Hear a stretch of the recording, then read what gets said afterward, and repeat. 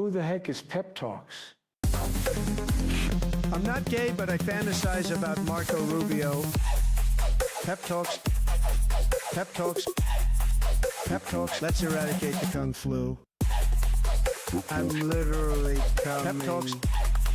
Pep talks. Who the heck is Pep Talk? They want our women.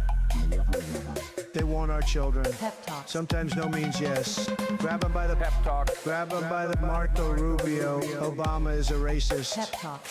I'm literally coming. I'm Pep literally coming. Pep talks. We found weapons of mass Pep talks. destruction. My fellow Americans, it has been confirmed today from Pep Talks that we are indeed all high on politics. Good afternoon, everybody. Welcome to the Tuesday edition of High on Politics. Good to see y'all. Hope you guys are having a good day. I am, I'm chilling. Am I keeping busy? Yes. I actually already had a show today, on this space. If you guys can do me a solid, head over to this space at some point in this program. If you want to do that right now, that is also fine. But make sure you find your way back here for the fun time that we will be having. But this space TV is where I am featured. My my show Pepaganda is exclusive there. If you guys have never seen it, it is an hour of just news, little bit of the comedy mixed in, but I do more of a deep dive into the stories than I usually do on this show. So check it out. We're doing a sub drive.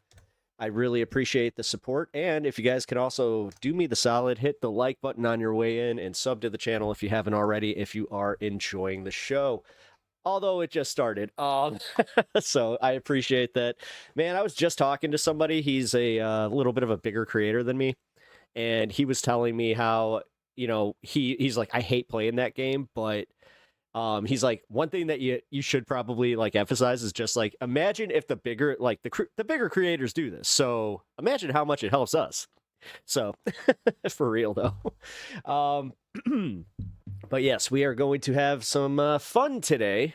Little less of the Epstein stuff, a little less.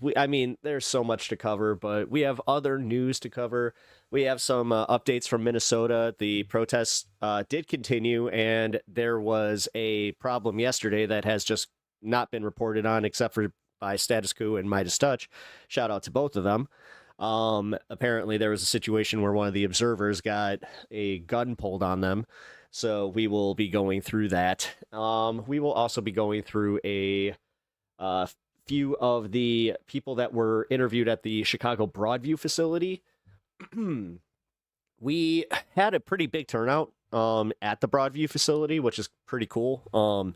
But real quick, speaking of the Broadview facility, that is where Kat Abu Ghazaleh was protesting when she became part of the now infamous Broadview 6.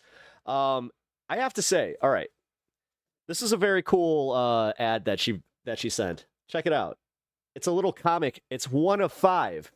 So as a comic nerd, I immediately was just like, all right, that's pretty cool marketing.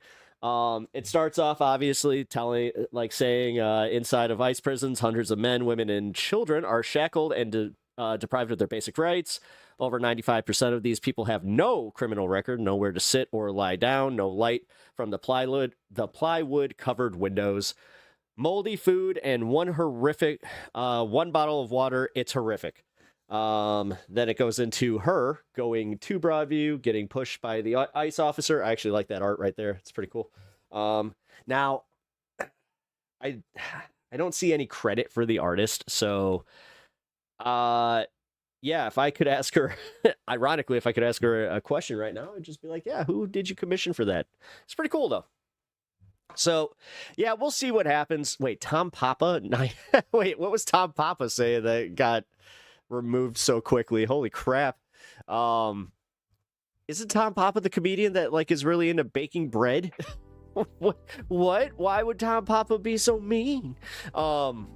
Yeah, so the Illinois 9th is obviously kind of packed here. All right, so that one guy that I had no idea he was even running, his name is Han Win, because he actually says I thought it was Hoen Huyn, and it's actually Han Win.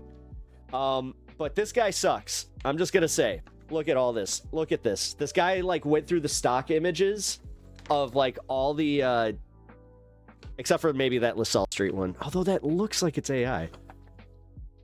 I don't know. Maybe not. Maybe that is actually LaSalle Street. Although that sign looks too nice, I gotta say. Like the sign looks a little bit more worn than that.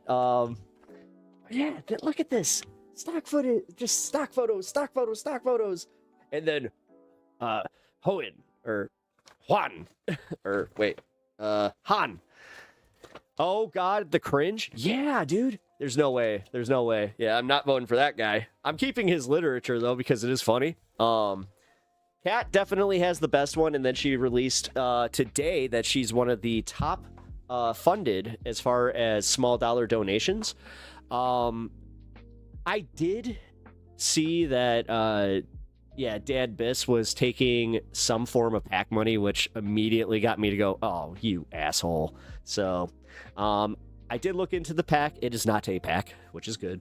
It seems to be the one that's connected to the DNC, which by proxy is funded by APAC. So, god damn it.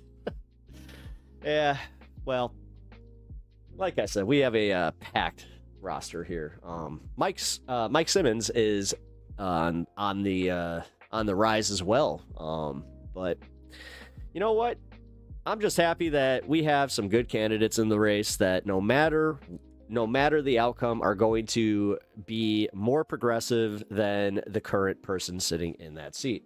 Now, what can they keep this from moving red? That's a different story, because when they expanded this district, they expanded out into the sticks. So this goes out from pretty much like the lake all the way out to like country town. And once they did that, they kind of started, it kind of got a little more purpley, if you know what I mean. So we'll see what happens. Patrick Trump cannot be president again. Well, yeah.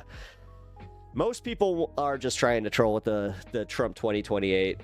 Try not to give it too much breath. Momster Megs. Hey, welcome to the show. I appreciate you stopping by. Hope you are enjoying the show.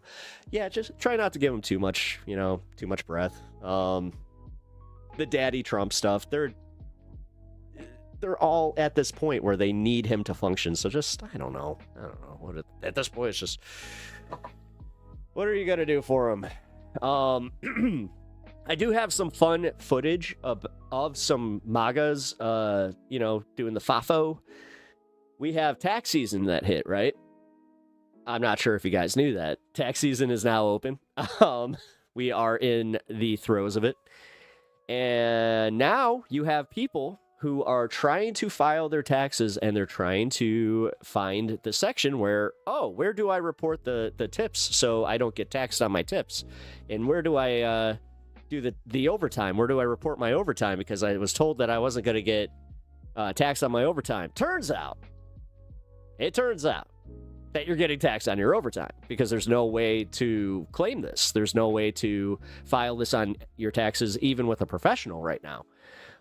If you have tips, that's a different story, but apparently that was already like a provision that was part of just how they did things if you reported your tips, which, it's America. Come on, when we have sayings about the cash, stuff, so I'm just going to keep it at that. But yeah, they're finding out slowly that they are not able to write off their tips, which now they're finding out that through that, the one thing that they kept saying, you know what? Trump may say things, he may do things that piss me off, but he's good on the economy and he's going to make sure that I don't get taxed on tips. Which then, by this one guy's admission, he was just like, I'm not even really that mad because it was going to be between $200 to $400, but, that was going to be money in my gas tank. So, because I drive a big truck, which I thought it was a parody account when I saw this. You know what? Here, I got to find this. I'll just play this right now because I found this right before I jumped on.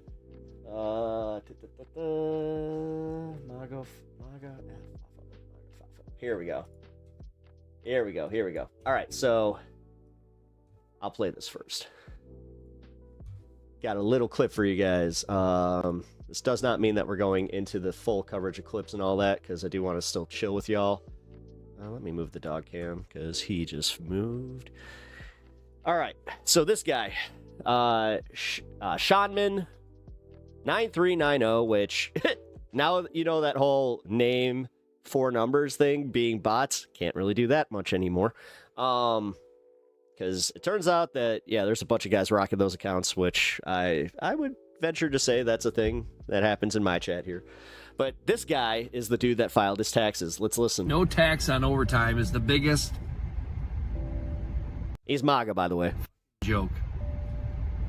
I did my taxes last night, or I attempted to, and I said, well, at least I'll get back the taxes on all the overtime I worked this past year.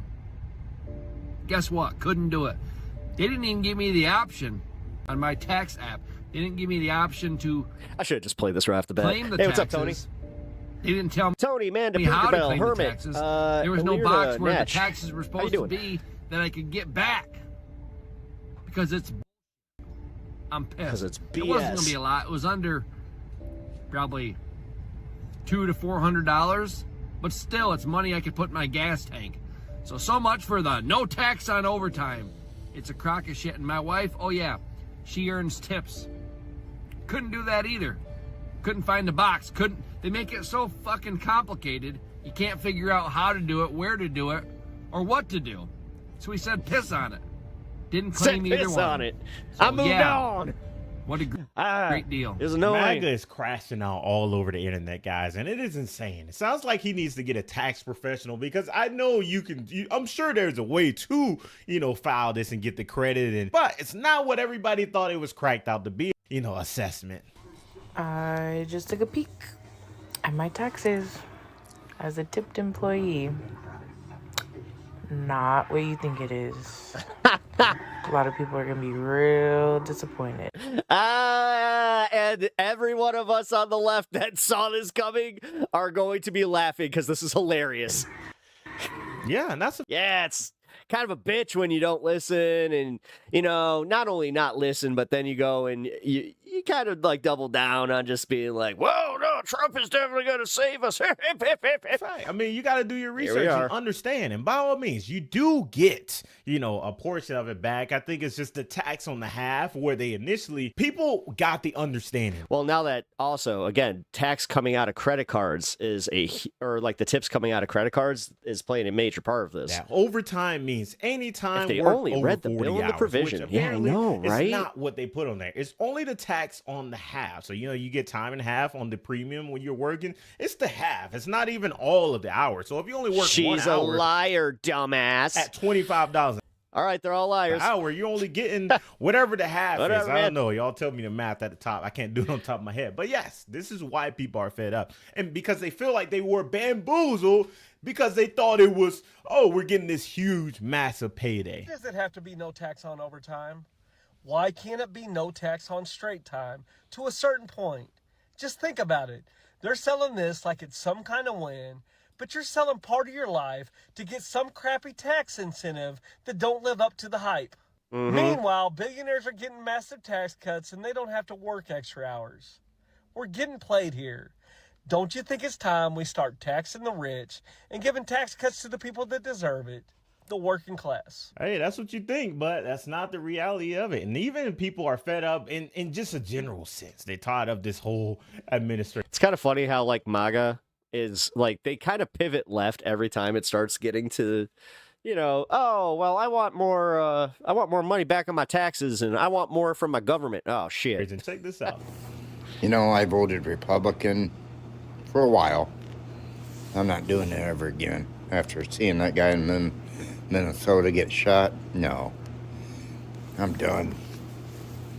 I'll vote Democrat now. Now, that's a whole different situation. I was about to say, what does this have to do with taxes? I was thrown for a curveball on that I one. know that isn't the no tax on overtime, but hey, that's just something similar as to what people are talking about because, they're just fed up with the whole system. Now, I'm not promoting you. I'm not telling you who to support or who you to vote for or whatever the case is, but I am telling you, if you are mad about the situation and you're fed up with the policies and you don't understand what is going on, just do your research next time. That is it. All right, Trump. It's not cool, man. I love this one already. No tax on overtime. Well, I'm just now finding out that no tax on overtime is not no tax on overtime. There is tax on overtime. It's no tax on the half. So anything after 40 hours is time and a half. And you're still taxing the time, just not the half. Yep. And that's not how you made it out. That's not how you told us it was going to be. You're doing that fine print manipulation and deceit. If you tell us no tax on overtime, that's what we expect. Don't turn into a regular, normal politician. That's why I voted for you, because I thought you weren't a politician. But that's a politician tactic. And You thought he was a businessman. That's what it was. You thought he was actually, a businessman. And there's two different things with the most people do with politicians. Trump. They're It's both always corrupt. like, yeah. However, you have to understand that there's always get the going to be guy- end fine of this print. guy, It's and then I'll move your on. average American is really dealing wait. with what we are dealing with now. It's a slap in the face. That's I appreciate this guy's with it. coverage. I'm not happy. Jay Reed. And I'm sure millions others who put in 60, 70 hours a week to put family Oh wait, this guy used to. or put food on the Yeah, table. he for used to the actually family, like broadcast from like a closet. keep lights and heat and air conditioning on for their family. Because we can't survive on 40 hours. They're not going to be happy either. You need to fix this. No tax on overtime should mean no tax on overtime, not no tax on the half of time and a half. That's that small print, that fine writing manipulation and deceit, and you're guilty of it. Yeah, just do your research next time. That is truly the All right, let's fix see and this. solve Let's of see it. this girl. Just read. That's it. If you read man. and understand the information, I promise you will not be surprised in the future. So I usually file my taxes like literally. At least we don't have to hear Charlie Kirk's fucked up take on this. Porgy. Check of December, but so many people told me not to do that this year because they're the new like no tax on tips, no tax. Wait, you're on, saying he lied? overtime? And I was like, oh, okay. So I used all of my information from my last pay stub, and I was like, when I get the new information from my W-2, then I'll just put that in. But I put in all of my information from my last pay stub, and I was like, oh, cool, I'm getting some money back. Last year, I owed a ton, and I had to say that I donated a lot of things. This year, I'm getting some money back. It's like $200 state, $400 federal, or whatever. And then I was like, oh, it's going to change because there's no tax on overtime. And I did a shit ton of overtime before I was switched to salary in May. So I get my W-2. And then I'm like, oh, perfect. I can put in. The sad part is there are people that I know that they're not MAGA. They're barely into politics, that they thought that this was going to be something that could theoretically like get me to kind of calm down on my Trump rhetoric, because they're like, no, man, like if he actually did everything that he was saying about this tax on overtime tips, and then he really does fix the economy, wouldn't you just admit that he's doing a good job? It's like, yeah, you know what, I would. But turns out it's all bullshit. The overtime thing, and then see what it changes to. I put it Because now they're going to get hurt by in this. the overtime thing. Also, 420. Nothing changed. I didn't get it didn't tax me less. I got taxed the same amount. Like I didn't end up getting more money back Cheers. because of the no tax on overtime or whatever the fuck. Huh? I thought that I was supposed to be getting more money back because I worked a ton of overtime MA. Is that Mass? from January to May. Is that Massachusetts? Or is that MASS? Which one's got Ma? So riddle me this, cowboy. People are expecting Riddle much me more this, money than what cowboy. it really is. And there's also, like, I saw another video just a couple come on, days it'd be ago funnier where if you actually did USPS say, man was riddle getting, me I think this, it's like Batman. mandatory overtime, or it's work within the overtime thing wrong, or maybe you have some answers. So that whole no tax on overtime thing. I worked at a blue collar job the majority of 2025. I made about twice as much this year, don't get crazy, it doesn't mean anything, as I did in 2024. Now I have that overtime tax credit. Tell me why, with that additional credit, my return is just twice as much as it was last year. It's a fucking scam. Does anybody have answers? I think they duped us, or maybe they lowered the tax rates. I don't know these things, but I guess... Well, that's funny because it all passed in July there, guy. I'm reaching out to see if anybody else had the same... And they did say, like, this was something that Trump was saying on the campaign, or not even campaign trail. He was just in Pennsylvania at one of his stupid rallies where he was just like, the new tax code goes into effect. You'll notice it when you file your taxes. Because I was... Guess what, guy? Expecting, like... It's almost like this is what's happening, but here you are ignoring reality. You guys tend to do that every single time that there's a critique of how things are going with Trump. It's almost like you guys are either paid, like you guys are literally paid bots, or just that stupid. You know, not a lot, but more than it usually is. Number 3. And I don't think that would be an unfair assumption based on, you know, the pretty package that they sold us. So was it just yet another lie from... Yeah, he's being sarcastic, of course. He's in support of Trump, right? But he's pretty much just saying, oh, you get something. Something's better than nothing. That's the moral of the story. Yeah, something is better than nothing, 100%. Like, I will admit, you know, you could have nothing. You could have no bigger return. You could owe money or be left in the same situation. I agree. I must stand on that. I know people think sold this out to be which is why people are just so mad about the situation. This is the point, but that's the whole the moral of the story. I have no notes on this guy's look. Remember how Kamala Harris said that there would be no tax on tips or they're wearing a Baja hoodie and overtime, and Donald Trump said the same thing. However, sad part is we're probably the same age. For Kamala's tax plan that she had, it was written in there specifically no tax on tips that are cash or debit card related. So a credit card that was actually taxed. It's actually the sweater I was commenting on, but Fortunately, because, well, credit systems have to pay. Donald Trump's plan didn't state anything because you couldn't read about it because it was just, I have a That's plan. Ethan Hawke playing Jesus. And then the no tax on overtime. If you read through Kamala Harris's, it was for anything and everything over 40 hours.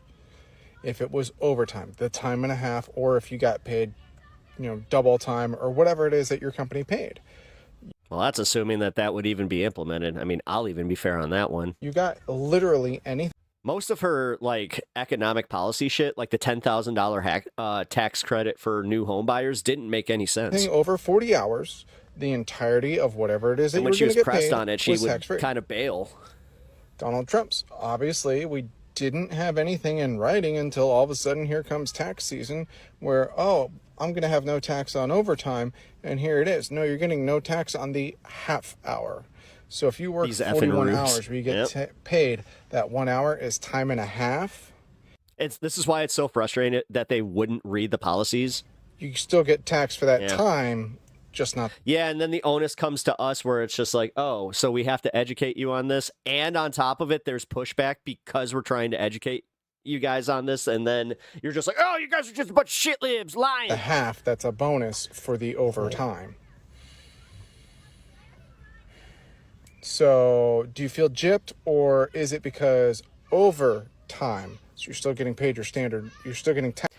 My new chat setting has been wonderful. Taxed at whatever your standard rate is. You're not getting taxed at the overtime. Yeah, and that's the important part of just reading and doing research. That's the biggest. No sexually harassing the host. Thanks. Am I the only one? Let's not do that. That's infuriated by all this talk of no tax on overtime? It's a lie. This guy's back and he's pissed. Every time he gets up, he wanted his $400 and says, "I did no tax on." Where do we have no tax on overtime? I think he did the research on this, and he kind of thought like, oh, well, yeah, maybe if I go to a tax professional next year, you know, because he was just like, whatever, it's $400. If I lose 400, I lose 400. He's one of these guys. No tax on overtime means when you get your... But then he'll also simultaneously be like, immigrants cost me $400 last year. Paycheck, there's no tax on overtime. Not 0.5% or the 0.5 of your overtime. Now they're reading shit? Yeah, because they have to. It's tax season. This is when this is why the economy matters. It's because now we're most of us do our own taxes because of fucking TurboTax and all that bullshit. So now you have people that are reading the fine print because this is the only time you really pay attention to that. Meanwhile, you got me who, reads most TOS. Federally taxed. Because I don't want to get, caught up in. But it's still everything else taxed. You get a small portion of your overtime, the half, like the time you get the half untaxed. It don't even make sense. If I got to hear him say one more time, there's no tax on overtime. It is such a crock of bullshit. It makes my blood boil with anger. Yeah, and trust me, he's gonna be like on the fucking campaign trail this year for the midterms, and he's just gonna be like, "We passed no tax on tips. It was great. Now you guys get to take all your money from your tips and never have to really worry about it." That's not what I voted for. I voted for no tax on overtime. That means when I get my paycheck, if I work 8 hours, single issue idiots, overtime, it's not taxed. People should be a lot more angry about this than they are. They're like, yeah, they should be, but I mean, it is what it is. I mean, we hear it. There's nothing we can do to change it. I mean, the biggest thing now is just to vote at midterms and, make sure that you do your research in the future. That is the biggest thing. But y'all let me know what y'all think about this. I gotta say, he summed it up pretty good there. Because that guy's crash out, I have a feeling that's going to be a lot of people that thought that was like the main issue that they were going to win on. Because again, talking to some of the people in my life that are either apolitical, which means they're just I truly believe they're just conservative but embarrassed about it. Because I got a few of them. They even said, "Yeah, I voted for Trump, but it was because I hated Obama that much." It's like, okay, or I hated Biden that much. It's like, okay, fine. And now you got them even kind of coming out being like, I don't really like the state of the country. The tariffs were a big one. Things getting more expensive, not going down. Gas started to trick people where they're just like, all right, well, gas prices are down, so maybe the economy is getting better. They're like, well, how come everything's still so expensive? And then they were like, well, when I go file my taxes, at least the taxes are going to be fixed, and, I'm going to get a bunch of money back. It's just like, no. Approval. Dude, you keep using the approval ratings of Democrats when they're not doing anything. You do realize that they're just completely silent, and you're not looking at all the polls that are showing that Donald Trump is doing a fucking horrible job. And you're not looking at the polls that kind of show the objective reality that led to that special election yesterday, or 2 days ago in Texas, where a plus 17 Trump district was won by a fucking Democrat in, I think it was like by plus 14, 15. There was no margin of error. So I got to say, man, that's not great. Trump is 42. Yeah. And Biden was sitting right about there. So this idea that he's somehow the most wonderful president that has ever existed, that has all the approval of everybody, everybody please clap. Yeah.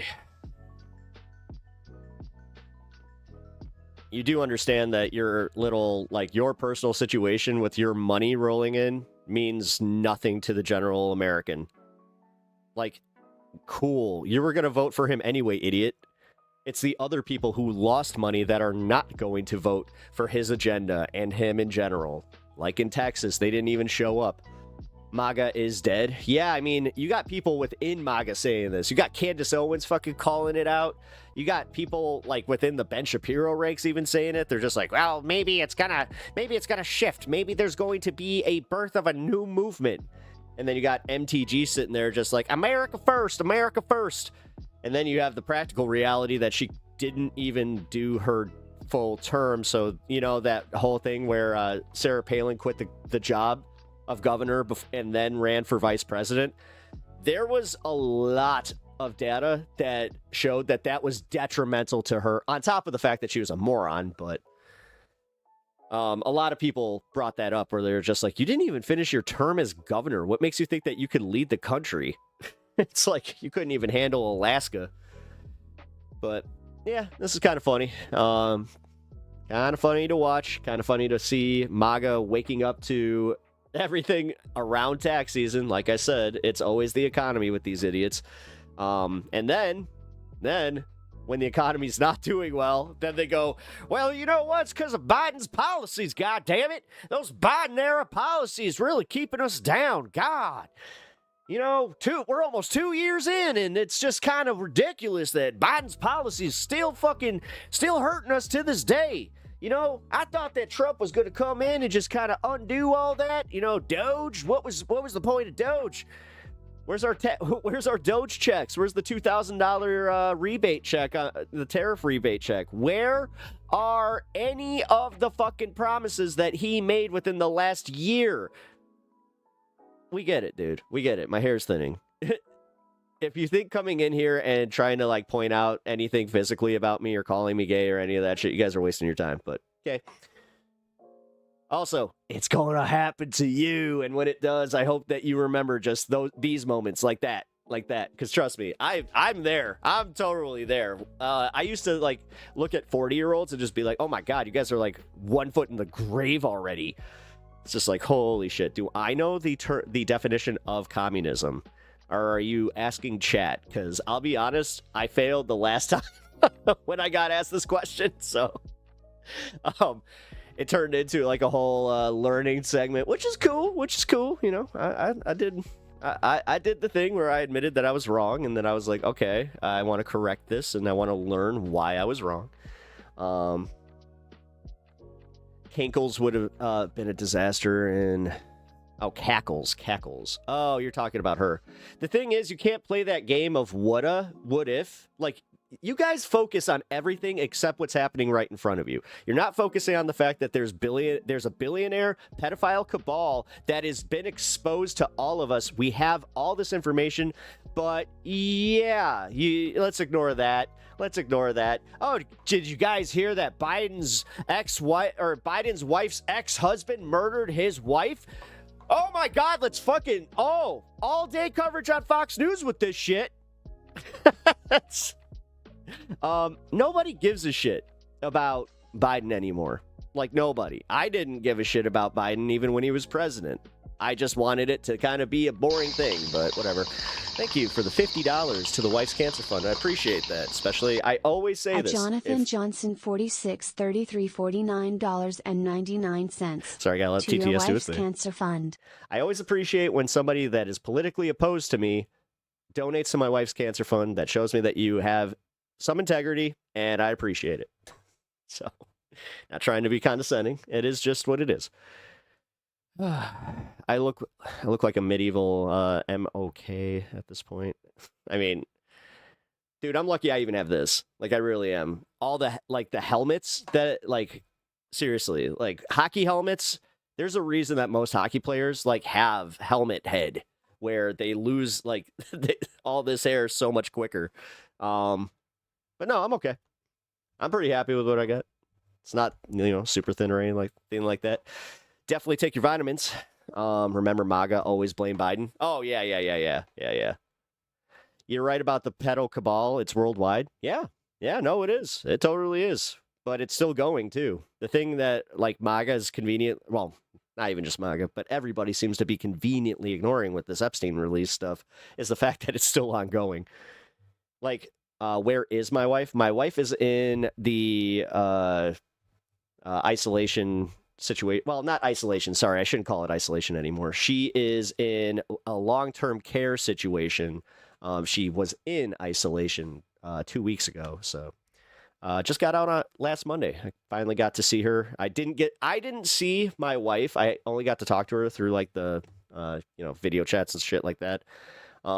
It was 2 weeks before Christmas because we had a massive flu outbreak, and yeah, nobody could see her. She was going stir crazy and a half too.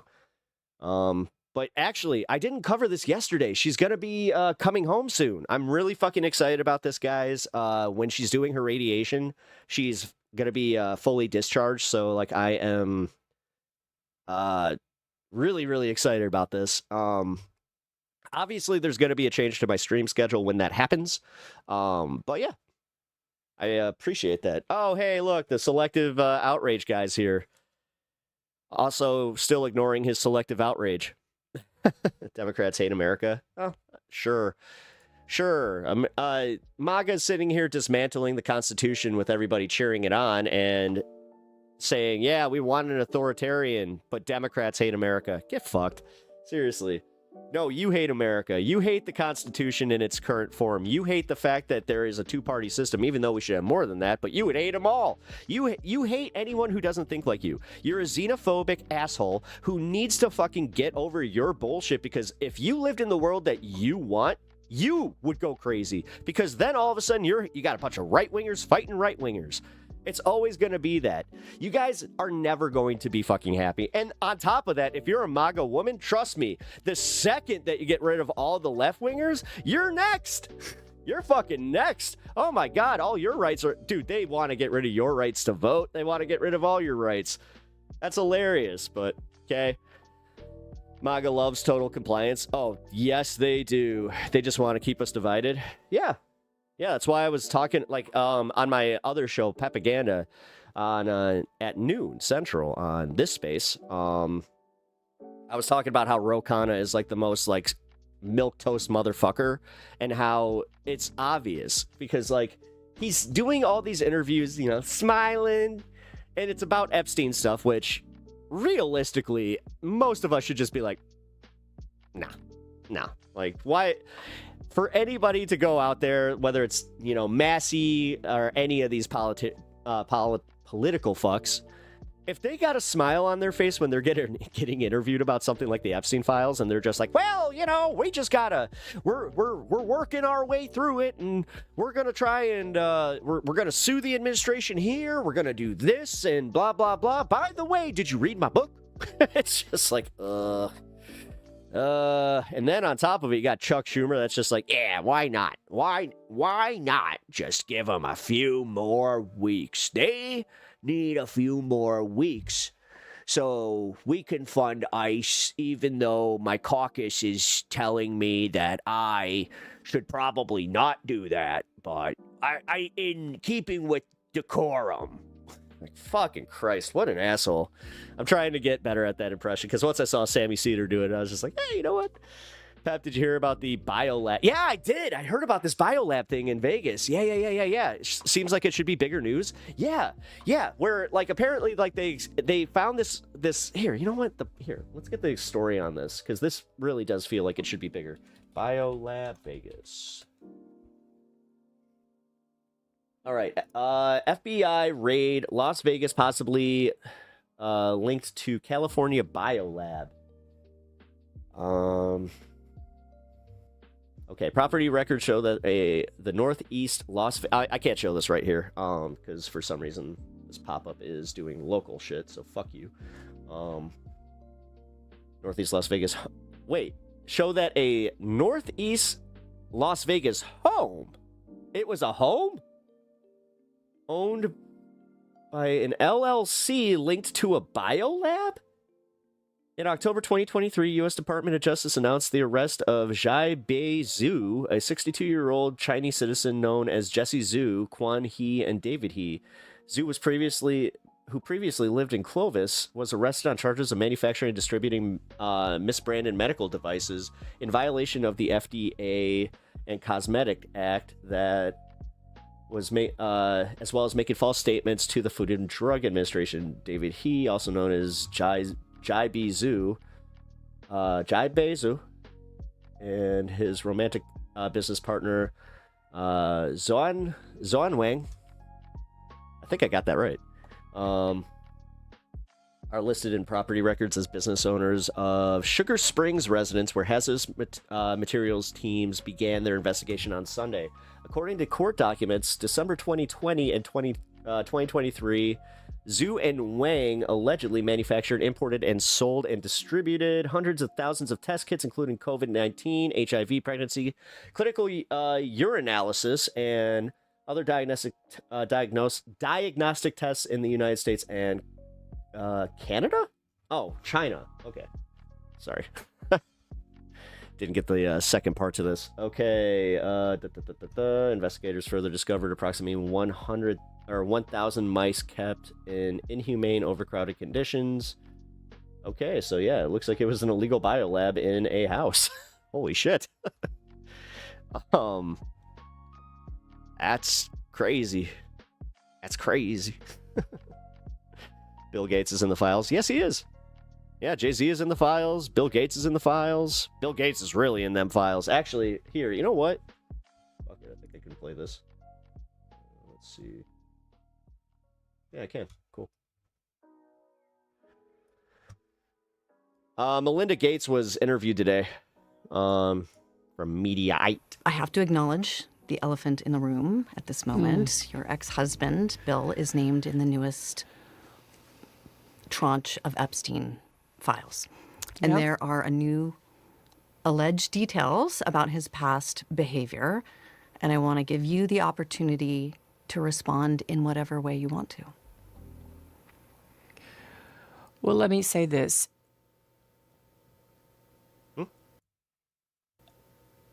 I Oh think my we're God. having a I thought reckoning I thought I paused that by as a accident. society, right? That was her. No girl. No girl. The fact that you're still obsessed with Biden right now just tells me that you truly are obsessed with Biden in this really unhealthy way. And then simultaneously obsessed with Trump, where you refuse to acknowledge that he doesn't do anything wrong. Should ever be put. I mean, seriously, if you had any hint of outrage at the shit that Hunter Biden was doing, but overlook everything that Ivanka, Jared Kushner, all of them are doing using the presidency, get fucked, you unserious asshole. In the situation that they were put. Like, you guys are exactly what Jeffrey Epstein was targeting as far as like turning everybody on the internet against each other. Like, you were the mark. By Epstein and whatever was going on with all of the various people around him. No girl. I mean, it's beyond heartbreaking, right? I remember being those ages those girls were. I remember my daughters being those ages, right? So for me, it's personally hard whenever those details come up, right? Because brings back memories of some very, very painful times. Shout out, mods. You guys are doing a great job today. Times in my marriage, but I have moved on. I appreciate you holding it down and also reminding people to keep it respectful and not fucking spam all caps, please. From that. I don't care what side you're on. It's annoying. I purposely pushed it away and I moved on. I'm in a really unexpected, beautiful place in my life. So whatever questions remain there of what I can't even begin to know all of it, those questions are for those people and for even my ex-husband. They need to answer to those things, not me.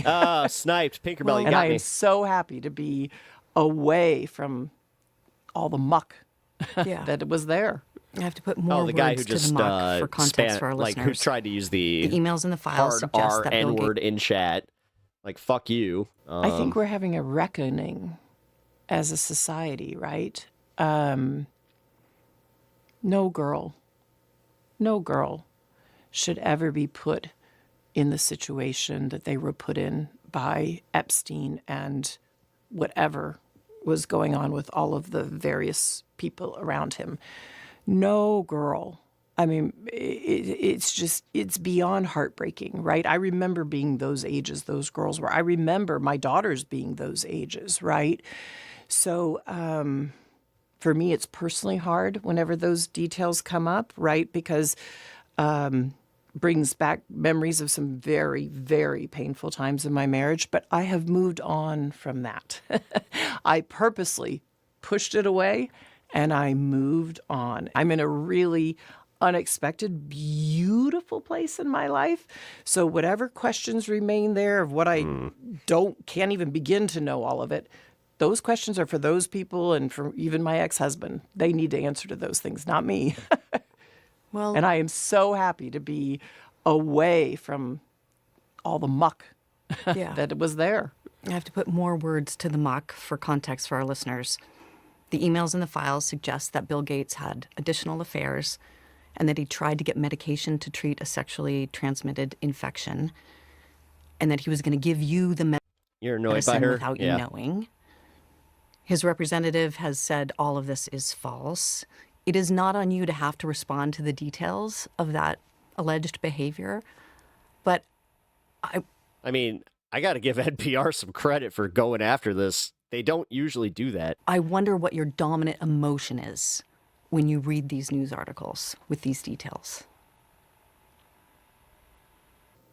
Sad. Just unbelievable sadness. Unbelievable sadness, right?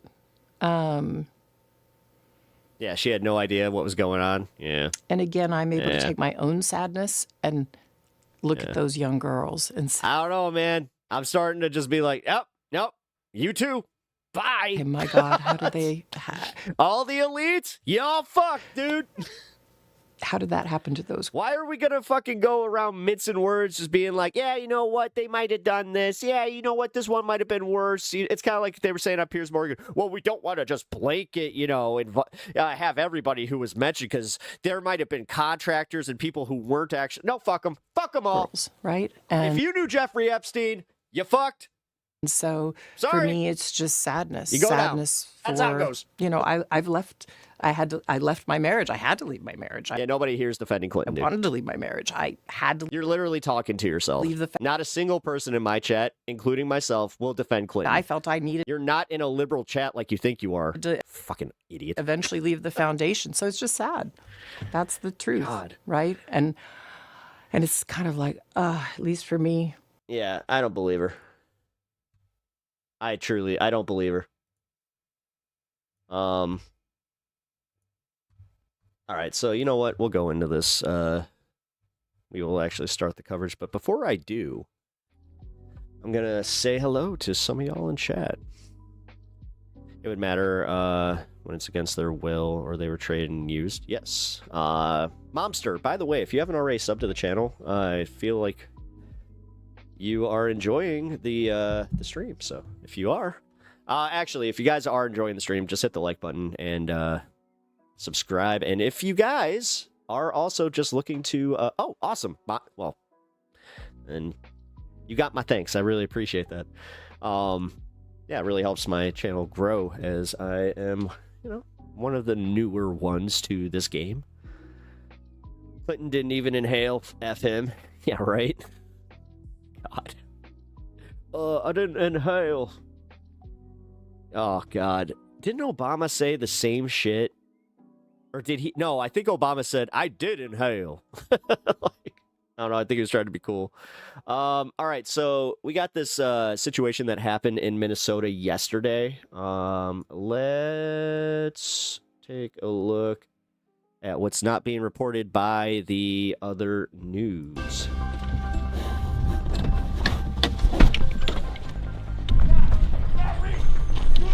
Hands on your face! Hands on your face! You know! Hey, I need you to back up. You need to back up. Stay safe. Hands on They're your pointing face. handguns at the drivers in the vehicle right now. Oh, yeah. This is actually like totally legal to do, by the way. Following ICE is not impeding. You know, these guys were all threatening us yesterday with handguns. So These people in the car were threatening you with handguns? yeah, handguns, like threatening to shoot us. We know. So Oh, you mean like with hand symbols? pulling them out, trying to engage us.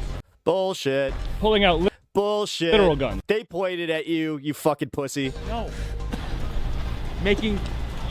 Assuming that we were going to do something. So.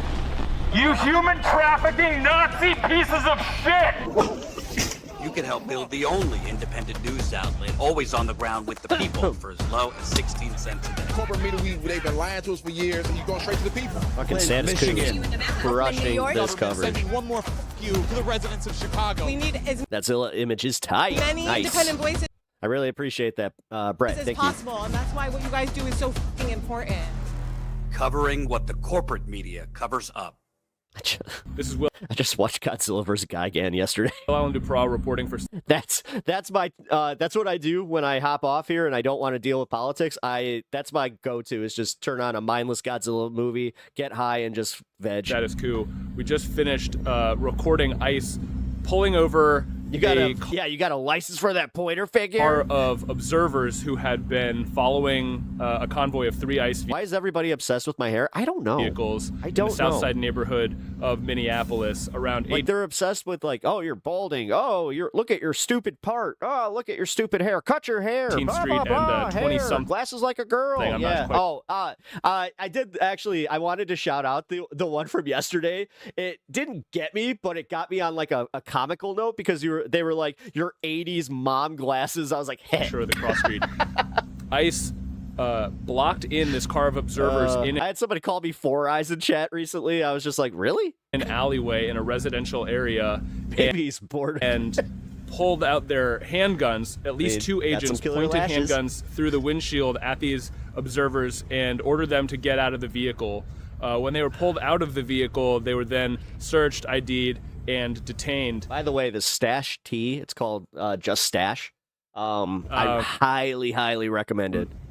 When we asked why they were being arrested, the ICE agent said that these observers had yesterday made what they called handgun gestures at the agents. Initially, it sounded like they were saying, oh, they pointed handguns at us, but then it became more apparent that no, the observers had simply made... You like the Godzilla painting? Thank you. ...hand motions that the ICE agents interpreted... Always appreciate some Big G fans. ...to mean essentially threats of gun violence against them, but it's very unclear exactly what the extent of that was, what those hand gestures really looked like. Do you praise your Lord and Savior Godzilla?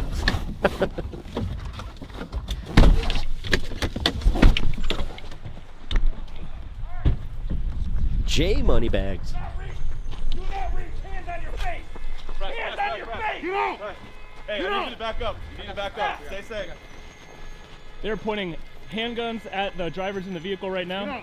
W Godzilla? Hell yeah. Hey, get back. You guys need to stay back. Dragon Slayer. Get back. Step on the car. Hey, open your fucking door! I need you to back Oh, did you watch Duncan and Egg? up a little bit more. Show's great, by the way. I don't care if you watched any of Game of Thrones. You should check that one out. Hey, get the fuck back! You're a Mothra cultist. Fair. The Shibujin or That's the same agent from yesterday. That's Back over here. This is happening, dude. They literally have this thing where it's like they've been. This is why with the Alex Preddy thing that you got people now, lawyers coming out saying, yeah, this might have been premeditated. Why are they doing this? Why? Again, this is just observers following them, and they're just like, oh, they made finger guns at us. They made us feel scared. We have the wheel guns and the real weapons, but they made us feel scared with the finger guns. You don't know if they have ninja powers.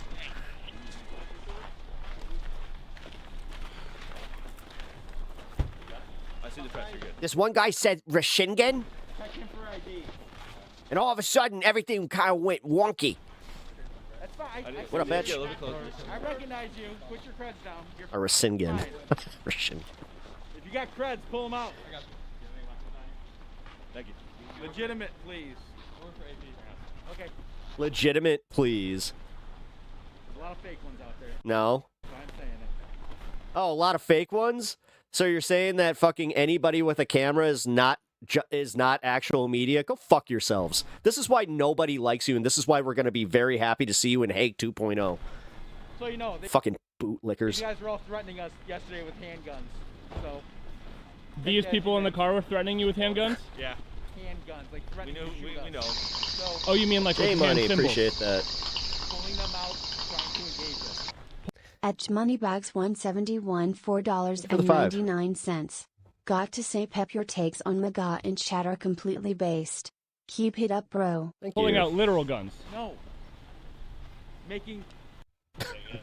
Assuming that They were doing, and then they were doing, they were reaching, fuck you.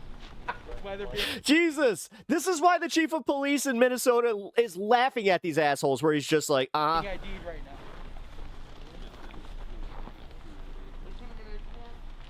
we go at this. I think we just learned why they actually don't go after the dangerous criminals. By the way, if they're this scared of finger guns, no wonder they're not going after Trendy Agua. Nice. Trendy Agua. Black and brown folks have been experiencing for 500 years in this country. Hey, what's your name, brother? Alex. Hey, that's the driver? Alex Chabot. That's the driver. Alex. Yeah, that's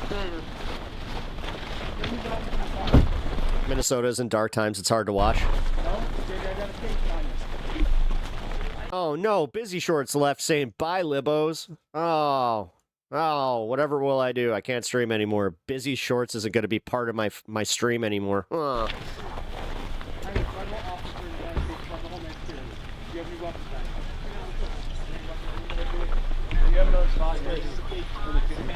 Again, these are American citizens that were observing, which you're 100% legal to do. They were not obstructing. Per their recollection of this, they made finger guns. Shoot again. Hey, what's your name, friend? Don't want to fucking Yosemite Sam, you know, in front of these guys. Tarnation! Oh, they're gonna come get me. You gotta get a little too close, kid. Yes. Were you guys looking for these specific observers from yesterday's events, or did you happen across them today? Just got lucky. If that's what you want to call it. Get out of our neighborhood, you human trafficking scum! Have you been working with ICE for multiple years, or did you join more recently as part of this surge? I can't answer questions. I was hired before the surge, I'll tell you that. Got to ask the PA office. All right, let's go. All right, we're leaving. Please don't get in the street when we're leaving. Hey, we're gonna go down wrong way, one way. We're gonna activate for emergency. Notice how they're starting to act a little bit more, you know, official. Even though this is going to get thrown out just as quickly. I like how these judges are just like, yeah, if they try to flood our courts with this bullshit, they're just going to fucking start being like, no, out of our city! we're not gonna prosecute. I mean, you got people from the DOJ that are just quitting in mass. Put away your pepper spray, you piece of shit! No one is threatening you! Put away your weapons, you douchebag! I like this guy. No one is threatening you! Move your fucking car so he can get out. Be quiet. No. Jesus Christ. Hey, let him move so I can get him out. People are trying to get their kids to school! And you're out here threatening and terrorizing people! You human trafficking Nazi pieces of shit! I do like him. I served in the U.S. military for 20 years. I started out in 3rd Ranger Battalion. Go back to the fucking border. All right, this was in Broadview. And fucking fight the cartels. That's what you signed up for. That's what Border Patrol signed up for. They're terrorizing the population. I was just saying, like, one, in Afghanistan, we never wore masks. I went on 4 deployments. Built different, man. The only time we would wear, like, a face. Most people would, like, if you were from Florida and you came here to cover this, like, you'd be in a parka. Covering. If you're fighting again, us, nah. Actual cartels and you're on the border. How cold is it? 24? Fuck it, I'm going out in a hoodie. If you want to protect your identity, it just makes no sense. It's here to intimidate everyone here. You can help build the only independent news outlet, always on the ground with the people for as low as 16 cents a day. Corporate media, they've been lying to us for years, and you're going straight to the people. Flint, Michigan. Brooklyn, New York. Government sending one more you to the residents of Chicago. We need Alberto, thank you for subscribing. as I many appreciate independent that. voices as possible, and that's why what you guys do is so fucking important. Covering what the corporate media covers up. That's why we're out here. Because one of your fucking jokers fucked up. I don't get off my couch. I'm a fucking retarded. I don't want to be out here. But I saw this fucking protest and I better come down, at least tell you motherfuckers to think It's actually pretty sunny. about what the It was fuck nice. you're doing. You shouldn't be wearing plate carriers. This is not in Broadview. This is in Minnesota. I recognize that tram. You should have low-vis shit on. You don't need every fucking licky and chewy. Maybe a couple special team guys, but not your frontline guys. The ones that are dealing with the civilian population. We never did that in Afghanistan. We never wore masks either. I wasn't afraid to die. That's going to be a thing that's Trying to going kill to me. come to an end They knew what soon. Also, somebody pointed out that when they do have to work in like 90-degree heat with those masks on, they're going to fucking complain. Vehicle numbers I had. But I didn't. One of the big things that they're trying to keep under wraps right now is the fact that they're not paying out those bonuses, and you have a lot of ICE agents that are a little sus. Wear a mask when I went to talk to the population, when I went to work with the civilians. Like, they're sus of getting paid, so they're just like, wait, you're telling me I have to work overtime and I'm not guaranteed my bonus? Okay. I walked into the Afghan villages without that shit on. Hell, I didn't even wear my fucking vest.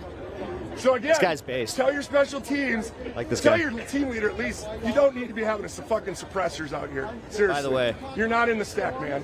I got it. You're smiling. But Fake news. It's fucking stupid. It It's really fake. Is. Everything that I don't like is fake news. Fake I started news. out in 3rd Ranger Battalion. And then I ended put in an OCS packet, went through officer candidate school, Now became an Chet can officer. really get in on this.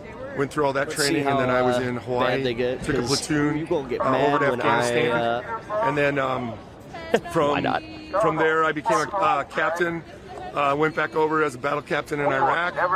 Came back, and then I went back over in 2010 as a commander at 82nd Airborne. Then I came back, and then I transitioned to what they call functional area, and I became a public affairs officer. So I worked with media and stuff. And then I retired after I got shot in an insider attack in 2014. I was medically retired. Finished up my last 2 years at 3rd Special Forces Group, working with them for communications and public affairs stuff. So I had some really good soldiers there. And then I was medically retired. And then I came back to Minnesota. I've been here for about the last 7.5 years. And I'm just amazed that I don't know why we have Border Patrol in Minnesota. They should be down on the border working cartels. That's what everybody's been saying. And that's the thing, too. Trump keeps saying, like, oh, cartels. Criminals. You know what? Crime is at an all-time low, but we got to make America great again because it's run by Democrats in these Democrat cities, even though the crime is down there, too. I don't understand why they're wearing masks everywhere they go now. I don't understand why they're wearing plate carriers, why we have guys here with suppressors. There's no reason for it. It's all to intimidate, and it's because that little dude came here. I'm just kind of trying to figure it out. And I was sitting drinking coffee this morning, and I watched what happened yesterday. I watched the video. That officer should have never drawn his weapon. All he had to do was step up to the right side of that vehicle. She already had her tires turned, and one of them yelled at her to get out, and the other one was going for the door, so she probably got confused. And there was no reason to kill her. It's none at all. And, I coach little soccer kids over here. So these are their... at these soccer fields. Oh, I know. Okay, so Status Quo has been going around getting interviews from other people that were on the ground that day that had no prior affiliation with the network. And I saw I was like, what are they doing over that's here smart. by our soccer That's a fields? good way to grow this. So I just told my wife, hey, I need to go out and show my face and support Minnesotans, support some of the civilians here, and tell these guys that, their leadership, I don't know what their leadership's telling them, but they shouldn't be telling them to come out here to beat up anybody. Okay? So go back to the fucking border and fucking fight the cartels. That's what you signed up for. That's what Border Patrol signed up for. He's in Minnesota. Because that guy right there they want to make a political statement. Trump wants to fucking scare us and intimidate American citizens. That's right. But we're not. You guys did it. Again, 2,000 people, like 2,000 soldiers left with Bavino. Again, there's no reason for Border Patrol to be right here. Somebody pointed out that it's like, did you notice the height of all these guys? At our National Guard Center, next to our baseball fields where our kids play baseball. I'm a soccer coach here. I coach kids right over in that field, all those fields. They're terrorizing the population. I was just saying, in Afghanistan, we never wore masks. I went on 4 deployments. The only time we would wear like a face covering is maybe if it was cold and my guys were on a you were pulling security somewhere. Did we see Bavino with the coat? Or maybe yes, we saw Bavino with the coat. It was dusty. You wore a shamag or whatever. Yeah. But we didn't wear masks. Again, hello, IZ. Welcome to stream. I appreciate you being this here. officer's not wearing a mask. He's one of the leaders. That's smart. no one here is. Why weren't people bitching? We were going to be going after. We were, Jesse. If you're fighting the actual cartels and you're on the border, I'm not sure how old you were, but we were bitching about that pretty loud too. Fine. If you want to protect your identity, totally makes. We were bitching about that. His drone strikes on Libya. I mean, yeah, you guys do this thing where because you cannot criticize Trump, you think everybody else is like that politically, where you're like, oh, these people love Biden. Oh, these people love Kamala Harris. Oh, these people, they love Obama. They're not going to say anything critical. So you know what I'm going to do? I got the greatest dunk. You didn't say this when Obama was saying it. Makes sense. But meanwhile, they're wearing all this gear for no reason. Where were you being a fan of the deporter in chief, though? Like, the thing is, if you think that deporting illegals is so based, then you're admitting that Obama did something based, right? And this is coming from the top. They shouldn't have. They should have low vis, bulletproof vests, or they should wear their fucking vests underneath a smock. If you're going to be doing this, ICE should not be running around. None of these. Oh, by the way, Jay Moneybag, he got a treat for that. These guys should be running around as plate carriers. I forgot to announce against that. Civilians, and they just got this huge budget. So why are they not wearing low vis stuff? You know, it just makes no sense. It's here to intimidate everyone here, and they're trying to get. And then obviously Bovino. I mean, I don't know what he was doing. Are you with the fuck ICE people? Yeah. He took some glamour shots. Fuck ICE. With a trench coat, and they're just trolling people. Yeah, he took it with a trench coat to look like he was some SS officer. Literally, I was just like, I'm a history guy. I study. Yes, angelic pixie. History. You are in the right place. European history, World War II. What up, Kirk? And then as an officer, we studied a lot. Sugar, spice, and fuck ICE. A lot of history in the military. When I was at Captain Maneuver career course, we studied history. The resistance will be hydrated with melted ice. I mean, come on, you don't do this. I'll be honest, in Afghanistan, there's a thing called Pashtunwali. You know, if you came in and you intimidated the local populace like this and you beat up them, you know, it's one of the purest forms of water. A bunch of people, they would hit back. That's how it works there. Americans are just very nice. They're out here protesting. Again, if these Democrats ran on deporting illegals for years, yes, for 2 years they were trying to pass a bipartisan bill that Trump made one phone call and said, "Don't do it because I need this wedge issue." If you guys weren't here, none of these people would be here. The other thing is, but yes, Democratic consulting classes are the real problem. Needs to be observed. They are. So if you got they are part of the problem, but come on. Bystanders who are trained, which I've seen. I haven't gone to any training, but I've seen flyers for it. You go to training and you're there to document what they're doing, and yeah, you shouldn't get in their way, but you're there to document. And so I was trying to figure out there was no reason for that guy to kill her. It's like, and they showed up one day early. It just is weird. Like Bovino shows up and then they kill a woman, a young mother. Republicans in Arizona are trying to make protesting illegal. Good luck. You know, the thing is, they keep overstepping their bounds. Like, you have a bunch of judges that are getting really pissed off because what this administration is doing, they are not only egregiously going against the Constitution, they're doing it in a way that's flooding the courts to the point where judges, like I was saying earlier, if they get any of these, ICE arrests or any of these things, they're not even going to prosecute them. Middle-aged mother, I'd say young because I'm 53. And they're also going to incur a shit ton of lawsuits because if you keep breaking people's constitutional rights on camera, yeah, it's almost like you have evidence and then the settlements will start coming out. It's almost like that's why they're not giving these guys their bonuses because they know they're going to need to pay this out. There's just no reason for it. And then the training on that guy, and I just think Minnesota needs to indict him and bring him back here and let's adjudicate that through the system. MAGA chatters are in denial, hardcore denial. And because what it sounds like is the federal, I don't know, I hope the federal DOJ fucking prosecutes him, and they should. And I watched that video at least 30 times yesterday. I was incensed this morning. I haven't come out to this stuff. I don't come out to this. I went to one protest. MAGA fools brainwashed. My wife. Yep, Starlight. Starlight's Zen space. It's not that I don't. I support. I'm definitely a DFLer in Minnesotan. Starlight, you got your own channel here. You know, on my Facebook, I let everyone know I'm an ex-communicator from the military, so I know how to communicate. I'm going to tell you like it is, and usually I'm dropping about 10 F-bombs, but since I'm talking to you guys, I'll go do some Zen try stuff, not right? to. But I just literally did a moment of Zen today where I watched a housebroken rabbit meet a wild rabbit for the first time, and it was very, very carriers. It's fun. There's no reason for all the, as they call it, in Rangers we called it the Gucci gear. You don't wear Gucci gear to talk to civilians. When I was in Afghanistan and I was going in to talk to the civilians as a commander at 82nd Airborne, we took off all of our gear, put it in the truck, all of our combat gear, no mask, in the truck, and most of my soldiers did too, other than the local perimeter.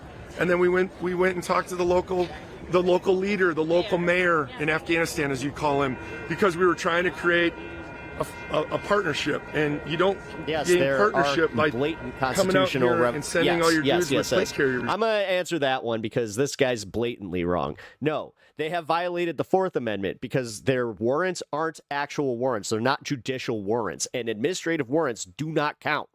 And no matter what they say, and no matter what their higher ups say, the law says differently, bro. So yeah, Fourth Amendment. First Amendment is the big one where you got them trying to fucking stifle the First Amendment, where you cannot go out and just say and protest. Like that is our rights as Americans. But sure. And then the 14th Amendment, with the way that they're profiling, technically the Supreme Court did kind of say, yeah, you can do that. So I'll give you that one, I guess. But still, 14th Amendment is there. 16th Amendment, you know. And we got guys with silencers over here. They're breaking them all, guys. They're breaking them all. Special ops team, or they're the special reaction team. They should be back in the parking lot. They shouldn't be showing their stuff. There's no reason for that. They're doing it to intimidate a bunch of... I've been to many other countries legally. Old people. I'm 50. The thing is, like in Canada, I could have just theoretically overstayed my visa like they usually do. You dumb motherfuckers. You guys think that it's some cowboy shit where you just fucking, hey, it's all these Mexicans and these Browns coming through the border, and they got caravans, instead of just accepting that most of these people come through fucking ports of entry. But okay. There's a lot of old people out here. Okay. Here, we're incensed because somebody came in here who's untrained and no, it's Cowboys and Mexicans. You guys want to fucking play the Alamo, which I'm gonna run that one back for you. He could have got out of the way. All he had to do is take a step out. There's no reason for him to try to play. They're told, I watched on CNN where somebody read the DHS standard operating procedure, or what we call an SOP, and it said, you do not block vehicles, you don't shoot at vehicles going away from you.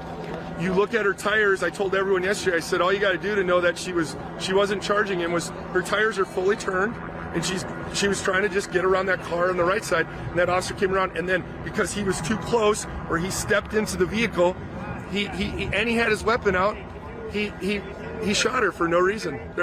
And then it was like he went after her, like he was chasing her to kill her. She was waving him to kill her. Yeah, before she was, yeah. So again, I watched it. I was incensed. I said, that is just wrong. And then the problem is it makes all these guys look bad. And there's probably good people here. There's good people in the programs. Okay, what we know about ICE in the past is they went and actually got bad people.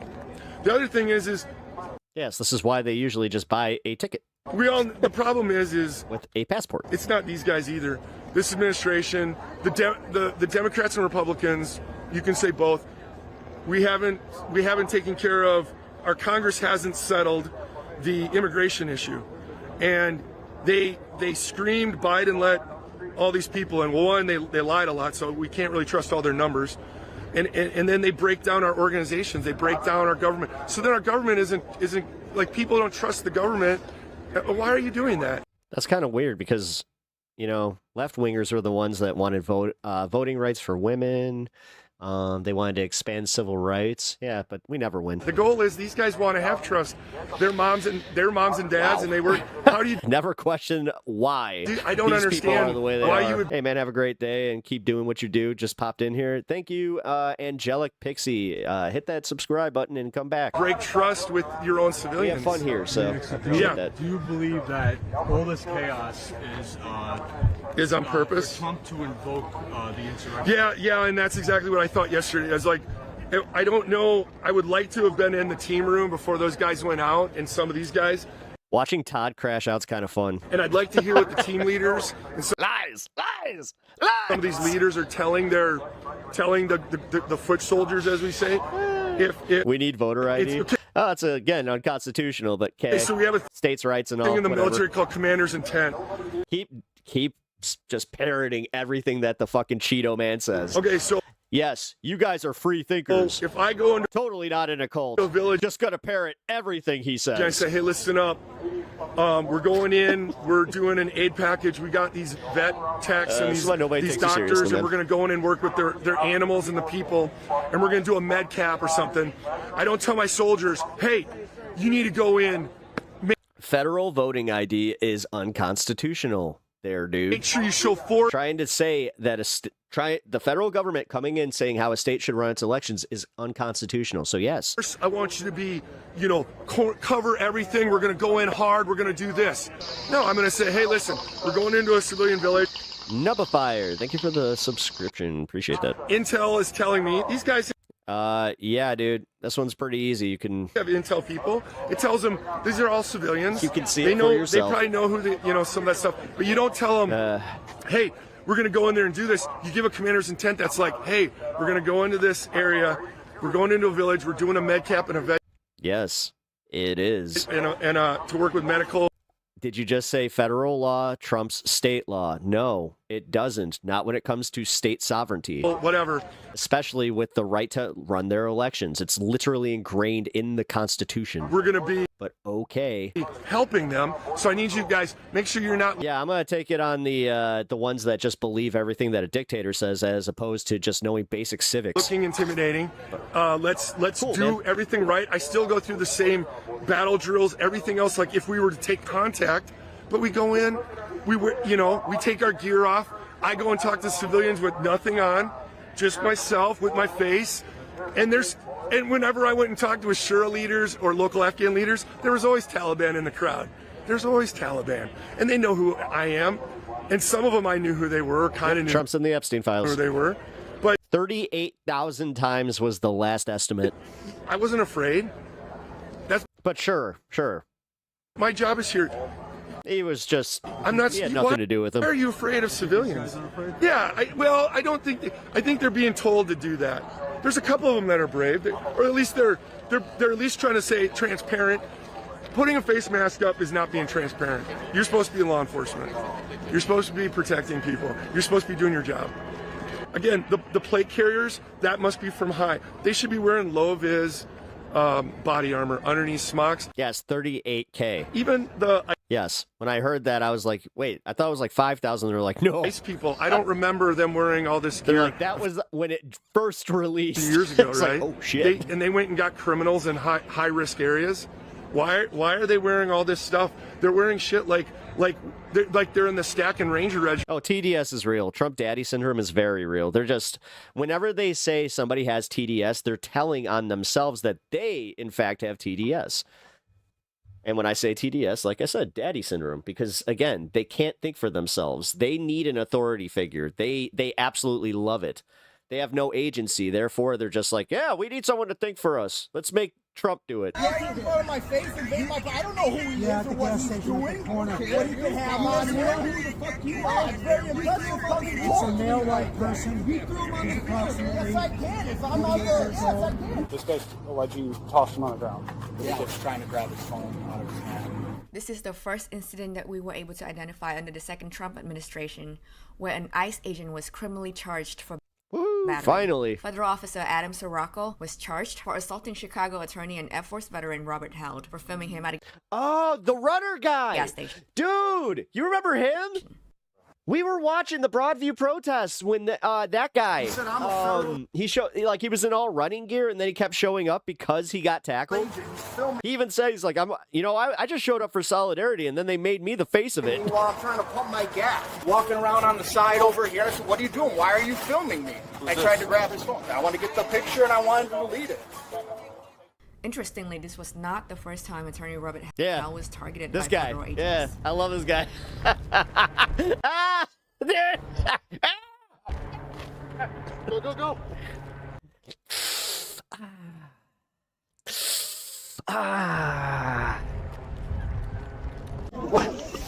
You can help build the only independent news outlet, always on the ground with the people. My job is pissing you fuckers off. For as low as I love this shit. 60. I love seeing you MAGA guys in chat just absolutely losing your shit today. Corporate media, It's fun. they've been lying to us for years, and you're going straight to the people. Flint, Michigan. Can I run? Government sending one more You know? to the residents of Chicago. We need as many independent voices as possible, and that's why what you guys do is so important. Covering what the corporate media covers up.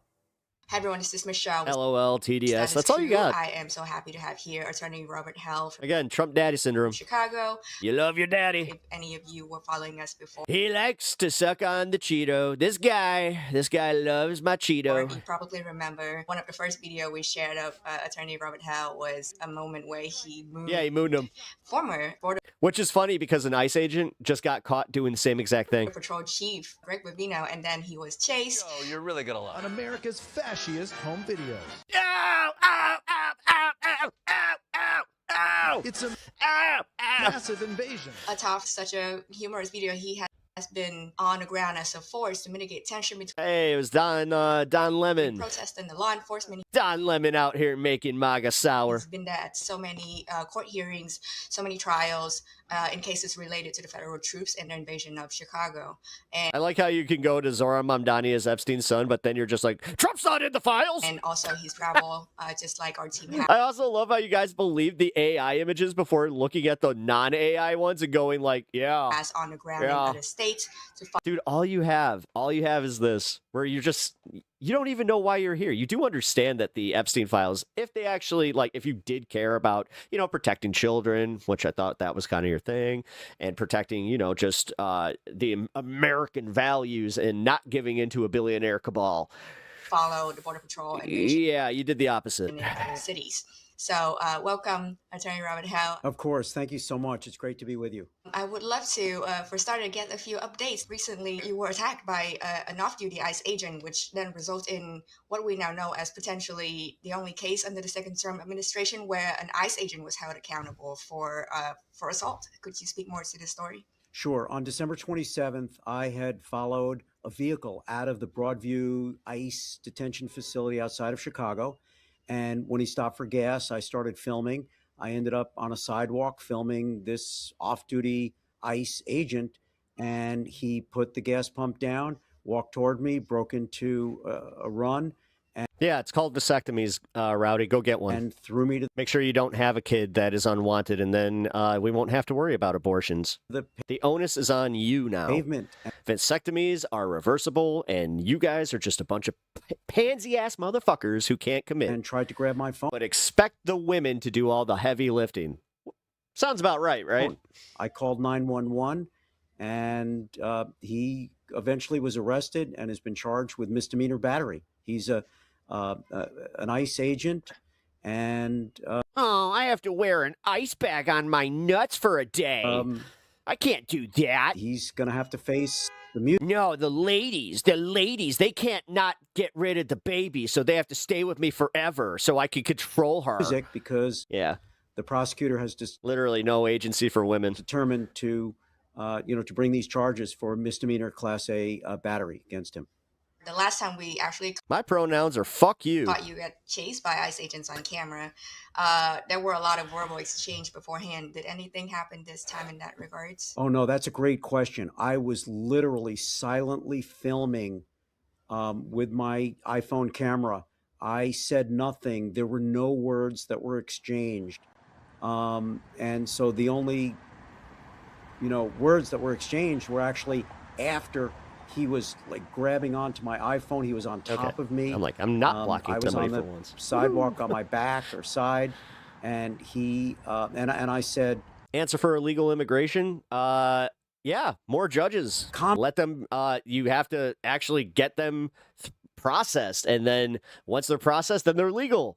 Problem solved. calm down. You need to. Then they're paying taxes. Problem solved. De-escalate. I was in shock, and he he let go, and there were Did you just call me a simp when you're literally simping for the Republican Party and Donald Trump? Cars. That's adorable. That's adorable. As I think I just heard a car. I can't name one politician that I simp for, but here you are. Hunk now. Literally protected daddy's fucking honor. And people were yelling. So people All right, what do you got lined up? What was Biden's fault in this one? had stopped and were trying to intervene. Around and pulled around like this by that man. And so I started beeping my horn. Injured. How do you grab you? Like by your jacket or? To be honest with you, What do you call? because of my adrenaline, I don't know, but there's a witness. I'm right here. Okay. She probably knows better. We'll find out if Trump won the popular vote when we take the ballots from the 2024 election and find out if he actually won that one and the 2016 election. Since now we're open to going and, making sure that every vote tally is on the up and up. Stopped at a light and I saw this old It'll be fun. man being tapped Open up that can of worms. around and pulled around like And then when we decide, I mean, that's how it's going to be, since we're going to play the same exact game where it's just like, oh, well, turns out that it was a fake election. So I guess Trump, we write him out of the history books, right, folks? by that man. And so I started beeping my horn so people would notice. Okay. And I said, get off him. Why? What are you doing? And that's the only reason I'm here. It's just For all those clamoring for voter ID, did you vote without a voter, without confirming your identity? That's interesting. I got you. Okay. The police did an investigation. They looked for Interesting. video because there was public video from a public camera that existed. Well, I mean, that special election should scare the fuck out of you, but I know you guys don't pay attention to the boring stuff, like, a special election in Texas, a deep red district that Trump won by +17, going to a Democrat by +15. And then I ended up meeting with the prosecutor and the detective. Funny. But the hard work was all done by the police. I mean, we listened to you guys cry for over 4 fucking years about pretty much nothing. And So the let's be real. state's attorney's office. If there's going to be anybody crying on the internet, it's you guys. So- like, here you are. You guys, here you're so confident and so secure that you need to make your case in a random dude's chat. The ball's in their You're totally the epitome of secure there, folks. court. Individuals obviously don't You MAGAs in chat. Yes. prosecute Oh, get out of your mom's basement. criminal cases. That's up to the state's Oh, the ultimate insult. attorney. Oh, So no. they're bringing the case. We didn't. Oh, no. It's going to be up in We'd fuck you up. court in March. There it is. I'm glad that justice will be done, but I don't think he's entered a plea yet. But there is an update. The Department of Homeland Security just issued a statement 2 days ago. They actually quote, "I am a." He actually lives in his own basement. I don't live in my known basement. Well, I ICE spend a lot of time down there. agitator. They say that I targeted and aggressively harassed this individual, that he acted to protect himself when faced with this threatening behavior. And they say we, meaning the Department of Homeland Security, won't accept this. Stay tuned. This is not the first case.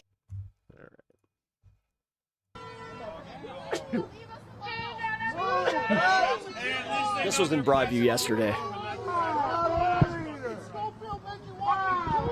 Just got fined with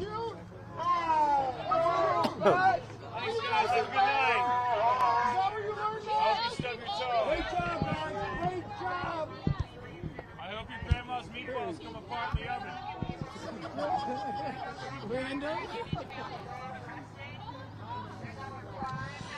And so now all that's left up here is a handful of police officers. I'm seeing 1, 2, 3, 4, 5, 6, 7, 8, 9, 10, 11. I'm seeing about 13 officers who are remaining up here at the north end of Beach Street. Everybody else walking off well to the south. So as we've just heard the protesters describe, that this is a pattern of how law enforcement handle what's happening out here. Yeah, the whole reason that they even have to have the street like that is because ICE was illegally blocking the street and blocking another business on the other side of that street. Kind of forcing them to use another inlet. Head scratcher as to what exactly they think is achieved by posture. Oh, if it's paid protesting, then why aren't you out there exposing it like I don't know, like you guys have such conviction. During the way they do. I'm going to keep saying that one, guys, until one of you actually does it. Doesn't make protesters, if it doesn't make the protests end. What is to be achieved by having such a presence out here, only to withdraw at a predictable time and allow the protests to peter out on their own?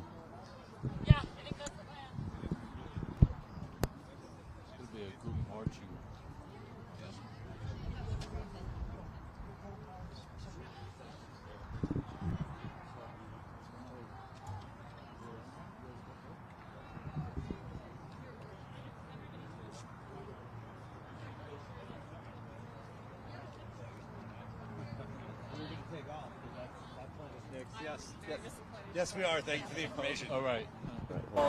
We might follow. Hold on, guys. I got some footage from yesterday in Portland. Looks like a fucking mushroom cloud. Yeah, so I'm sure that you guys, if you have been following social media, this was all over today. So We're down here.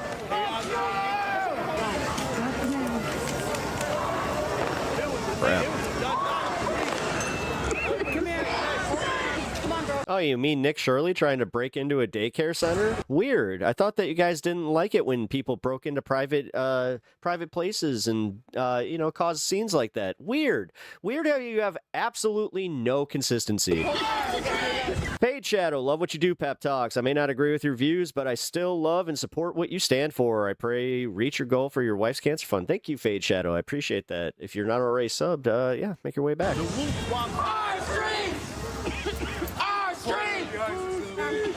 J Money, I feel bad. They're just going back and forth. I have seen you going back and forth so much that I'm just kind of like, I can't even follow it because Chad is at just rolling It's today. not gonna get better. Pineapple does not go on pizza. Kind of agree. Thin pineapple slices.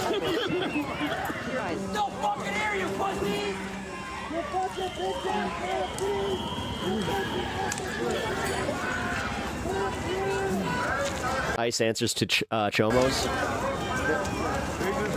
Chomo protectors, billionaire Kabbalists. Yep.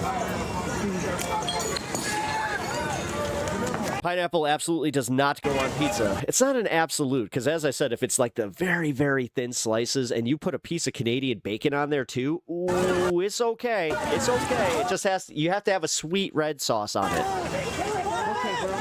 I like how an axolotl is the one that's just like, no smoke, no smoke.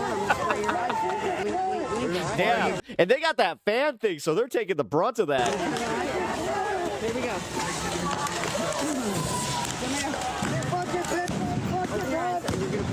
Blink. It's okay. It's okay. Blink. Open them up, bro. You can wash those crystals out. Good. Was Nick Shirley enrolling a kid into that daycare? Be honest, or was it an act of journalism that wouldn't make it trespassing? Right? Or do we need to go through the Don Lemon thing again? I don't know. I'm a little confused. You got this, bro. You got this. Go play D&D Thursday.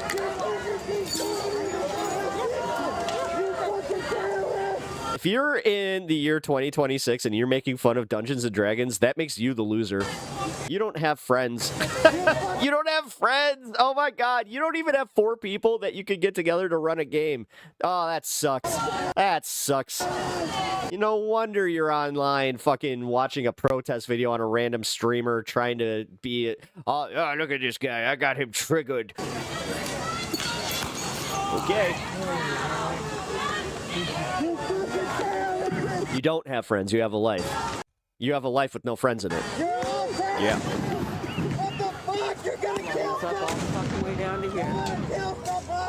Saturday night's D&D night? Yeah, we do Thursdays.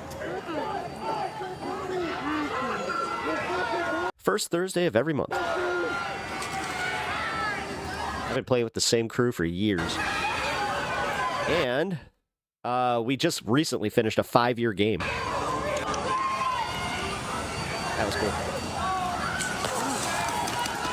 Did he really just call someone a loser for not playing Dungeons and Dragons? Yes.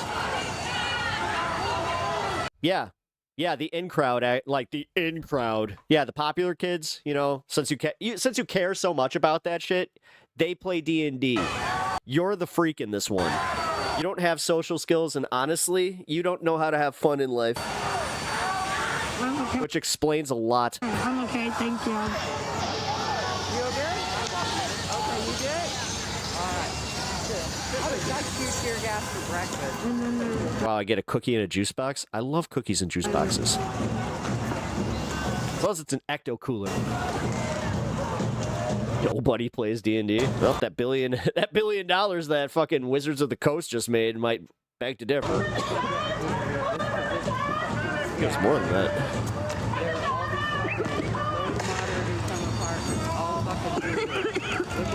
Beat up a lot in high school. Oh, yes. Yes, because I lived in a fucking 90s movie.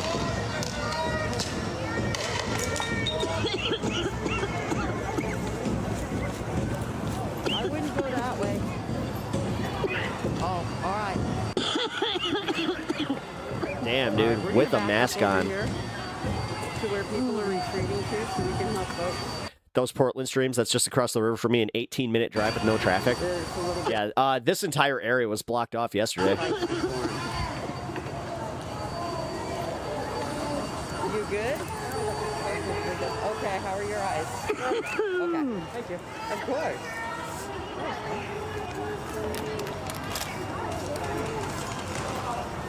Spicy ass bitches. You still out here. The Dude Odinson. I like that. Nice name. Thank you for the sub. Appreciate that.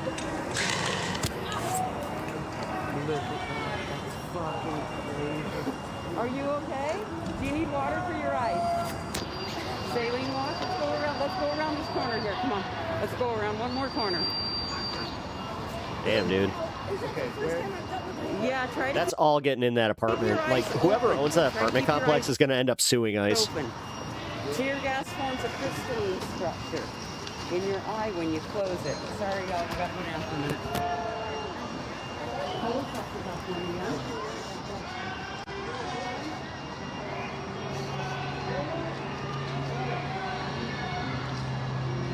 You ate the cannoli, you're back.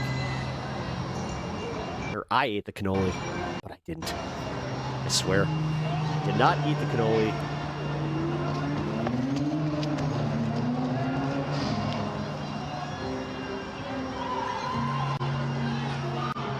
And of course, the music guy's back.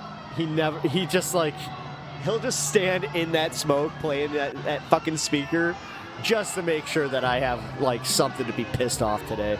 Cool. Thanks, man. Wait, Hermit, so he's just like that genetically. Pep rally, let's hear it for the Peps. Pep rally. It's the first time I've seen anybody with my name mixed into theirs. So, hey, pep rally, appreciate that. Oh, this was last night there, dude. And I'm also not in Portland. Okay.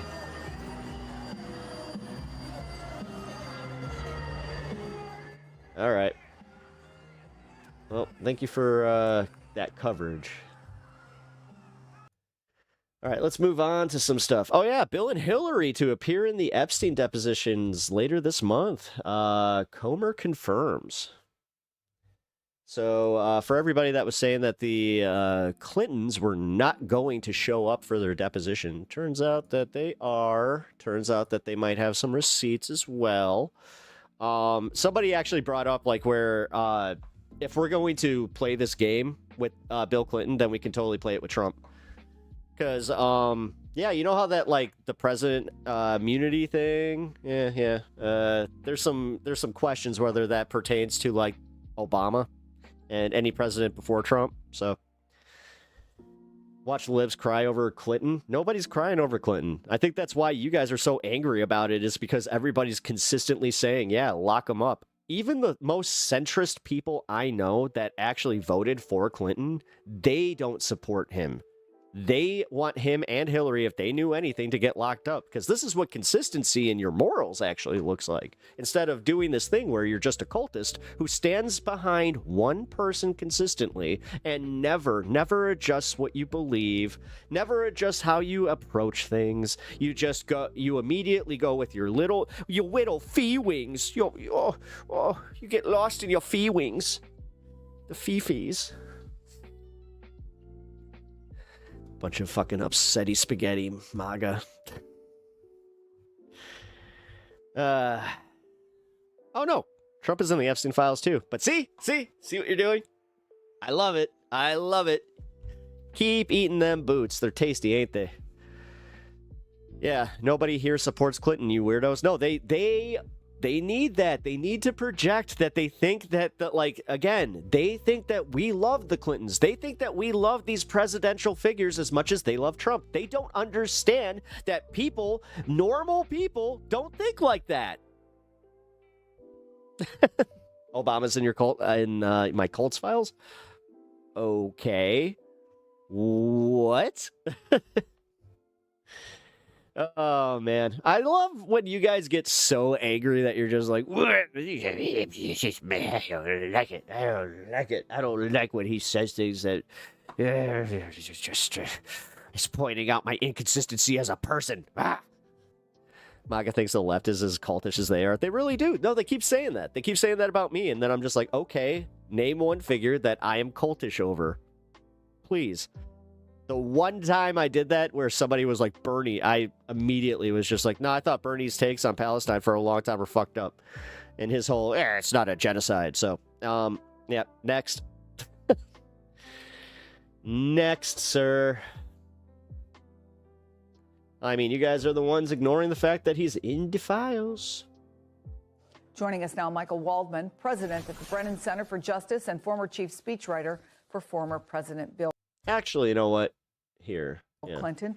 Good to see you, Michael. I was making sure I had the right story. This newly released video and what was said about problems with the search warrant. Do I hold them in the same regard? Yeah, except George Soros wasn't listed in the Epstein files. Weird. Here that is.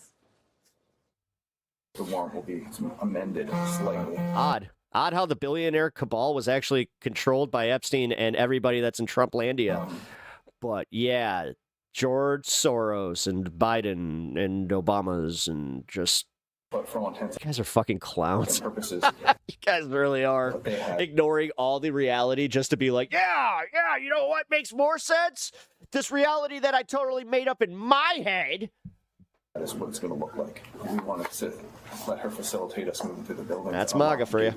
So that we don't have to breach it, because one way or the other, the records are coming with us today. Yeah, because it's much easier to do that. The thing is, why are you protecting the elites? Why are you protecting people that might be implicated? Why would you even do that? Why would you do that? It has to be amended, but these people will never know who you are. They don't give a fuck about you. You're never getting any money from them. So what the fuck do you actually have at stake for going and defending a bunch of pedos? The records are coming. Besides just clowning on yourself. With us today, one way or another. I mean, now damn, we dude. see how this was handled. What do you make of it? Yes, the funder of all the protests that you guys can't prove are funded by Soros. That's not one broken story in all of the 5 years that I've been hearing about paid protests. Not one. The raid. Yeah, you guys are really effective at breaking fucking news. By the FBI. Very plainly. You're very good at ignoring the news that's right in front of you to go and latch on to something that's totally fucking not involved, but okay. Under orders from Cool. President Trump of the... You're consistent in your inconsistency. Fulton County, in other words, Atlanta election office, is a very chilling and very disturbing thing. This is... You know what's interesting to say? James Lundy protects pedos. Partly in service... Allegedly. ...of all the conspiracy theories that President Trump... He's defending them in chat. ...put forward in 2020. So... And it is undoubtedly... Democrats are dying for illegal PDFs. Very unnerving and disturbing to the public servants who work there. But even... Weird. More than that, it's weird. The only ones actually like going to bat for PDFs. It seems like it's designed to send a chilling Here message you are. to election officials from both parties across the country. If we don't like the outcome of an election, You had a lady admit that that she was paid to protest. Come after you. All right, Lincoln. With everything we've got.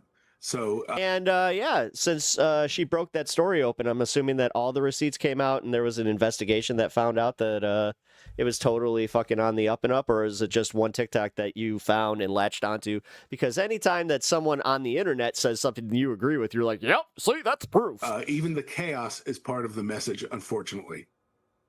So 5 days after that, yesterday, President Trump called for nationalizing elections, even though, as we all know, states have the constitutional authority to do that. No, you don't. What are you talking about? A bunch of these guys in chat from the MAGA side said I don't. What's up with that? Facts? Fucking who needs them? What would be the risk in minimizing that role or eliminating it altogether if the feds take over?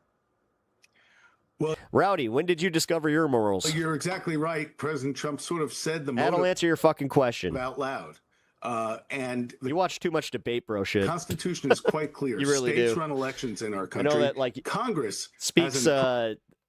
Stuff is all about that, but man, get out of debate land. Appropriate role passing legislation. It's all fake. It's all wrestling. The president has no role. That was on purpose. There's tremendous potential, as we have seen, for abuse. If somebody who, because honestly, if TS or what is his name, TS or whatever, believes all the shit he does about the Epstein files, I would never want to be associated with that fucking show. Willing to misuse the FBI, seriously, especially after all this came out, use the Justice Department to try to hoover up and obtain private and confidential voter records, and all these other things, tries to take control of elections. You mentioned the executive order. I like how the ones that are spammy triggered from last March, which said, in effect, you have to produce a passport, not even a birth certificate, but a passport to register to vote using the federal form. Love it. That was blocked by a federal court in a lawsuit the Brennan Center helped bring. The courts have made very clear that is not what the Constitution says. Elections are run under the law. We should make sure that every voter who's eligible has a chance to vote. No, this is also my favorite thing is they'll focus on whoever's like, it's MS Now, MSDNC. I can't listen to that because I just saw that it said MS Now. Therefore, it's going to be fake news that will make me uncomfortable. Without interference from anyone, especially not from the Oval Office. Senate Majority Leader John Thune did push back today on the idea of nationalizing elections. Here's what he said. Still fighting the Epstein's culture wars, I see. Man, he nailed you guys with that 4chan shit. He called it. He was just like, oh yeah, you know what we need to do? We just need to stir up these two things because that will control the narrative forever. But there are other things that the Dems have on their proposal to federalize elections, which are really bad outcomes for the country.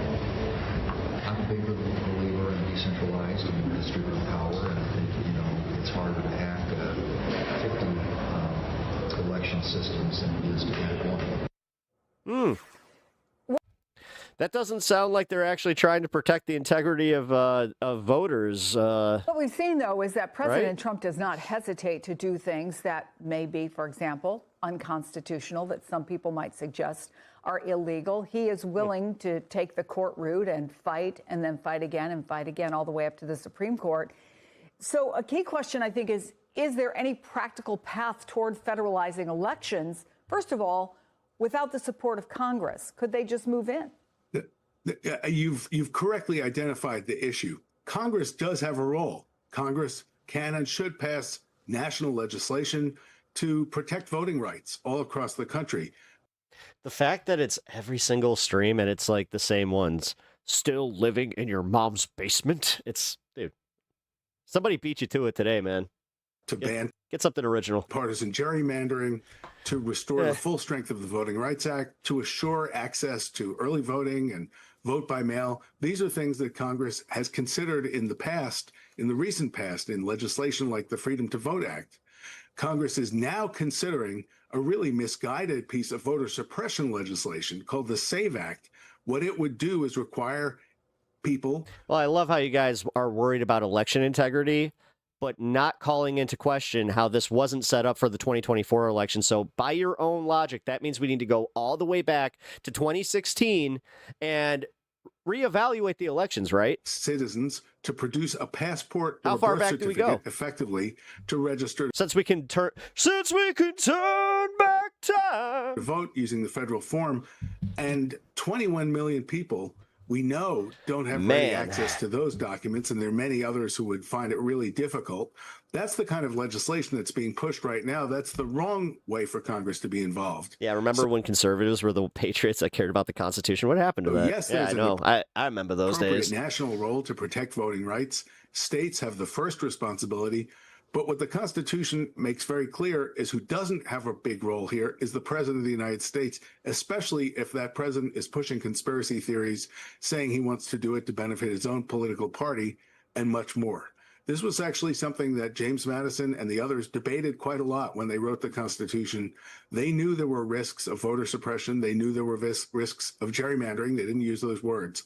But the system has been set up to give Congress the appropriate The bitch of it is, I got somewhere to go if they end up fucking sending me anywhere. role, but to give voters the greatest protection by action. I got pretty strong family lineage. In the States. Kind of nice having a pretty tight-knit family. Michael Waldman, thank you. Be chilling in Czechia. MS Now's Vaughn Hilliard joins me now from the White House. Also with me, former Democratic Senator from Montana, John Tester. Democrat? Also when MS Now. What? Political analyst. MSDNC. Chris O'Leary is a former senior FBI official as well as an MS Now Fucking national libs. security and intelligence analyst. So, Chris, looking at this footage out of Georgia, it's clear there no notice was given, that the warrant itself, at least initially, had some problems. Are you surprised by how all of this unfolded? What do you see when you watch I've never had to show my ID to vote. this? I have to confirm my address and then I have to confirm my signature. Well, what I see is highly disturbing, and the FBI being used as a weapon against political allies or political adversaries, and unfortunately, the rebirth of the big lie.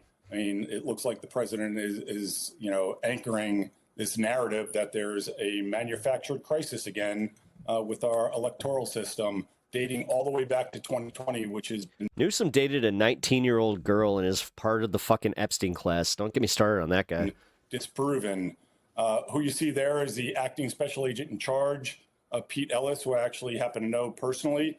But he's the acting special agent in charge because the special agent in charge of the Atlanta office, Paul Brown. The thing is, I'm not an idiot like you, and I know how this works. So I happen to know that it's very hard to commit voter fraud. Another career professional. Even with the way that you guys think that it's like, oh my God, I don't have to show a voter ID. That means that any Mexican can just show up and fucking Juan Sanchez says that he lives next door to me and he's voting. Like, you guys are fucking retarded. Out just a You week really before are. This all went down. Like I said, you listen to Donald Trump say, we need voter ID because these illegals, they're coming in and voting, when that is not a thing. So actually, funny enough, whenever they do these audits, they find that there's a bunch of voter fraud in Florida that involves Republicans. You tether that together with Tulsi. Odd how that works. How about that guy in Virginia that got caught voting for his dead mother because his excuse was he knew she would vote for Trump, so he took it upon himself to vote by mail for his mom. Yeah, you know what the bitch of that is, though?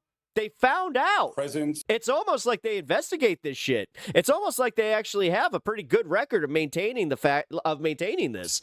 And the deputy director of. But yeah, you guys don't have any faith in your country at all unless it seems to be tied to that one guy. The FBI, Andrew Bailey, both MAGA advocates. Interesting. Down in Atlanta, this is all incredibly inappropriate. And I think very concerning for all Americans as we bring in our 250th year of our democracy. It looks like the Constitution's attempt to be shredded right in front of our own eyes. So you add to that what we're seeing in this video, Senator, the remarks by the president to nationalize voting. And again, details are scarce. But he says he wants to fix a problem that numerous investigations and studies have shown does not exist. In your mind, should American voters be worried about this? Yeah, they damn right should be worried. Why do you guys always act like petulant little children about this? I mean, it's always the same shit. Listen to me! Nationalize the elections, and You're not listening to me! Not only by folks who want to do reasons, but also by foreign countries. Pay attention to me! Influence our elections. So not only is this unconstitutional, and what makes this really bad, Chris, is that this administration hasn't really felt strongly about the first, second, fourth, the list goes on, amendments to the Constitution. To take voting rights to the It's national almost level, like I said the same. Patently unconstitutional. And by the way, say what's up to DJX for me. It opens itself up for incredible amounts of fraud, especially when you see this administration politicizing every agency within his administration. Vaughn, the president suggested nationalizing elections almost casually. Meanwhile, Tulsi Gabbard is under investigation for being a Russian asset. Are people telling him he has the power to do this? What do we know is the backstory here, if there is one? It is not clear who would be telling him not to talk about Yes, you have to prove that you're legit to get a registration card. trying to nationalize. And then you can choose to show said registration, because with that voter registration, it is tied to your address. The midterm elections. At least my locality does that. 10 months away. And then they have me on file with my signature. And if you go back to, I think it's important, December. Trust me. The last time I had I got stuck on the Republican side of like the poll watchers, you could tell. Trust me. I don't think there's a lot of dudes wearing camo hats in the Chicagoland area that are exactly, left of center. And he's sitting there doing this like, well, I'll be. That's one of the most lined up signatures I've ever seen. 20.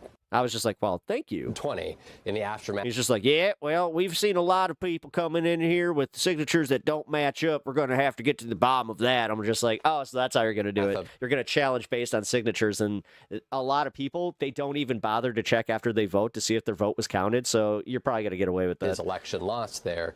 Sidney Powell, Michael Flynn, among others, made their way to the Oval Office and effectively pitched the then president of the United States on a would-be effort to seize voting machines. There was a draft of such an effort in the form of an... No, I just love how they can't get past the fact that it's just like, oh, so Trump won in 2024. We don't need to investigate that. But we need to investigate 2020 when he didn't win. Executive order. Realistically, it's like, come on, man. That was revealed by... This is all based on, again, his fifis. The January 6th Select Committee, and ultimately he never issued that. Over 90 court cases turning them down, but executive order didn't have anything to do with that. To do it. But the fact that we already have a history of his White House suggesting and considering such an attempted effort there is, I think, notable when you're looking at the president using the word nationalize to describe his intended efforts around these midterm elections. Which, good luck. It's literally enshrined in our Constitution. So, with that one, good luck. So there was a story that went mega viral of this little kid named Liam, who was basically kidnapped and abducted by ICE Gestapo thugs. Which, yeah, that great look. And he was sent multiple states over, and he was being held in one of these horrific facilities. He got sick because the food they were given was like moldy and had worms in it and shit like that. And this was yet another example of the Trump regime kidnapping people. And they've done this a number of times, hundreds or thousands of times. Kids have been taken by these ICE Gestapo thugs, okay? Well, of course, there was a lawsuit to push back against this, and a judge has now intervened in the clearest way I've ever seen. So look at this from Kyle Cheney here. Judge Bieri has offered the release of... By the way, he was a Bush appointee. ...ordered the release of 5-year-old Liam Ramos. So before anybody's like, the Democrats! ...who became a symbol of ICE's aggression in Minnesota. So here's a quote from the judge. Activist judges! Ready? The case has its genesis in the ill-conceived and incompetently implemented government pursuit of daily deportation quotas, even if it requires traumatizing children. By the way, this is Liam with his cute little hat. He became a real symbol. Dude, he was with his kid the entire time, you dipshit. Because look how adorable he looks and how innocent he looks. And he was kidnapped by these thugs. Okay? Ready? Never seen a ruling like this. But here you are supporting this. Cool. So the judge can... You support putting kids in cages. Cool. Continues. Don't ever try to fucking ask why we don't care about anything. Quote, observing human... Dude, do you ever see that you just admit that you're a fucking ghoul and then we then we can just disengage because there's no point in engaging with somebody that's already that far gone. Behavior confirms that like, you're never going to be brought back with like to a human side. Fucking A, if you ever had one. For some of us, the beat boop bitch perfidious lust for unbridled power and the imposition of cruelty in its quest know no bounds and are bereft of human decency and the rule of law be damned. He's going in like only a judge can, okay? So he was ordered released. You don't give a shit about the kids lost at the border. Shut the fuck up. 5-year-old Liam Coneo Ramos, Judge Barry warned of vast lawlessness and inhumanity in the Trump administration's mass deportation efforts. He said courts amounted to a judicial finger in the dike. In other words, fascism is here and we're doing all we can, but there's only so much we can do because we don't have the judicial police to effectively enforce our rulings. Mm-hmm. So he was released, right? Sent home. And then now the Trump regime filed something to try to arrest him again. Arrest the fucking 5-year-old again. I wish I was kidding. I'm not kidding. That is how depraved these people are. Depraved. Take a look at this. Washington Post says more than 34,000 Minnesotans signed this Savannah Guthrie's mom getting kidnapped. Like, holy shit. Up to be trained as... I'll be honest. I got confused. I thought it was Virginia Guthrie, and I was like, how is this not a thing? And then I realized that Savannah Guthrie is the anchor on like what Today or some shit. But yeah, her mom was kidnapped outside of her or in her home. She's like 80 something years old, and they just demanded like millions of dollars in Bitcoin. ICE observer or else with various activist groups in recent weeks, many of them since January 7th, when a crazy story federal agent shot and killed Renee Good. So when Renee Good got shot and killed, more Minnesotans said, fuck this, I'm stepping up to the plate. I'm going to monitor these motherfuckers. I'm going to observe them. This is brave. And it's brave because, as we were told, they're literally taking pictures of people and throwing you in a database as a domestic terrorist if you are observing them, which is your constitutional right. But they're considering you a domestic terrorist under NSPM 7. Yep. So these people are but just remember, brave, and they're doing the when we were trying to investigate right-wing militias, most American thing. It was going against people's, right with the Second Amendment and a well-organized militia. Imaginable. More. Federal agents were told this week that they have broader power to arrest people without a warrant, according to an internal ICE memo reviewed by the New York Times. The change expands which every judge in the country went no. Ability of lower-level ICE agents to carry out sweeps rounding up people they encounter and suspect are undocumented immigrants, rather than targeted enforcement operations in which they set out, warrant in hand, to arrest a specific person. So this smells like Stephen Miller up and down, bro.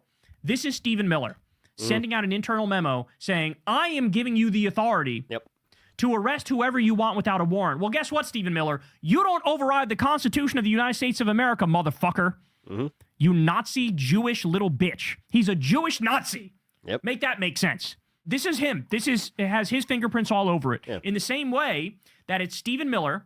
I'll make it make sense. He was a gigantic fucking loser in high school. And at one point, the Boniquas totally fucking wrecked his world. Who ordered, hey, use administrative warrants instead of judicial warrants. Which so they can do that. You want to talk about roasting? When you try to violate people's Fourth Amendment rights and enter their house and they don't want you in there, say you have a warrant, but it's an administrative warrant, not a judicial warrant, so it doesn't really count, but we're going to try to trick them and pretend like it counts.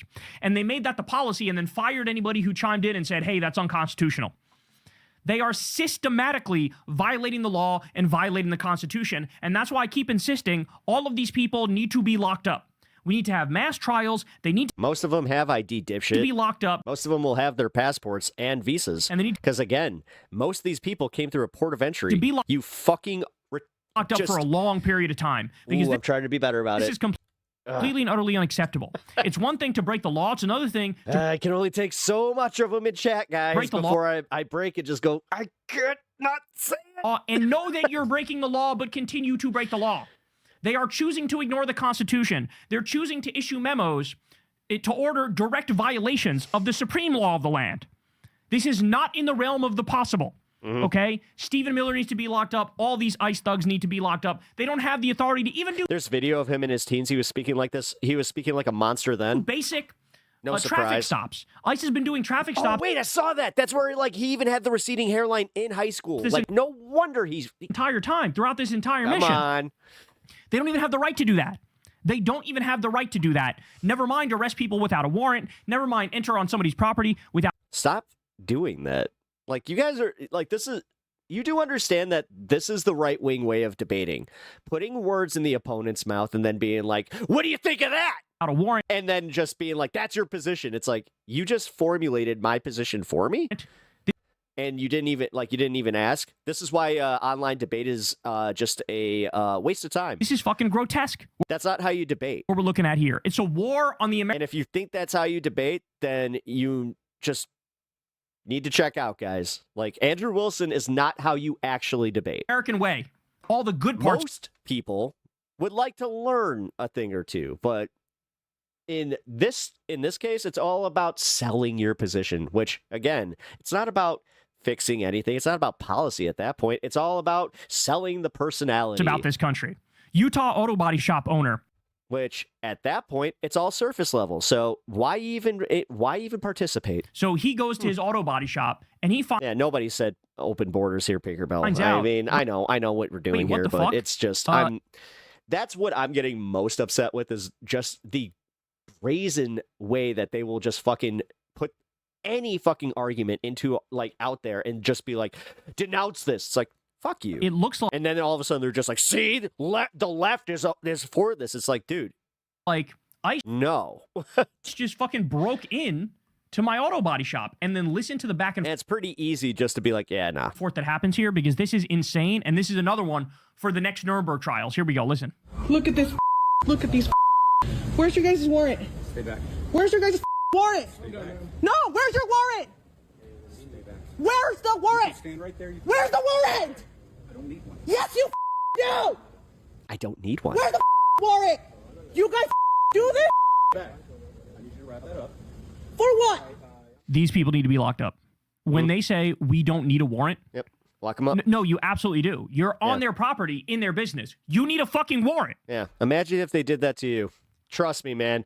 There's a bunch of these dudes that own auto shops that use Mexican labor in a very fucked up way, where they essentially see it as like slave labor because they can afford it. They would react the same way. Jesus Christ. Guys, half the motherfucking agents don't even know that they're breaking the law and they're violating the Constitution. They don't know. You know how I know this? I've literally heard it from somebody's mouth where he is just like, yeah, I just hope they don't come from my laborers. It's like, they're doing is they're mass hiring. And you voted for Trump, huh? Ah, okay. Anybody and everybody. They're hiring fucking Proud Boys and January Sixers and white nationalists. Okay? These people, some of them know and don't care, and others just don't even know. Hey, I have a gun and a badge. I get to do whatever the fuck I want. They think that's how it works.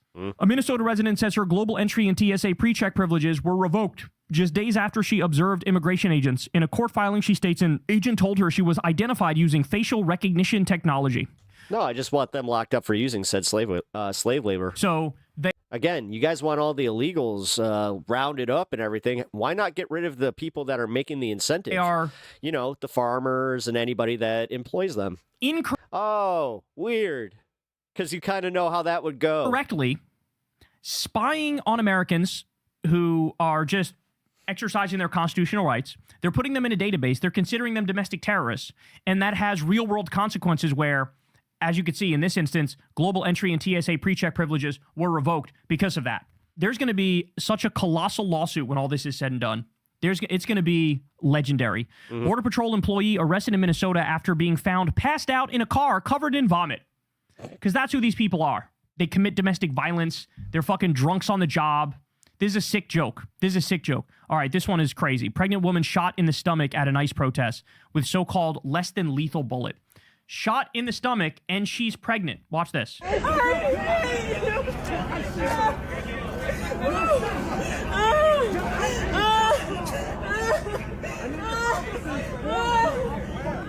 So that's the aftermath that we're looking at here. Absolutely disgusting.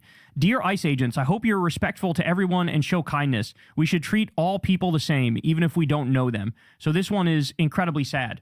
The classmates of Liam Ramos sent a message to ICE. Watch. Dear Immigration and Custom Enforcement. Dear ICE. Hey ICE. Dear ICE agents.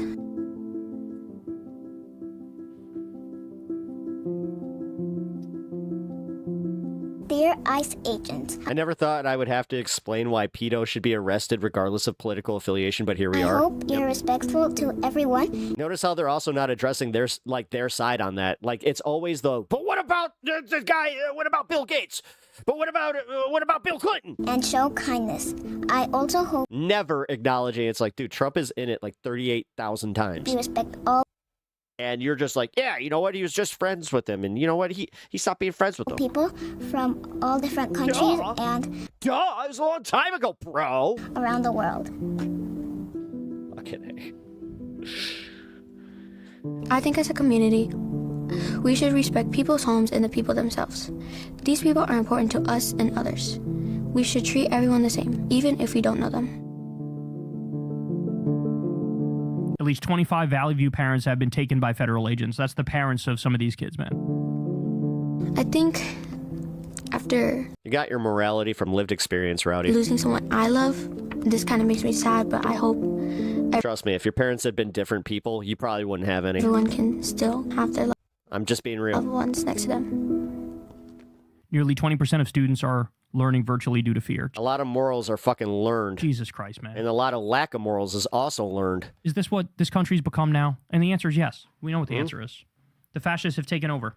ICE documents reveal plan to hold 80,000 immigrants in warehouses. The Trump administration... And again, this is where I bring up Alex Jones would be losing his collective fucking mind if this was Obama. Trust me. You know how I know? He did that. Aims to build 7 large-scale holding centers. Because he was sharing stories about this, how the federal government's buying up a whole bunch of warehouses, and they're going to use them as staging grounds for holding protesters because they know the uprising is on its way. To speed up deportations, internal ICE documents show the DHS has been actively... Funny part was that wasn't even just Obama. He was saying the same thing about Bush, and he kind of pivoted to Obama, where he's just like, it's the globalist cabal. Purchasing... Trust me, it's the uniparty. Large industrial warehouses in multiple states, including Maryland and Arizona, to convert them into massive immigration detention facilities.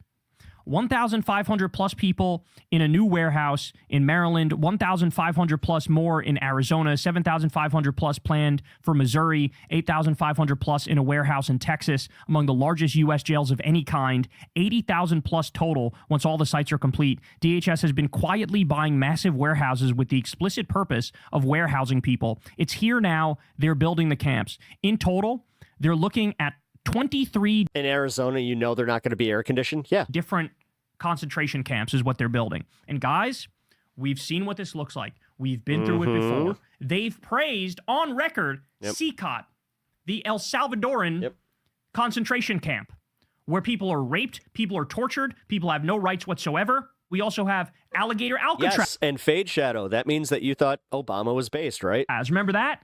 Thankfully, that was shut down. Why weren't you more of an Obama stan if you are all about getting rid of illegal immigrants? He got rid of way more than Trump, so what the fuck, dude? By court order. What is it? What is it? But it was... I thought that you cared so much about this issue, so can you at least admit that Obama, I guess, was based on that? Horror show. If it rained, the place would fucking flood. Okay, there was mold everywhere. The AC didn't work right. It was fucking 80 degrees in there. People would pass out. There were hunger strikes happening. It was a mess. It was a mess. It was a literal concentration camp is what it was. And the thing that was most disgusting is they took pride. Well, at least you're consistent. In how evil it was. They took pride. They would brag about how evil it is. Well, now we have 23 different concentration camps that are propping up all across the U.S. This needs to be snuffed out in the crib, bro. I want to see 1,000 lawsuits. I want to see it shut down. I want the people who are engaged... Well, that can be used out of context. ...in building it to fucking grow a conscience. People should be protesting and blocking the construction materials from showing up to finish these things. This is unacceptable. And by the way, you are fucking naive if you think, oh, they're only going to... All liberal men look the same. Then simultaneously somebody said that I look like the liberal Asmongold, so would that imply that Asmongold looks liberal? Go after immigrants with this stuff. First of all, they told us originally, oh, it's only undocumented immigrant violent criminals. I'll tell them you said that. Criminals. That's a lie. Literally 95% of the people they're going after have no criminal record whatsoever. That's point number one. Point number two is, even if you think, oh, they're just going to stop at immigrants in general, that's not true either. Not only are they going to go after legal immigrants, they're going to go after Americans. They already... Trust me, they already are. Shot 2 fucking Americans and murdered them on camera from 17 different angles, and none of those people are arrested, by the way. Right? They're going to go after dissenters. Yep. Look at NSPM 7. Look at what they consider terrorist or terrorist adjacent. Okay? They're going to go after anybody who's not MAGA is subject to be put in these fucking camps. Yep. We live in a country where they arrested a retired cop and locked him up for 37 days because he posted a Charlie Kirk meme. Yeah, except he's suing the shit out of that county to the point where apparently, like, they're worried that they're not going to have enough money to pay him.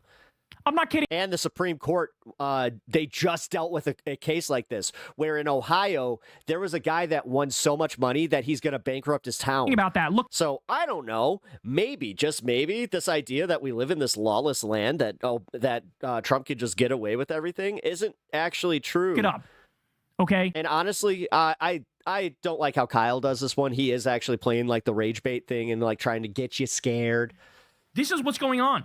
Like, we can look at that, but you could also prepare for it. Like this whole idea that it's always just like, this guy is falling. It's time for... And then when it starts raining, all of a sudden you're just like, see? Yeah, don't do that either. People to wake up. It's time for people to grow up and acknowledge what's happening in this country.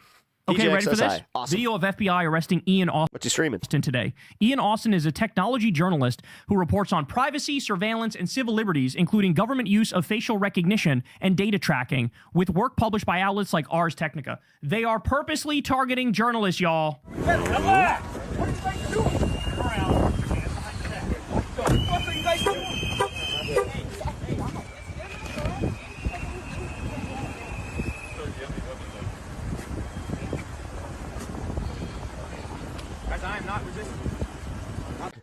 Again, these constitutional ones are going to be very interesting to watch. I mean, dude, the next 3 years are going to be just courts slammed with cases of fucking either getting thrown out or they're going to end up paying out. Like, this is Grab my phone. bad. Do not let them take it. Please say that. Grab my phone. Grab my keys. I'm a fucking 6-time Army combat veteran. This is insane, yo. Right here. Max, call Valerie. Call Valerie. Get a hold of James Cook. Yeah, James Cook. Call James Cook. What's your name? Talking about corruption while simultaneously being like, yeah, you know what? Get rid of everybody's constitutional rights. You have all your makeup on, I see. Name, sir? My name is Ian Austin. Cool. They targeted me because I had 5.5 million streams yesterday. I was at the church. They want to turn me into a fucking terrorist. You were at the church? This is fucking insane. So he also covered the church protests like Don Lemon did and like the other journalist Georgia did. And they got locked up as well. They got arrested as well. They're targeting journalists on purpose. They're trying to criminalize journalism for exposing the ICE Gestapo thugs. Breaking from MS Now, the Trump administration is now eyeing Ohio for immigration enforcement operations that could begin as early as next week. The operation is expected to target Haitian immigrants with temporary protected status. Yep. And guess what? If he updated the story, like he posted this 3 hours ago. They're already walking this one back because a judge stepped in. For Haiti, expiring on February 3rd, one of the people familiar with the matter told MS Now. So it's actually not true that, their thing is... No. And this is where I'm going to call out Kyle's bullshit again. This is why I've been watching a lot less of his shit. It's because he's playing this game. Their protected status is expired. Like, dude, we already live in this. You don't need to fucking spice it up. During February 3rd. Jesus Trump tried Christ. to make that the case. Courts intervened and said, you actually cannot make that the case. They are still protected. And they go, we don't care. We're going to go after them anyway. So what we're looking at is the Trump regime, this is super important, going after legal immigrants. They are here legally. Trump is going after legal immigrants. This is the same group of people that he lied about and said, they're eating the cats, they're eating the dogs. Now they're going to go and try to bust them up. You want to know why? There was a little bit too much backlash since 2 white Americans got shot and murdered in Minnesota. A little bit too much backlash. Got a little too hot in the kitchen for you, didn't it? So now they're like, Again, are you going to finish reporting on that? Because they're not going to be able to go into Ohio. Let's go back to the old... Because they were going to blanket target a bunch of fucking Haitians that they thought were going to be knocked off their protection status, but a judge stepped in and said, yeah, no, that's not how this works. Strategy. Now we'll go harass black people. That's what we'll do. We'll try to kick black people out of the country. That's what they're doing. And then finally, and this perhaps is the most important story here, Citizens for Ethics tweet. If he's trying to become the left Alex Jones, he is actually doing a good job, because that right there was a disingenuous framing of the news, where it's like, no, that could actually be labeled as like, it's here. This is, that was teetering on the edge of misinfo. There's a Wired article. DHS's data bank is I actually had to break down the fucking context. Citizens kicked off voter rolls. That's a serious problem. Yes. So in other words, as you all know, ICE and the CBP and all these federal thugs are going around and taking pictures of all the protesters. And then your name is going in a database where you're considered a domestic terrorist. So what do? Well, they're kicking people off their TSA pre-check. They're fucking with their government documents. But most importantly, it is ballot purging. This is ballot purging. They know everybody out there that's protesting this is more likely to vote Democrat than they are to vote Republican. Yep. And so they're kicking you off the voter rolls. Yep. And people are going to show up to vote, and they're going to go, wait a second, I'm not signed up. This is fucking crazy. This is bullshit. Then they'll give you one of those provisional ballots, which about half of them don't even get counted in the fucking first place. This is how Republicans steal elections. This is how they get away with it. Ballot spoiling, ballot purging. This is what it looks like. And we're just witnessing it in real time right now. All those great people out there in the streets observing ICE, using their constitutional rights, being the most American of anybody, they are trying to kick those people off the voter rolls. It is absolutely wild what's happening in this country. Yeah, but it's almost like we know that. So before the election, what we can do is file a lawsuit to protect us from said fucking overreach. But okay. I've never seen anything like this, bro. I've never seen anything like this. Yeah, Kyle's gone so dark woke that he can't even see what's going on anymore. No, it's because he doesn't leave his fucking house except for gymnastics meets. Of the criminality is just... Realistically, you don't see any videos of him out there protesting or doing anything like with the actual people. Through the... I'm going to just say, like, that's kind of bullshit. Goddamn roof. And this is also what kind of lends to this, where it's like that's what's going to lend to the helplessness. And again, you want to talk about ivory tower bullshit? He's literally in $1 million house, fucking barely leaves because he doesn't even have to really go into a studio. His studio, I'm 99% sure, is in said house. And this is what you get. Like I said, we need mass trials. All these Gestapo thugs need to be locked up. Everybody who violated the Constitution. You lose the ability to be objective in your reasoning. Purpose, knowing they were violating the Constitution. And also because I've seen it, he likes to play the numbers game where he, like, if he doesn't make 100,000 on a video, he'll start freaking the fuck out. This is unacceptable. Everybody going after journalists, everybody tear gassing babies, everybody assaulting 84-year-old married couples, everybody, just every horror story that we get one day after the next with what happens, it's unacceptable. And yeah, I'm done with you. We are now 273 days away from the midterms. Tonight, we're keeping a close eye on Capitol Hill as House Speaker Mike Johnson tries to figure out if he's going to be able to end the partial government shutdown. And we're going to get into that in a moment. But we are beginning. We're not talking about the shutdown, guys. We're talking about what the Epstein files are going to do to the election. Tonight, with what President Donald John Trump said today about sex criminal Jeffrey Epstein. Watch this. Have nothing to do with Jeffrey Epstein. And in fact, if you look at the DOJ, they announced, they released 3 million pages. It's like, and then they said they're not that I'm vindicated. The DOJ that sucks my dick and totally laps my ass, all they're supposed to. They're the ones that said that I'm totally vindicated. I have nothing to worry about. Fucking Christ! And this is your hero. This is my favorite point. Like, this is my favorite part is they can't see how cartoonishly stupid he is. The DOJ, I think, should just say, we have other things to do. I mean, doesn't he just have like kid at birthday party energy? I mean, other than it's just my birthday party, and you know what? I'll cry if I want to. I heard the song, and I kind of want to cry, but I also want to rage. Bill Gates and lots of people that have. There are a lot of questions about it, but a lot of questions. Nothing on me. Of They course, had a lot the of DOJ questions, but not about me. You know, I was vindicated. I was only in the Epstein files with the pictures that you've already seen. And you know what? They said that I just happen to be a very good friend. You know, Jeffrey Epstein, I wrote him that birthday card because we were good pals. Good pals. Wait a minute, Dad, just make an admission. can't say they have other things to do. It's required by law to release this. In Yeah. fact, Yeah, he signed it too. Donald Trump's name That's my favorite part, is he signed the law that he's breaking. is all Yes, that's Godzilla in the back. over the newly released 3 million pages of Epstein files. And I got The some New York Times Godzillas on the identified more than fridge back there. 5,300 files containing more than 38,000 references to Trump, his wife, There it is. Mar-a-Lago, and It is other related 38K. words and phrases in the latest batch of files. Today on social media, the president denied being friendly with Epstein, despite the He's not going to listen to it because it's Stephanie Rule and MSDNC. photos that we have all seen that are on your screen right now. They literally do this. Like, this is their way of staying in their cognitive dissonance, where they're just like, I can't accept any information that makes me feel uncomfortable. I already kind of said that, but it's true. Like, if they feel it in their stomach, they're just like, fake news. Important to note, the newly released files do not contain any direct exchanges between Trump and Epstein, and the references to him are not proof of any wrongdoing. Side note, Donald Trump doesn't email anyone. Thank But you. of course, the DOJ is still holding on to millions more pages of documents, and some of the ones that were released are heavily redacted.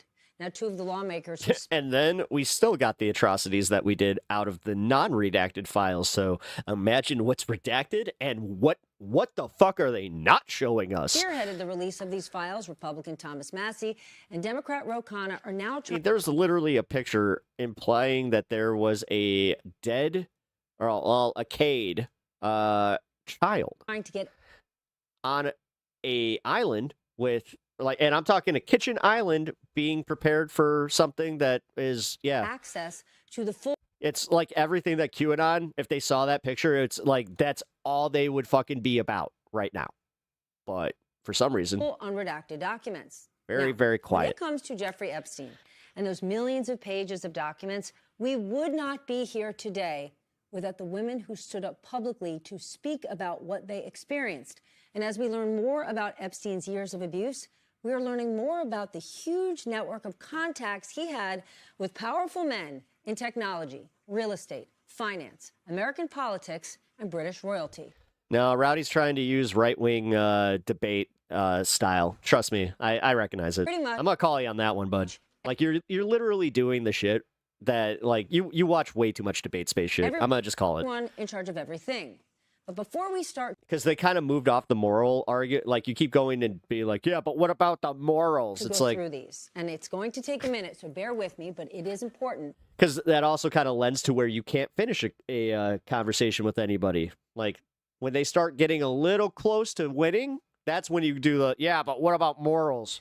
I want to remind you of the timeline. That's why, Well, again, I'm sick of that shit. Epstein was not arrested on I'm sick of consuming that, and I'm sick of fucking participating in it. until 2019. He pleaded guilty to soliciting It'll take a prostitution very from a special topic for me to go back. minor, also known as a child, in Florida back in 2008.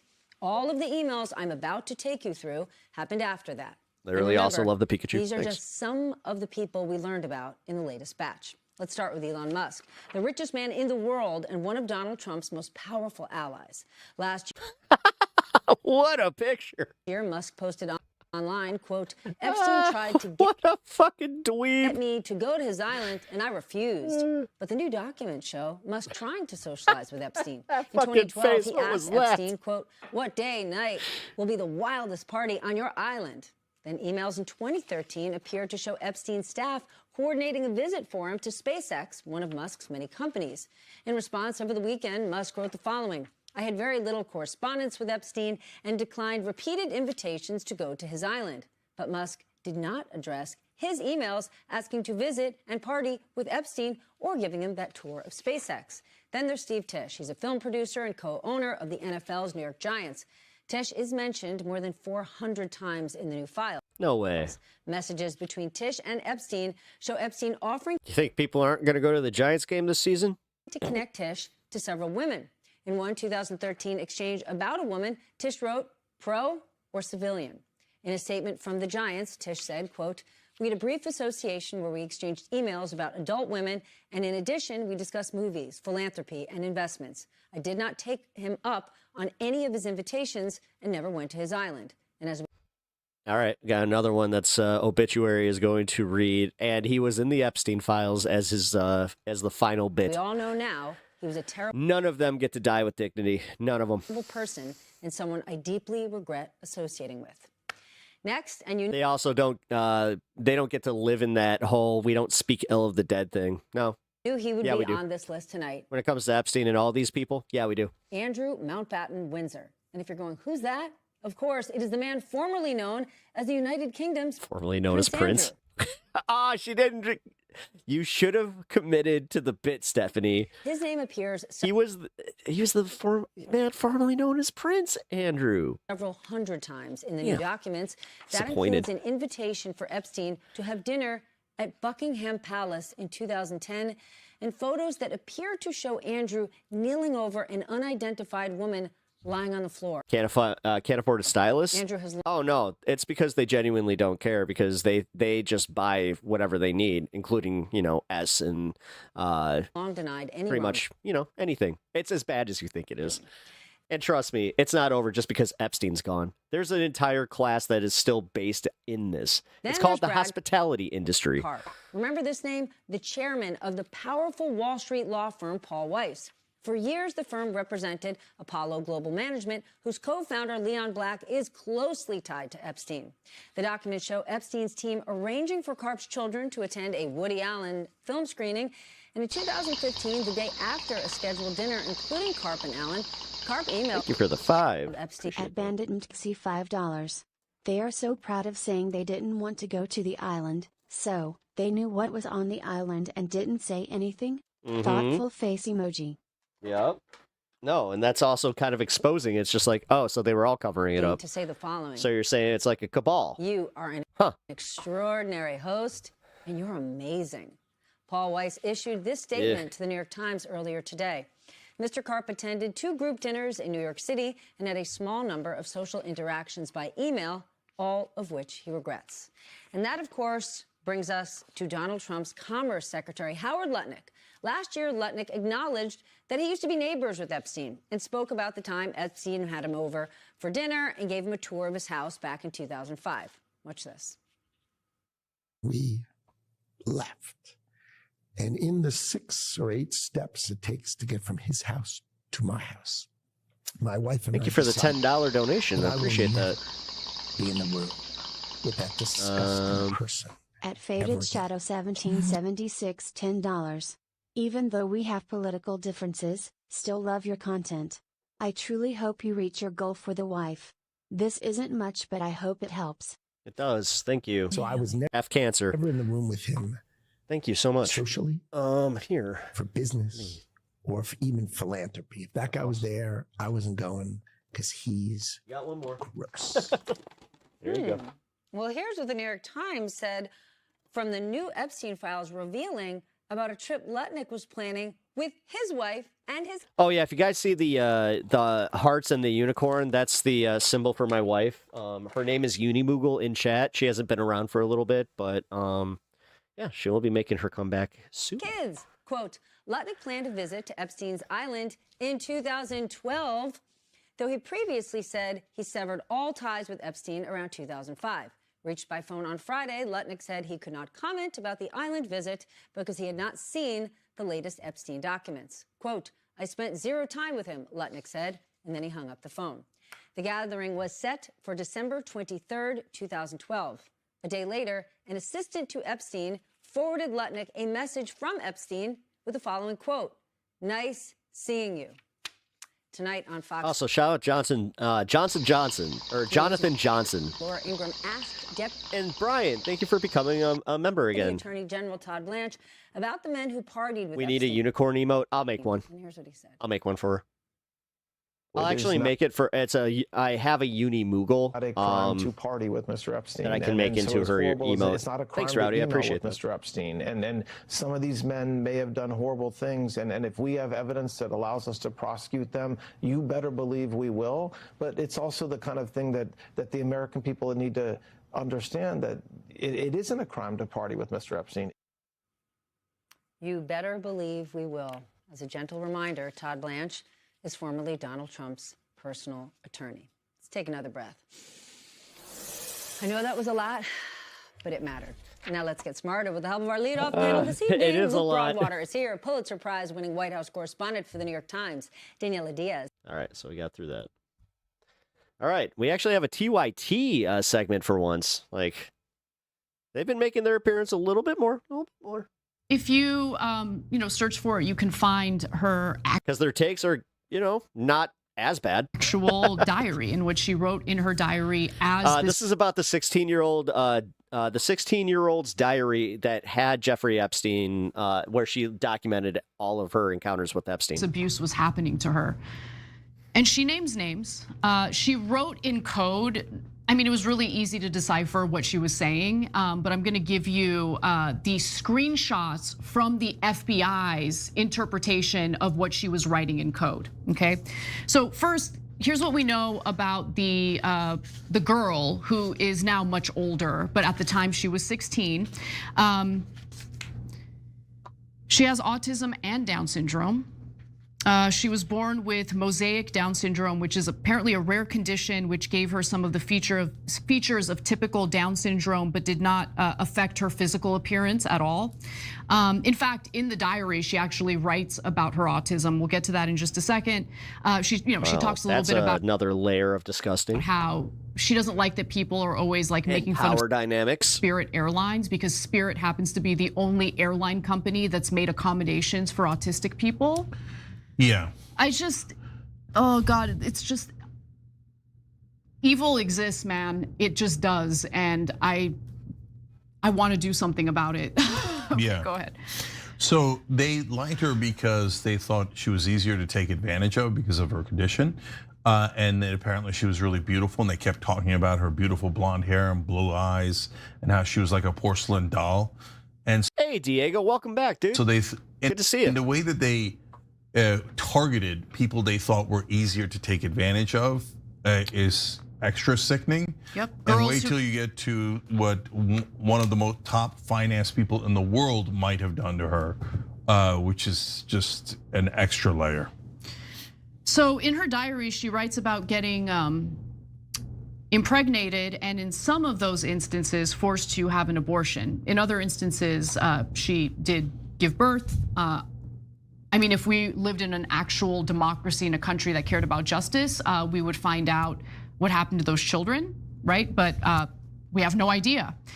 Now, hey, where's all the people that were talking about caring about kids in the chat earlier from MAGA? Let's get to what she wrote in her diary. Again, this was written down by the FBI. This is a fun chat. Thanks, from Bryce. her diary interpretation.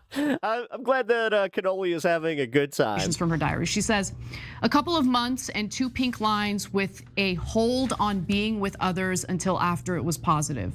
So obviously she's talking about a pregnancy test there. I want to die. Why didn't she protect me? I'm assuming she's talking about Ghislaine Maxwell there, because she makes references to Ghislaine throughout her diary and talks about how she's, sometimes she protects her, sometimes she doesn't.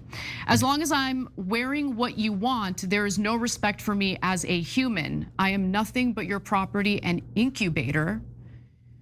You only trust me when I am under your complete control. I will never trust another man ever. I am the only one who provides and sacrifices everything. I give and give. Again, MAGA seems to not care about unborn children when it comes to this. And Donald Trump is implicated in some of this. Terror, and you take all of me. You need me to continue keeping us all connected. Okay, so there she is, mentioning that she's like an incubator. She continues, my heart belonged to her. She was so very beautiful. She was perfect. I can't bring myself to write what happened. I am beyond broken. She's talking about a baby here, okay? I only got 10 to 15 minutes to hold and feed her before they took her. She is mine. I want her back, distraught. So guys, this is the story of one person, never went to a court of law. We don't know, especially as you get names later in the story. Yeah, I'm starting to think that this is where a lot of people are reaching their whole, oh yeah, you know what? You know how like Donald Trump talks about just ignoring courts? Yeah, at this point, I kind of fucking feel the same way for other reasons. You know, we've got... It's almost like everybody in the fucking, like, this is what I said yesterday. It's like a whiteboard where all the elite just need to be... Gotta find a way to, as, you know, this, as we're all distraught, not to jump to complete conclusions, right? But we also don't have any reason to doubt this particular story. There are some other stories that seem outlandish. You don't know where it came from, but this is a direct Epstein victim, and so it is compelling. At the same time, we're not reaching any conclusions because that is an incredibly strange story about taking the baby away. I have no idea what that means, and God, I would love to get it into a court of law. God, I would love to have some sort of justice. By the way, in either direction, if you're accused of any of this, this is some of the worst things you could possibly be accused of. I know I would want to clear my name. So are we ever going to get into a court? Rowdy, you couldn't conceptualize how much money these people have. Find justice in either direction? Seriously, bro. No, the country's run by pedophiles. Anyway, let me continue. Ask yourself what would make your, like, how much money would make it so your life no longer has meaning because you've done everything that you thought was possible to satiate your wants, and then you just kind of get bored with it and then become this. She detailed one of her abortions in her diary. Like, this is what makes somebody like an Epstein or, you know, these billionaire cabalists. She wrote, is literally all that money. Close your eyes, close your eyes, close your eyes. Don't speak. She doesn't talk. I can't stop shaking and it's been a week. A decision was made, but I can't tell Jeffrey. These things happen. Why didn't I close my eyes fast enough? The doctor was different again, I think from Israel. He had kind eyes, but didn't speak directly to me. This was different. She continues, a shot and those rod-like things had a hook and so much pain. Ghislaine said to push all the pain away. I don't understand, blood and water all over the bed. And she was right. Like a feeling when your tummy hurts and you have to push. She said to close my eyes and put her hands over my eyes, but I didn't close them because of these tiny cries. I'm so lost. I saw between her fingers this tiny head and body in the doctor's hands. It reached its tiny arm up. No, I'm just saying that when you get this much, when this much money and influences and power, yeah, dude, it absolute power corrupts. Dude. And had a time. Yeah, did you never hear about the power corrupting or any of that? Tiny foot. No. But I closed my eyes and no more. This is why I want to fucking cap it, is so no one even gets the hint that they could be above the system. But no, we need to continue to argue that the billionaires deserve to have their fucking, you know, just have it their way. Let's keep everything the way it is, Rowdy. By all means, it's worked out fucking great. In her diary. And I know what you're doing, and it's fucking disgusting, bro. Like, get over it. You're never gonna make your $1 billion. I read there are multiple examples of her begging for help, begging for someone someone to find. Mean, but you're likely gonna fucking end up, you know, dying in a double wide. And her begging for someone to save her. I'll give you one example. Please release me. You're much more likely to have that happen than you ever getting $1 billion from this torture in hell. Yeah. So I'm talking like literal like statistics. It's interesting that so far, not a lot of coverage of some of these harrowing stories within the files. I get some of it, which is because we've already had this argument about taxing billionaires, so I can already kind of see where it's just like, all right, your answer is not to do anything with anybody in the elite class. Let's just fucking keep it going. Hey, listen, it's hard to verify, so what do we do with this thing?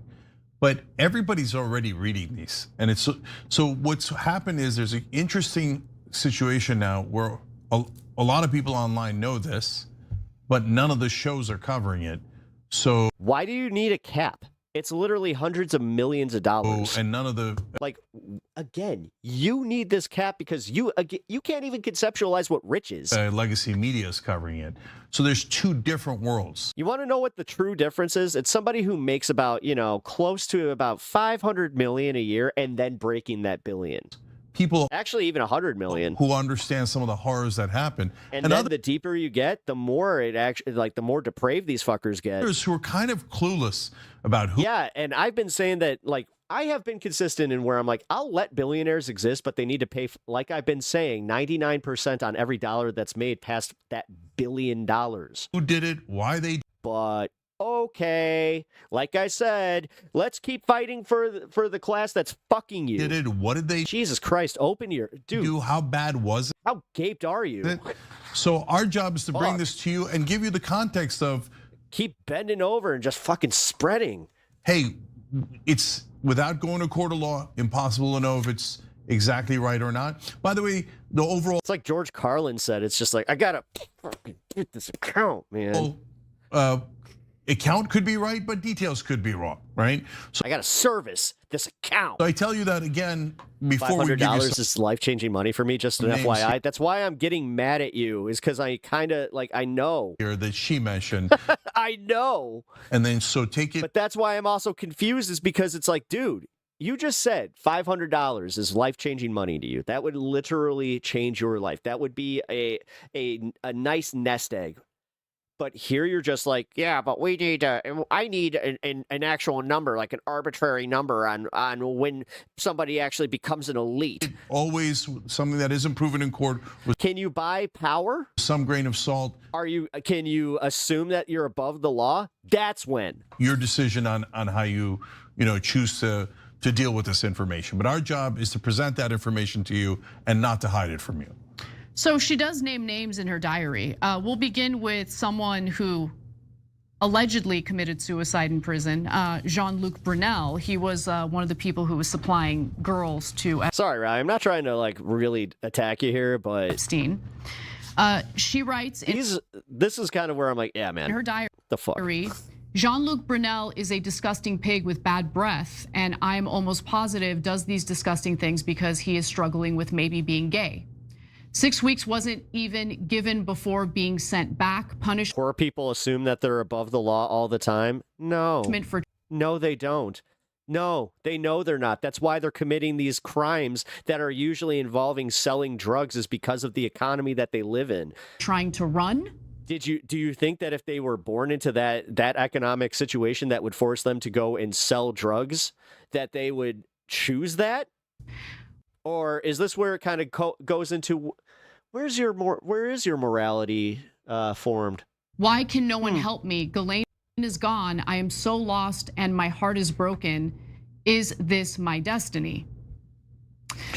So one quick thing about Jean-Luc Brunel. So I didn't know much about him until recently.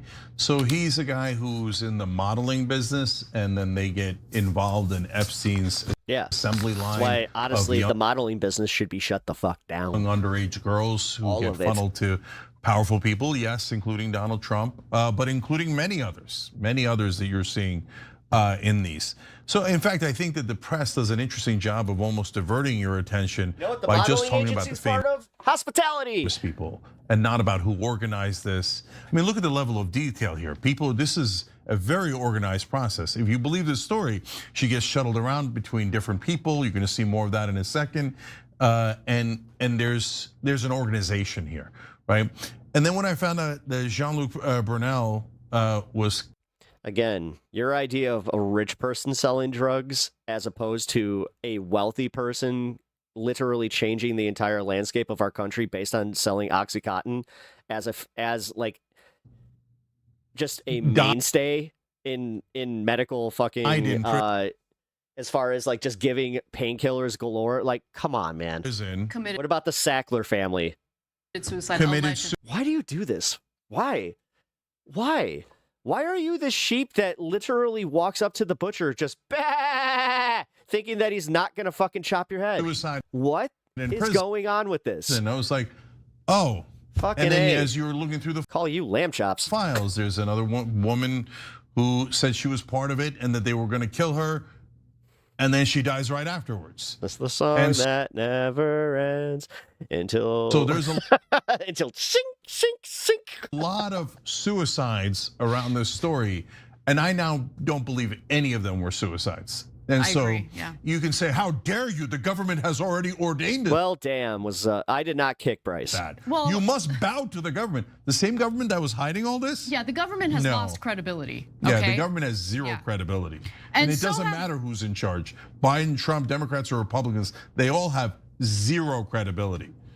So let's move on to You forgot to say good day? Well, hello, Colt. the I actually just saw the you, man. financier, Sorry. who was also Back and mentioned forth. in her diary. And the financier I'm referring to is investment banker Leon Black. So this next graphic will show you what I mean when I say that she writes in code. It's not really code. So let's take a look at the next graphic, graphic 7. It's another poem that she titled Stopped Dead. And right next to the title of the poem, you'll see the name Leon Black. That's the way that she would write in code, right? Instead of writing from the left side to the right, she would like write words up and down like that. Okay, so she mentions Leon Black there, but that wasn't the only time she mentions Leon Black. Let's go to the next one. So she met Black in New York City in 2000, and he was introduced to her as Epstein's special friend. So this is directly from her that's my dog. Diary entry about this. And Yeah, Faded Shadow, that's my dog. Decoded, it says the following. He's nepping. Even though Ghislaine said it was best to take me home because Mr. Black is so important for some reason, my health, this is going to be hell to pay, or there is going to be hell to pay. I ruined their trio, and I am dramatic. I started singing that when Pep did. This shit never When ends. that fat F bit me, he threw me on the Can I pet floor the and got dog? blood all over Jeffrey's What did dog do? carpet, and I am the issue. Who the F bites someone sick? No one is that important, and Leon can go F himself. I hate New York. So there had been some reporting about this a few years ago, actually. So in 2023, I came across this Newsweek piece about allegations made against Leon Black. And I'm gonna read you the excerpts. Black retired from his investment firm Apollo in July 2021 after a review found he paid Epstein $158 million for financial advice between 2012 and 2017 after the pedophile's criminal conviction. Interesting. So, and they're all trying to be like, oh, well, I stopped hanging around him when we found out about his conviction. And then you have shit like this that's like, that was 7 years after that. as I read that piece, it did make mention of one of Epstein's victims accusing Leon Black of biting her in her private area to the point where she bled. Morality can be defined by, actually, funny enough, like most religions and even just like human nature can kind of be broken down to like, do you have a strong sense of community? Do you have empathy? Do you feel when somebody in your life gets hurt? Do you feel a sense of justice? Yeah. That usually constitutes a strong, like that will constitute a morality. So there's even more harrowing stuff in there about the nature of that.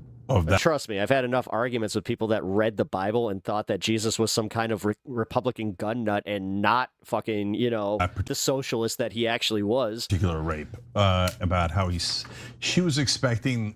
And yes, I apply socialism just based to his teachings, not like he was an actual socialist. Like it wasn't like Matthew 10.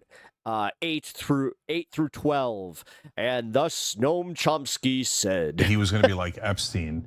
Like that. Epstein gets massages, and then he proceeds to sex, etc., and is apparently not usually violent. Whereas Leon Black slammed her on the massage table, according to her, so hard that it knocked the wind out of her, and then started ripping her clothes off, bit her. And she started screaming, and he would constantly cover her mouth. And so now, guys, in terms of how do you judge this one?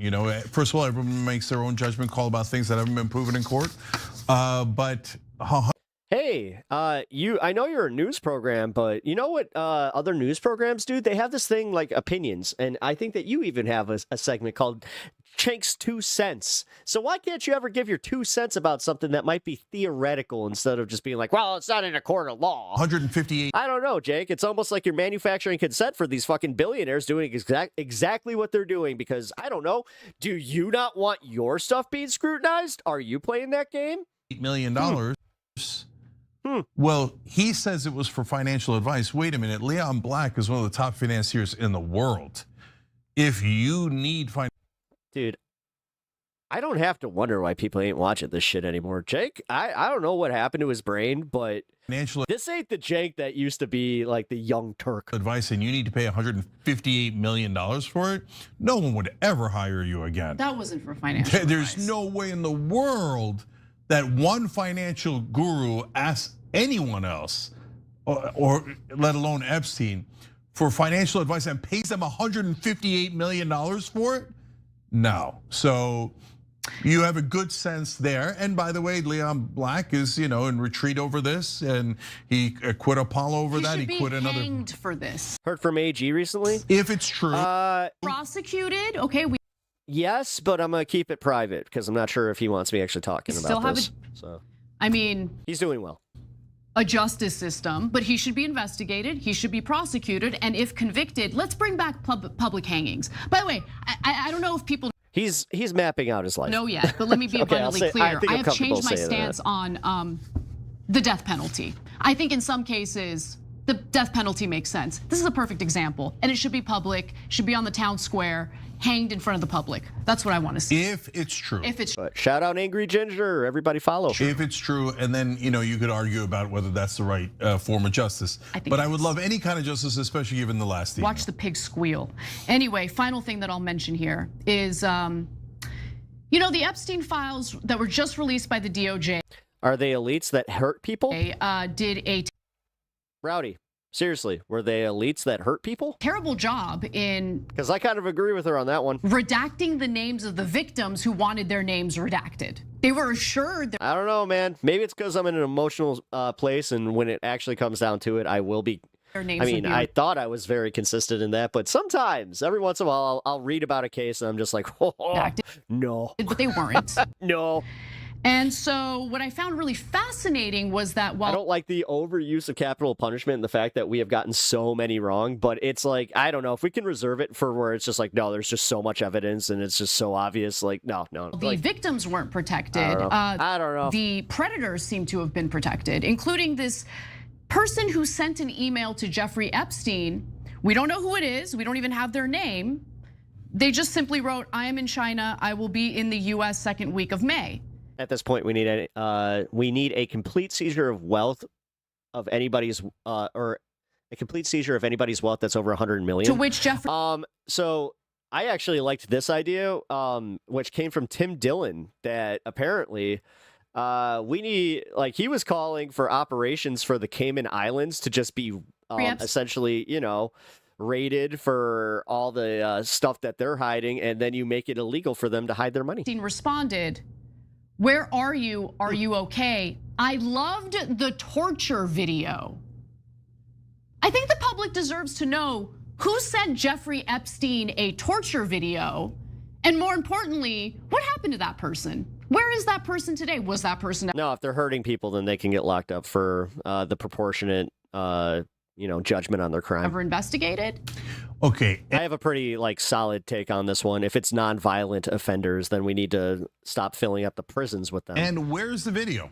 And again, if we're going to hold it to, well, they sold drugs, it's like, okay, Sackler family, hold them to the same, once I see somebody from the Sacklers get that treatment, then maybe I'll take it seriously. Because we know. But until that happens. Oh, there were videos. Yeah, Swiss bank accounts, yeah, same. We know that there was cameras in every room, including the massage rooms.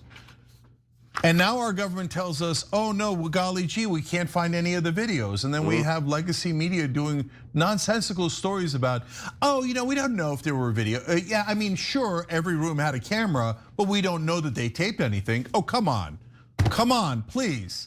So now people are starting to have a little bit of despair here and significant anger, because they're saying, well, okay, our government obviously doesn't work for us, because they knew all of this for decades, and they covered it all up. And it didn't matter who you voted for, they all covered it up. So I don't want to hear any crap about Democrat or Republican on this. All of them are guilty. That's right. Everyone that was ever in the executive branch that had any information about this, you all covered it up. And it's super obvious why you covered it up, because it involves intelligence agencies. Yes. But now you turn to the national media and they're like, and that's why Kamala Harris and Biden are also, yeah, you know what? That's why like the, well, what about Biden? Doesn't work on me. Intelligence agencies. No, the only country being mentioned is I also Russia. think that, yeah, if he covered it up, then he should also go down with everybody else. Kidding me? If you read the files, it is nonstop. Israel, Israel, Israel. Even in this story, randomly, an Israeli doctor shows up. Not a Russian one, not a Bulgarian one, not a Thai one. It's constantly Israel. But I don't know, the reason I bring that up here is I don't know if that's why the media is like shush, shush, that is shush. Why. That is why. Right? That is why. But look at these atrocities. That is why. So the government Anna's got this. Says under no condition will we serve the American people. We will serve the monsters who did this. And then our media comes in and goes, Bill Gates, Donald Trump, Elon. Why did Hassan end his coverage? Elon Musk, whatever. Oh, what? Oh, God damn it. Ethan Klein was on fucking Piers Morgan. Oh, no. Tiny objects, squirrels. Okay, go get all the it. sons of bitches. I don't mind that at all. I think I know what we're doing in the fun half. But you're not talking about who organized this. It is obviously a giant organization. They send women all across the globe to some of the most powerful people on earth. And the mainstream media wants us to believe that there was no organization. It was just Epstein and Ghislaine Maxwell just walking around, and they never mention Ghislaine Maxwell's connections to Israeli intelligence. They never mention Epstein's deep connections. Israeli spies lived in his home, and they're shush, shush. No, we're not gonna shush. This is stuff made of like horror. These are. What point am I missing? I'm trying my best to be good faith. Oh, sorry, I didn't see your comment, Rowdy. More money, more punishment. Horror stories. And so how horrible are the people in charge that they know this happens and they make sure we never find out about it? And what did they use the black? Or we just take it and then we fund our country with it. Before. There we go. We know. Every time you ring the. Okay. You can't afford to ignore this. Okay, so I'm gonna play this for a second, and I gotta pee. So if I have to wait, let's see. Donald Trump is now openly calling for Republicans to steal power from the states, and in his words, take over the elections. Yesterday, he called into the damn. Okay, so I'm glad that he's taking this as serious as it needs to be. Yeah, just so you know, I didn't even put it in the title. We're gonna be watching the Dave Smith versus Tim Pool, obviously. Yeah, woohoo! This is gonna be great, Tim Pool, and he's gonna be.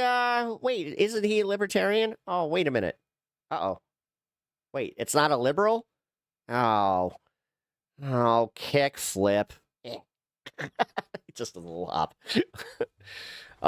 If you guys don't know, that's Tim Pepper. Tim Pepper is Tim Pool's biggest fan, but he happens to be stuck with me. So I have got to do a potty break, though. Yeah, you know what? Here, I have an idea. I got an idea.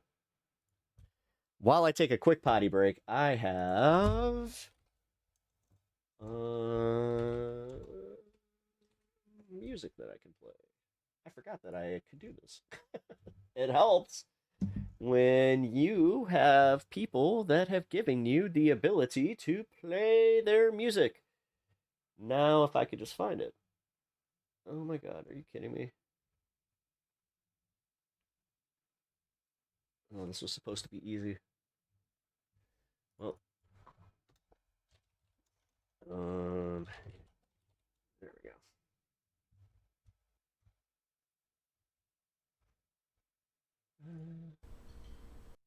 So there we go. Yes, it's a music video. I will be right back. I have to piss.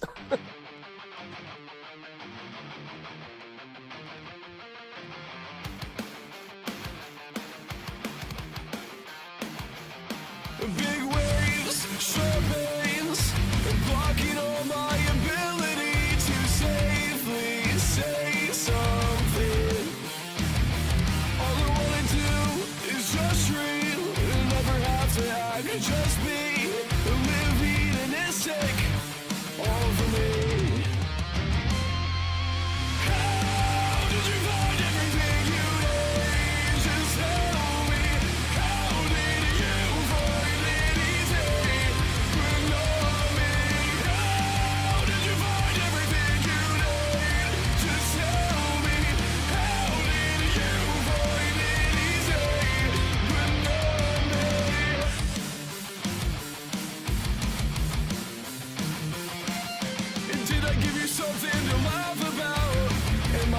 butt of the joke.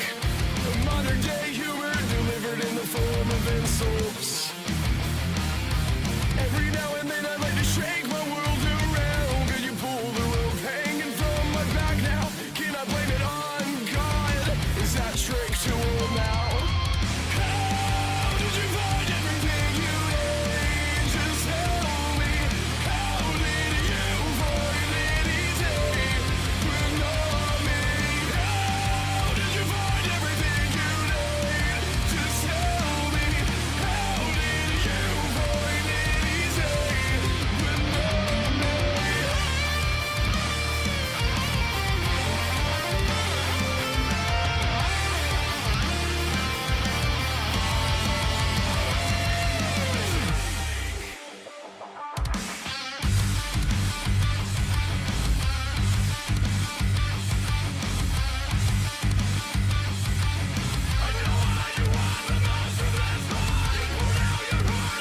Just link the video in the chat.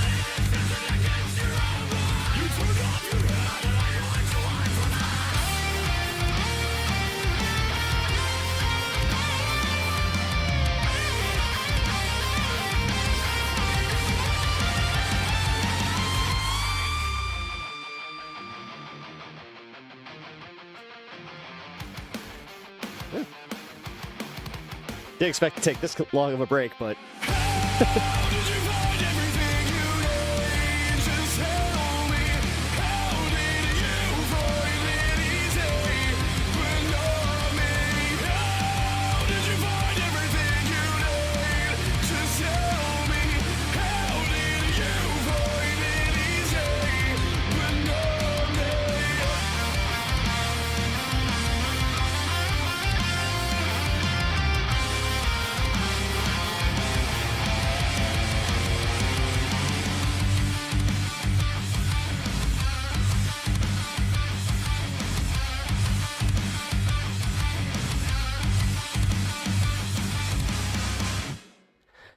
that's Hang Your Hate. You're listening to WPEP Radio. We are always a big fan of Hang Your Hate. They are out of your local Missouri chapter there, where you can always catch them at some bar shows and rocking around. Also, you're going to see them grow because they have some amazing music. So look out for Hang Your Hate.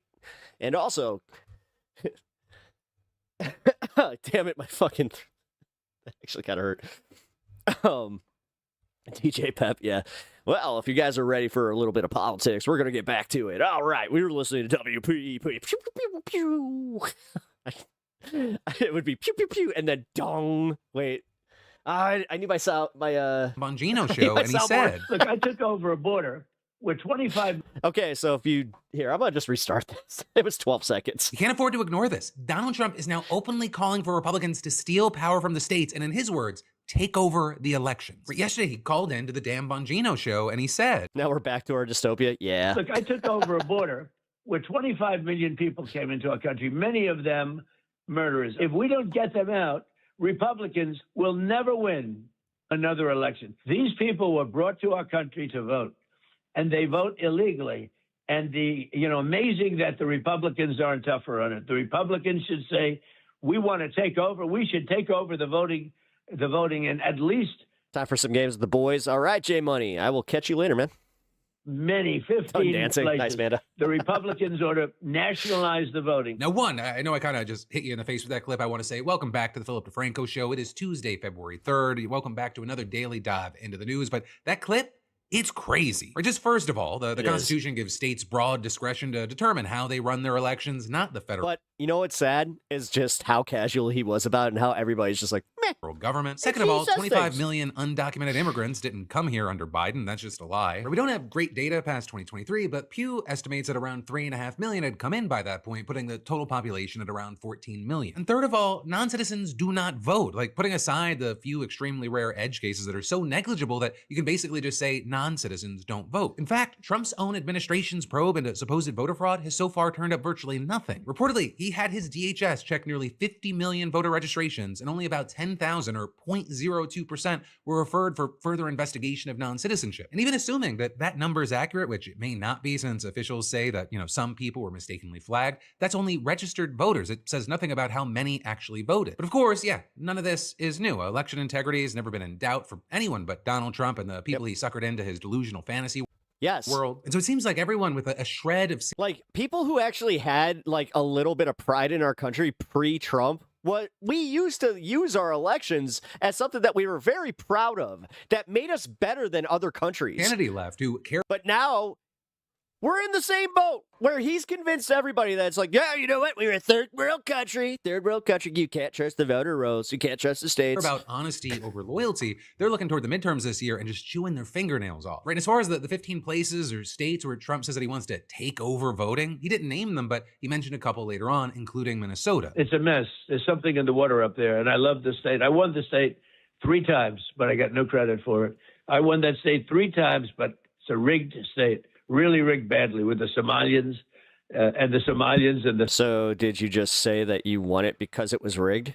You fucking moron. Theft. Also, you had... Again, if anybody ever held him to the same standard as Biden, they would just be like, wait, did you just admit to a crime? I'm talking about Georgia, where Trump's FBI seized truckloads of 2020 ballots, voter rolls, and scanner images from Fulton County last week. Now you're going to see something in Georgia where they were able to get, with a court order, the ballots. You're going to see some interesting things come out. And Trump is right that we have seen some interesting things coming out, though not what he's thinking. Instead, we found out that Tulsi Gabbard actually might be a fucking Russian asset, allegedly. I'm talking about how we saw, of all people, Tulsi Gabbard on site during the FBI raid. Right? And that's really weird and concerning. I mean, we still don't have a very clear answer as to why the director of national intelligence with 0 domestic law enforcement authority would be there. Her job description does not, or rather should not, include on-site involvement in criminal investigative work. Though when lawmakers, they pressed her about it, she replied in a letter yesterday that it does actually fall under her purview because intelligence suggests election systems are vulnerable to foreign interference. But that also still doesn't explain why she attended a different agency's raid in Fulton County in particular. In fact, she admitted that she hadn't even seen the search warrant there. Right, and Gabbard... I can't believe that people on the left used to like this chick. Actually added that she was there because Trump personally asked her to be. And I've always found her to be a little disingenuous. She's just so full of aloha that I just had to call it like I see it and call the aloha bullshit. As far as why Trump made that request, one source told the Times that he wanted her to assist with the FBI's investigation. But now you actually have The Guardian reporting that Gabbard's running her own investigation into the 2020 election separate from the DOJ investigation, and she's doing it with Trump's approval. And reportedly, she's been at it for months, briefing Trump and senior White House advisors every few weeks on her progress. And with that, you have a source saying that she actually wasn't looking at Fulton County until the FBI raid, and other officials saying that the White House had given her far-ranging authority to hunt for voter fraud in multiple states. And so apparently you've got Tulsi Gabbard cooking up something much bigger than Fulton County, but even there, her involvement was more than just an observer. Because the day Diego stirring the pot after the raid, she met with some of the FBI agents, called Trump on her cell phone, and put him on speaker so that he could talk to them, all of which she admits. And you've got sources telling the Times that Trump asked them questions and praised and thanked them for their work on the probe. One official even adding that the call was fairly short, perhaps just a minute long, and compared the conversation to a pep rally or a coach giving an encouraging halftime speech to his players. Now, that same official also claimed that Trump gave no substantive direction to the agents, which is also something that Gabbard told lawmakers. You came back from dinner really salty for some reason. She added that he didn't even ask them questions. Dude, I made a chicken enchilada soup the other day, and I accidentally added a little bit too much salt. Regardless of it sucked. That last part, the fact that they're just like, ooh, that this call even took place is kind of nuts on its own. Right? I mean, as reports have noted, it's nothing worse than when you fuck up a perfect recipe where you're just like, had I not added the salt, it would have been fine. The senior department or I should have used cayenne. Fuck. FBI officials, Mr. Trump spoke directly to the frontline agents doing the granular work of a politically sensitive investigation in which he has a large personal stake. And of course, we can't forget the comment that Trump made at Davos. Oh my God, I just realized that if I ever had a daughter, and yeah, it would be silly if I didn't name her Cayenne or Cyan. Soon be prosecuted for what they did. It's probably breaking news, but it should be. And actually, speaking of prosecutions, Sleepy Don. Even even telling the World Conference that I was about to do something that's breaking news.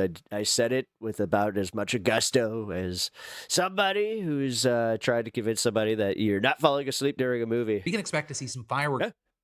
No, I'm totally awake. I'm totally awake. In the coming months from Trump's so-called weaponization working group. Right? That's sorry, Melania. Sorry, I've I stayed awake for all of Melania. Okay, maybe when I say all of it, I mean 1 minute. This DOJ task force that Pam Bondi whipped up last year, and she says that it's meant to investigate Biden's. Oh, my next pet's name? Not a bad one. Of the DOJ against Trump, but critics say that it's actually meant to weaponize the DOJ against Trump's enemies. Either way, it's been almost a year now, and the group has nothing to show for itself, at least not publicly. And so, according to CNN, in recent weeks, Trump's been pressuring Justice Department officials for results in these and other investigations, and recently admonished a group of them for failing to deliver on cases that he wanted brought. And so now this weaponization. I guess that's what happens when you spend your days listening to the dude's cadence, and you're just like, all right, all right. Expected to start meeting. I'll just say it like I say it. Maybe if I just did all my deals like this, then people would have respected the art of the deal. With the goal of producing results. This pep talks guy. Good deal maker. Love the way he talks. Months. And reportedly, the group's head until now, Ed Martin, he's been pushed aside. With him reportedly keeping his title as the department's pardon attorney, but getting marginalized in his other role as the group's head because senior department officials saw him as ineffective in pursuing cases that Trump wants acted upon. By the way, he didn't say, yeah. Oh, wait, self-bestowed. He did say it. Yeah, he called himself Eagle Ed. Right, Martin is also reportedly, hey, you know what? My friends call me Eagle Ed. It's like, no, well, Ed, you don't have friends. Do you just walk around calling yourself Eagle Ed? Yeah. You know what? You caught me. A long rub. Deputy Eagle Ed signing out. Todd Blanche the wrong way. Reportedly, Blanche took issue with his lack of legal experience and got especially annoyed when Martin would go around him, sometimes to the president himself, sometimes. Oh, Rowdy, you taking off? To complain that the department's leadership wasn't moving quickly enough to hold Trump's enemies. I'm glad that you had, glad you had fun. Count. But really, whatever the case, right? With new leadership at the helm and the Orange Man demanding action, this weaponization group, it's going to be something to keep an eye on this year. Especially since Trump's DOJ has charged or investigated just so many people already. Right? You've got John Bolton, Tish James, James Comey, Jerome Powell, Lisa Cook, Don Lemon, all those Democrats who reminded the military not to obey unlawful orders, and on and on and on. But also, Trump isn't just weaponizing the DOJ, they're also doing it with DHS, and we just learned about a new terrifying method that they're using to do so. It's called an administrative subpoena, and right on, brother. The Department of Homeland Security has been using them to target American citizens. And specifically what you're seeing are protesters, students, and those that vocally oppose them. And, we've talked fairly extensively recently about administrative warrants, but an administrative subpoena, it's something different. It's a request for personal information from an establishment like a school, workplace, or even social media platform about specific individuals. And very notably, this type of subpoena does not require a judge or even grand jury's approval. In fact, you've got the Washington Post reporting that officials throughout the Department of Homeland Security, including mid-level roles, have been given authority to approve them. And that's why you've got privacy and civil rights groups accusing Trump's DHS of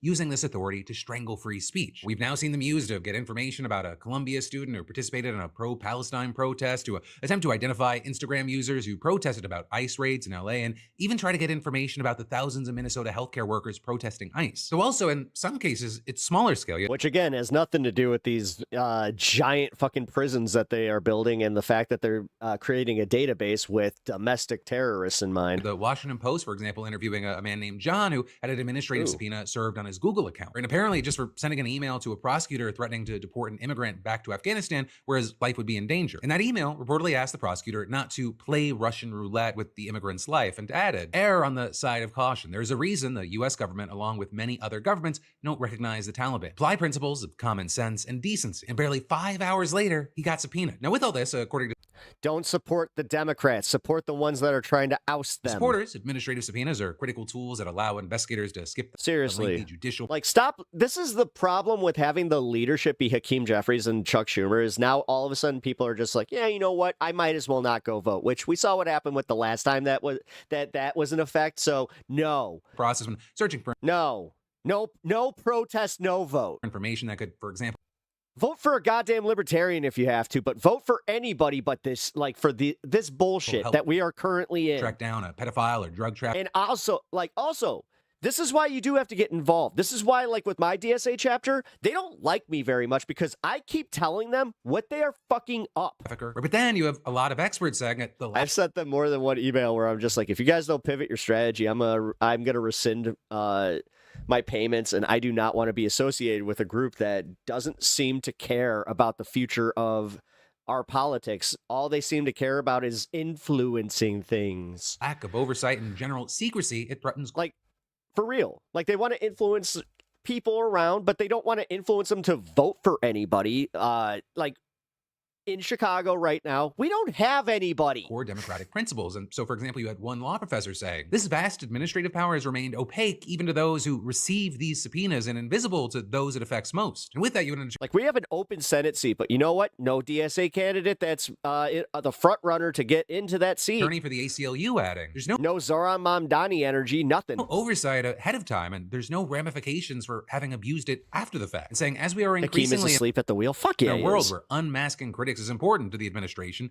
this type of legal process is ripe for that kind of abuse. However, legal experts are also noting that even if the courts decide that DHS is abusing its authority with these subpoenas, it's unlikely that they'll actually be forced to stop using them. And so real consequences or real change here, it seems to kind of be off the table. But I will.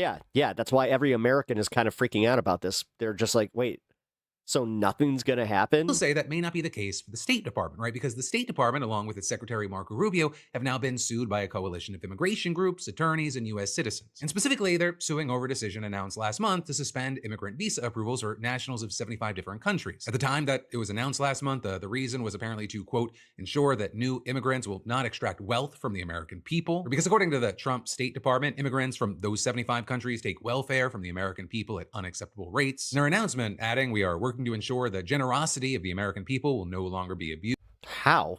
And the countries wait, what? In question included some. Dude, my mom got a denial for fucking welfare way back. Like, this was a few years ago, but they told her that she made too much money on her Social Security. Somalia, Haiti, Iran, and they were just like, nope, sorry. Which is notable. But she didn't. She ended up needing, her husband needed a job. Where Secretary my mom couldn't work. She was disabled. Marco Rubio's own family is from. However, the lawsuit against the State Department was quick to dismiss the State Department's excuses, calling it a demonstrably false claim and adding, many applicants for immigrant visas are not eligible for cash welfare and remain in. My mom's last few years were spent just trying to justify her existence and also make sure that she could get the health care that she deserved, and she didn't. That's why she's dead. Eligible for years. Also, the suit went on to say that the suspension amounts to. My mom didn't die from cancer or anything. She died from putting off a hospital visit that would have diagnosed the pneumonia that killed her. A ban on nearly half of all immigrant visa applications, and so specifically because she lives in a rural area where the doctor in her town was out of network. To get the decision overturned, but also that's not. She literally died. Like, I found out that my mom died from her husband, who went to go wake her up to take her to that appointment. The case against Trump's immigration crusade that we're seeing play out in court. In fact, a judge just blocked the Trump administration's. So yeah, a little fucking salty. Plans to. And I have absolutely zero tolerance for anybody that tries to stand up for this fucking shit ass piece of the shit ass fucking healthcare system that we have. The special. I was gonna fucking commit to that action status from Haitian immigrants. If I'm going all sweary, I'm gonna commit. More than 350,000 Haitian immigrants live and work in the U.S. under what's called a temporary protected status, or TPS. And TPS. Thanks, guys. I appreciate it. Yes, it's given to those whose home countries are unsafe to return for reasons like a natural disaster or political instability. And in Haiti's case, it was activated in 2010 after a catastrophic earthquake, and it's been extended multiple times because again. Oh wait, or did you say bye to somebody else?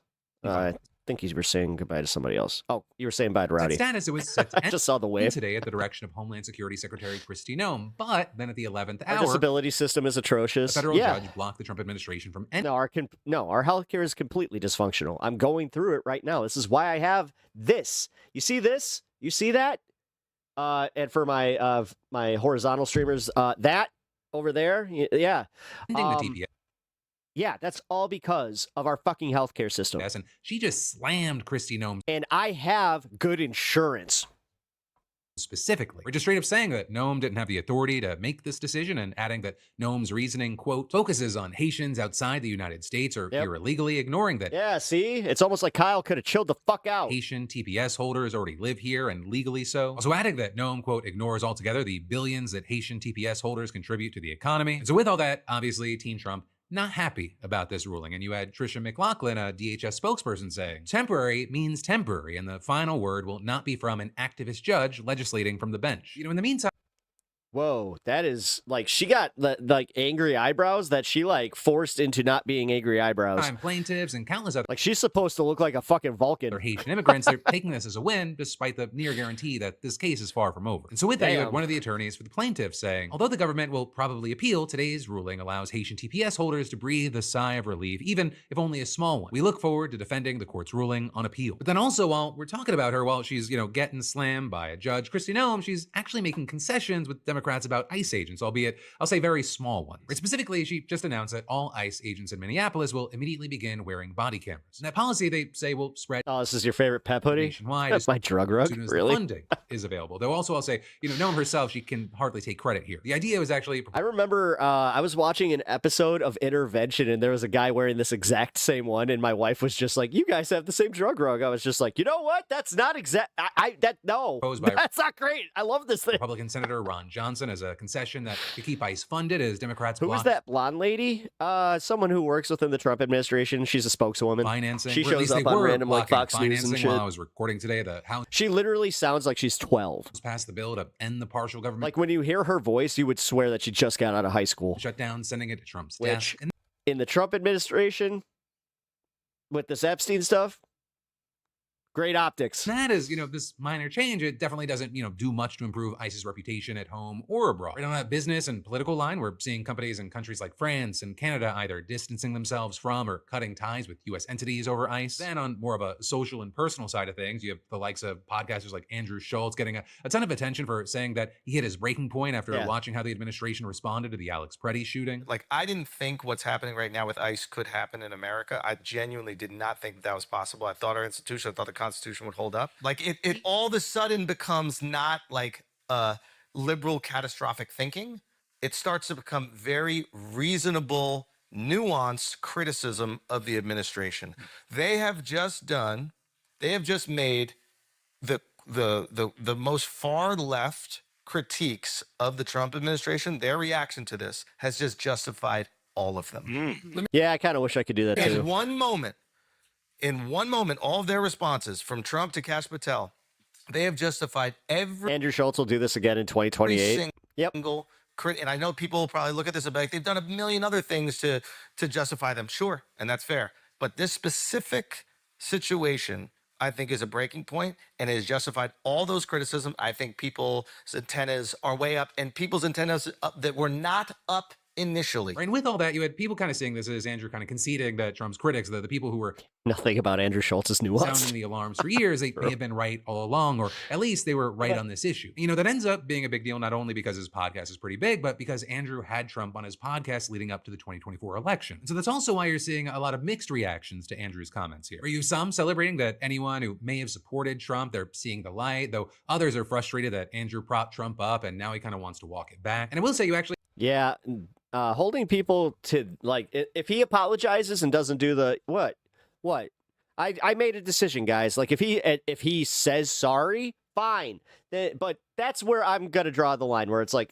he at least needs to acknowledge that he was wrong. That was barely doing it. Actually had his co-host Charlemagne pushing on that front. Did you not believe Trump and Charlemagne, would do any of the things that he said he was going to do because you didn't know, or because you believed in the guardrails of America? I believe in the guardrails of America. Like, there are a lot of things that he ran on, right, that were very seductive, that seemed possible and seemed very doable.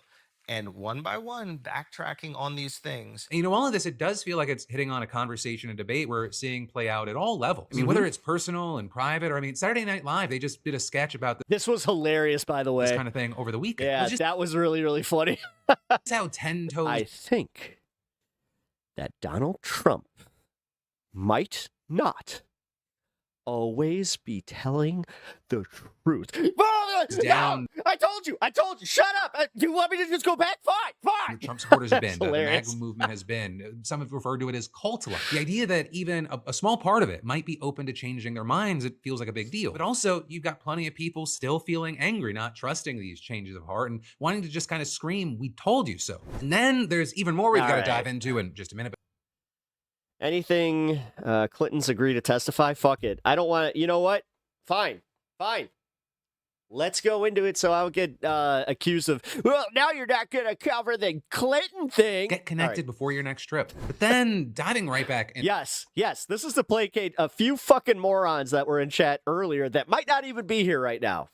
But let's do it. Into the news. Bill and Hillary Clinton have now caved to Republican demands that they testify before Congress on Jeffrey Epstein, but also Trump's DOJ has continued to insist that the case is closed even as millions of files remain unreleased. Starting with So then that means why have them testify? the Clintons, this actually goes back to July when you had House Democrats on the House Oversight Committee forcing a vote to subpoena the DOJ for its files regarding the investigation into Epstein. And the committee also voted for additional subpoenas against the Clintons, 8 former top law enforcement officials, and Ghislaine Maxwell, who's currently serving a 20-year sentence on sex trafficking charges in connection to her role recruiting girls on Epstein's behalf and facilitating his abuse. Now, Maxwell, she's scheduled to be deposed on February 9th, and only one person, former Attorney General William Barr, has already appeared to testify. Also, the Republican chair of the You wish Vertical had trolls Oversight right Committee, now? James Comer, has Yeah. withdrawn the subpoenas for I should have covered this one at 5. 5 former attorneys general who wrote in statements That's when they all seem to, show to the up. panel that they had no knowledge relevant to the investigation. You also had the committee excusing I former have noticed that there's like a timetable on like how they'll feature my YouTube in Vertical, and right when I hit past the 2-hour mark, it kind of is just like, if people are there, they're there, but we're not going to push this anymore. FBI directors James Comey and Robert Mueller from giving live depositions. But one, Comer refused to excuse I don't know, guys. Might have to make the show only 2 hours. the Clintons, although they repeatedly think I offered can to do provide that. the same kind of sworn statement that others had provided. And 2, he also falsely accused them of ignoring the subpoenas, despite their attorney sending multiple letters trying to work something out. Now, that said, Comer has been absolutely right when he claimed that the Clintons have been trying to find a way out of testifying. They were originally scheduled to speak with the committee way back in October of 2025, but then those sessions got delayed until December and then pushed back again to January after the Clintons said that they had to attend a funeral. And then the Clintons told the committee that they wouldn't participate in the rescheduled closed-door depositions at all. And this, even as Comer had threatened to kick off the process to hold them in contempt of Congress, which is punishable by up to a year in prison, as well as a fine of up to $100,000. And in fact, we've seen this play out before. Trump allies Steve Bannon and Peter Navarro, for example, they both served 4-month sentences after being found in contempt of Congress in 2021 for defying a subpoena issued by the committee investigating the January 6th attack on the Capitol. Though I will say, notably, not every witness who defies a congressional subpoena is referred for contempt. Republican Representative Jim Jordan of Ohio, for example, he was among the Republican members of Congress who received a subpoena as part of the Jan 6 investigation, but he refused to cooperate. And then, of course, also when Trump was subpoenaed, he sued to try to block it, and the committee eventually withdrew the subpoena. And as far as the Clintons, their lawyers have argued that the subpoenas that they received are legally invalid, saying that this is nothing more than a ploy to attempt to embarrass political rivals as President Trump has directed. But then, after they failed to show up for their most recently scheduled depositions, the Oversight Committee passed resolutions to move forward with holding them in contempt. And notably, you had 9 of the committee's 21 Democrats joining Republicans in support of the charges against Bill, and 3 even supported the measures against Hillary Clinton. And so with all that, you then had the Clintons agreeing to testify. But first, they said that certain conditions would need to be met, including 1, the interview needs to be limited in scope to matters related to the investigations and prosecutions of Epstein, 2, that each session would be no more than 4 hours long, and 3, that Bill Clinton be allowed to bring his own transcriber. Then what you saw was Comer reject that offer, and last night the House Rules Committee met. Oh, that's weird, because that seems pretty reasonable. To start the especially if it's behind closed doors. It's almost like they're trying to do something where they can disingenuously use the testimony. It's almost like, I mean, I may not like Bill Clinton. I may not agree. I mean, I want him to testify, but no, in this political atmosphere that we're in, don't just hand Donald Trump everything that he fucking wants because you know what he's going to do with it. To bring the contempt vote to the House floor. But then you had the attorneys for the Clintons emailing Comer and saying that they would agree to his demands, with a spokesperson adding on Twitter, they negotiated in good faith, you did not. They told you under oath what they know, but you don't care. The former president and former Secretary of State will be there. They look forward to setting a precedent that applies to everyone. So with that, the contempt proceedings have been put on hold, but they also haven't been called off, with Comer saying in a statement, the Clintons' counsel has said they agree to terms, but those terms lack clarity yet again, and they have provided no dates for their deposition. Comer needs to be locked up too. We'll clarify the terms. They are agreed. All these elite motherfuckers, they all need to be fucking, like, he is complicit in this shit. He is one of those elites. To and then discuss next steps with my committee members. And then you also had Speaker Mike Johnson saying today that the Clintons would have until noon to provide details of how they plan to comply with the subpoenas if they didn't want the contempt vote to move forward. So we'll have to see where this goes, but it does seem unlikely that any new information would actually come out out of in-person testimony. Neither Clinton has actually been accused of any wrongdoing in connection to Epstein, and both have said that they don't know anything relevant to the committee's investigation. But what we do know is that Clinton was definitely acquainted with Epstein, though he is believed to have cut off contact with him 2 decades ago, and there's no evidence that he's ever visited Epstein's island. That said, he did take 4 international trips on Epstein's private jet in 2002 and 2003, according to flight log, and he's also appeared in Epstein-related photographs released by Congress and the DOJ, including one showing him with Epstein, another showing him in a pool with Ghislaine Maxwell, and 2 others showing him on a private plane and in a hot tub alongside a woman or girl whose face is redacted. And as far as Hillary, there's no known connection to Epstein besides through her husband, right? And their lawyer has said that she had no personal knowledge of Epstein or Maxwell's criminal activities, never flew on his aircraft, never visited his island, and cannot recall ever speaking to Epstein. Now, with all that said, as far as what else we're seeing with this latest Epstein files release, we're seeing continued backlash about what wasn't released, and also the way the whole thing's been handled. Right, as we talked about, you had survivors understandably outraged after the files appeared to expose the name. Goldsmith, I'm gonna just give you a warning. Of at least.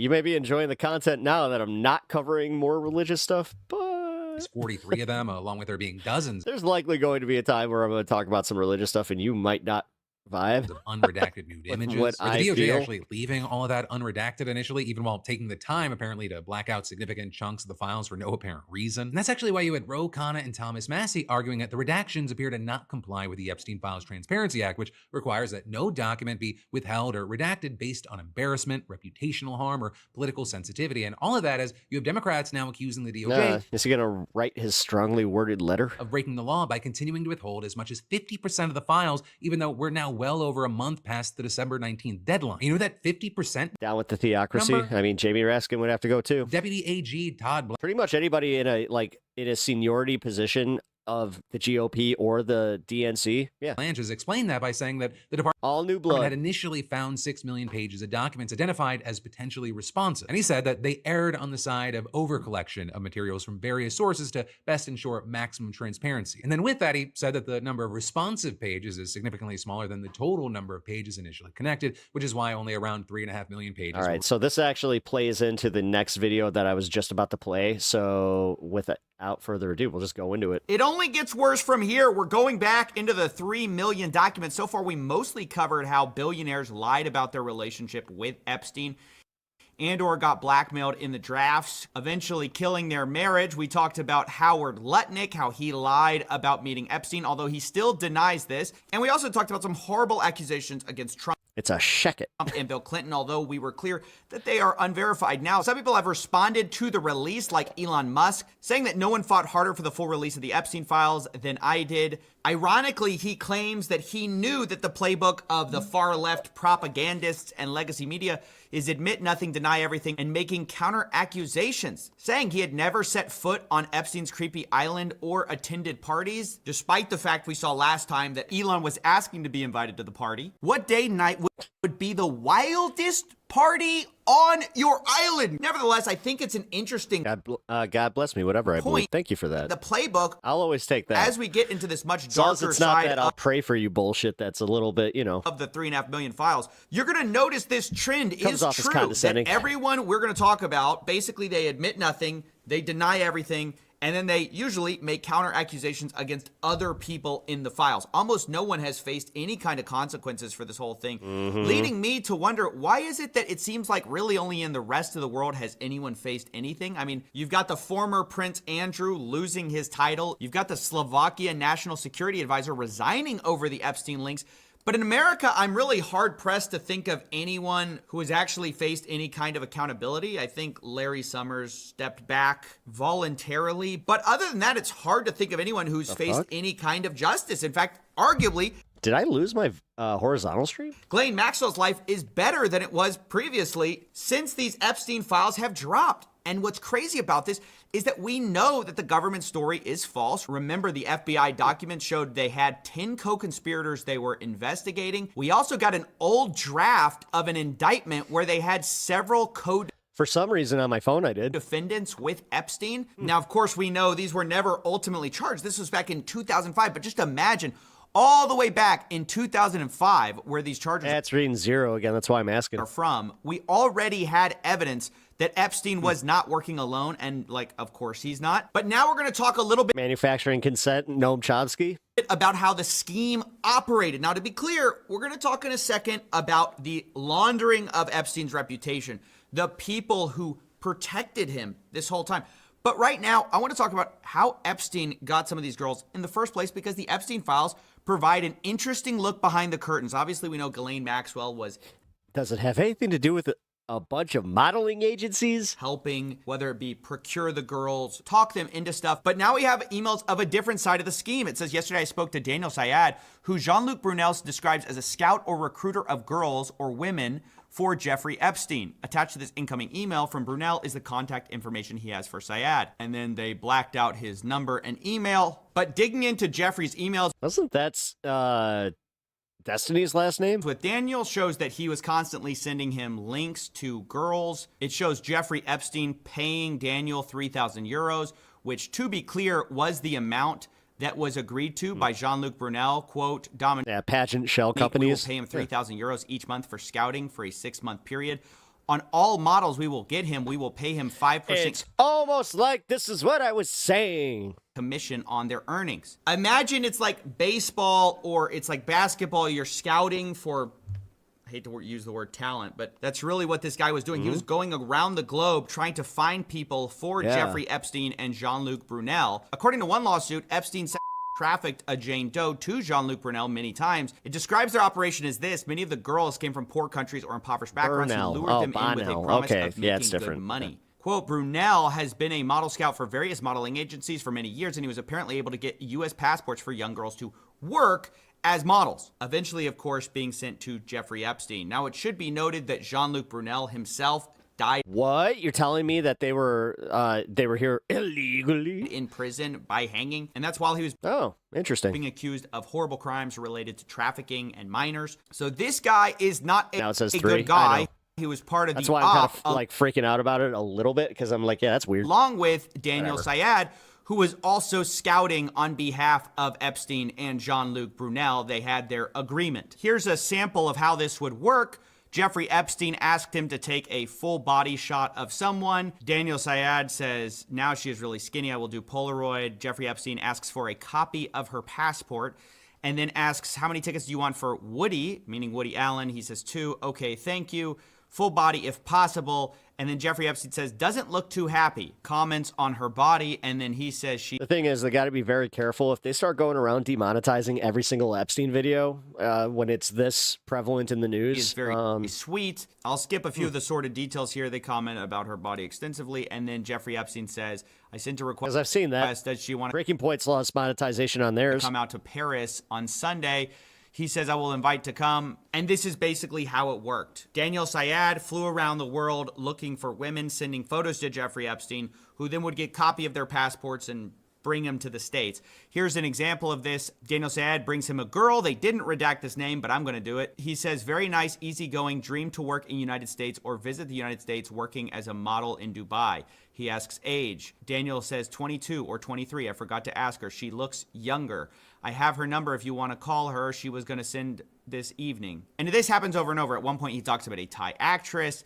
Jeffrey Epstein says he can see her on Wednesday, and then he complains that she wants to meet in a like I said, this is still happening. Restaurant. I don't do that in New York. And then says she didn't even respond. Not nice. The point is, a lot of these girls were looking to come to the United States for one reason or another, for some kind of dream. They would ask for passports or visas, and then ultimately get sent here by and now they'll all get gold cards of people who would later be accused of trafficking or other abuses. Now, to be clear, there have not been charges against... I mean, did you see that the H-1B visas are going to OF models? Gee, why would that be? Daniel... It's almost like, I don't know. It's almost like they want to just try and do this with a different... like a different way, and maybe make it a little bit less, obvious, or maybe more obvious. Who knows?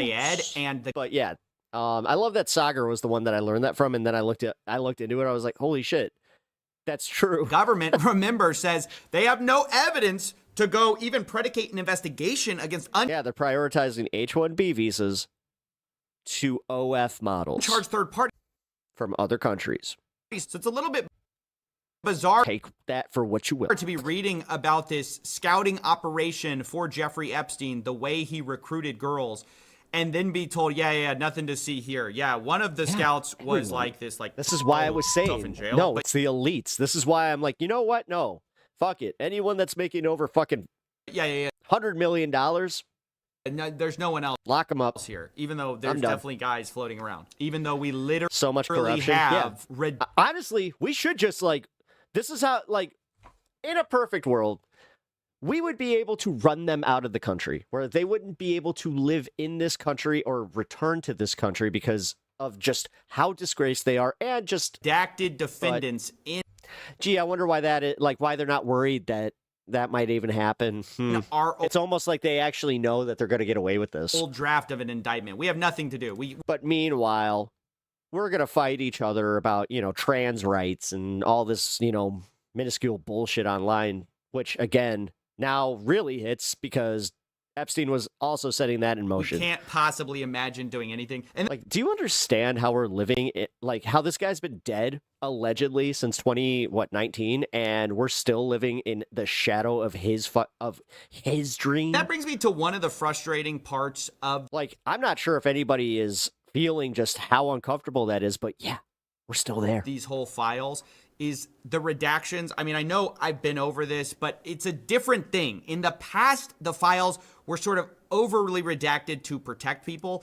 The problem this time is not only are a lot of people still being protected, like literally the names of the people they were going to charge, you couldn't argue those are victims, but the work was just done so sloppy that oftentimes you'll find that the DOJ has uploaded 2 documents that are functionally identical, and they redacted one but not the other, letting you see what's ultimately behind the mask, which is dumb because sometimes the thing they're redacting is Jeffrey Epstein's name.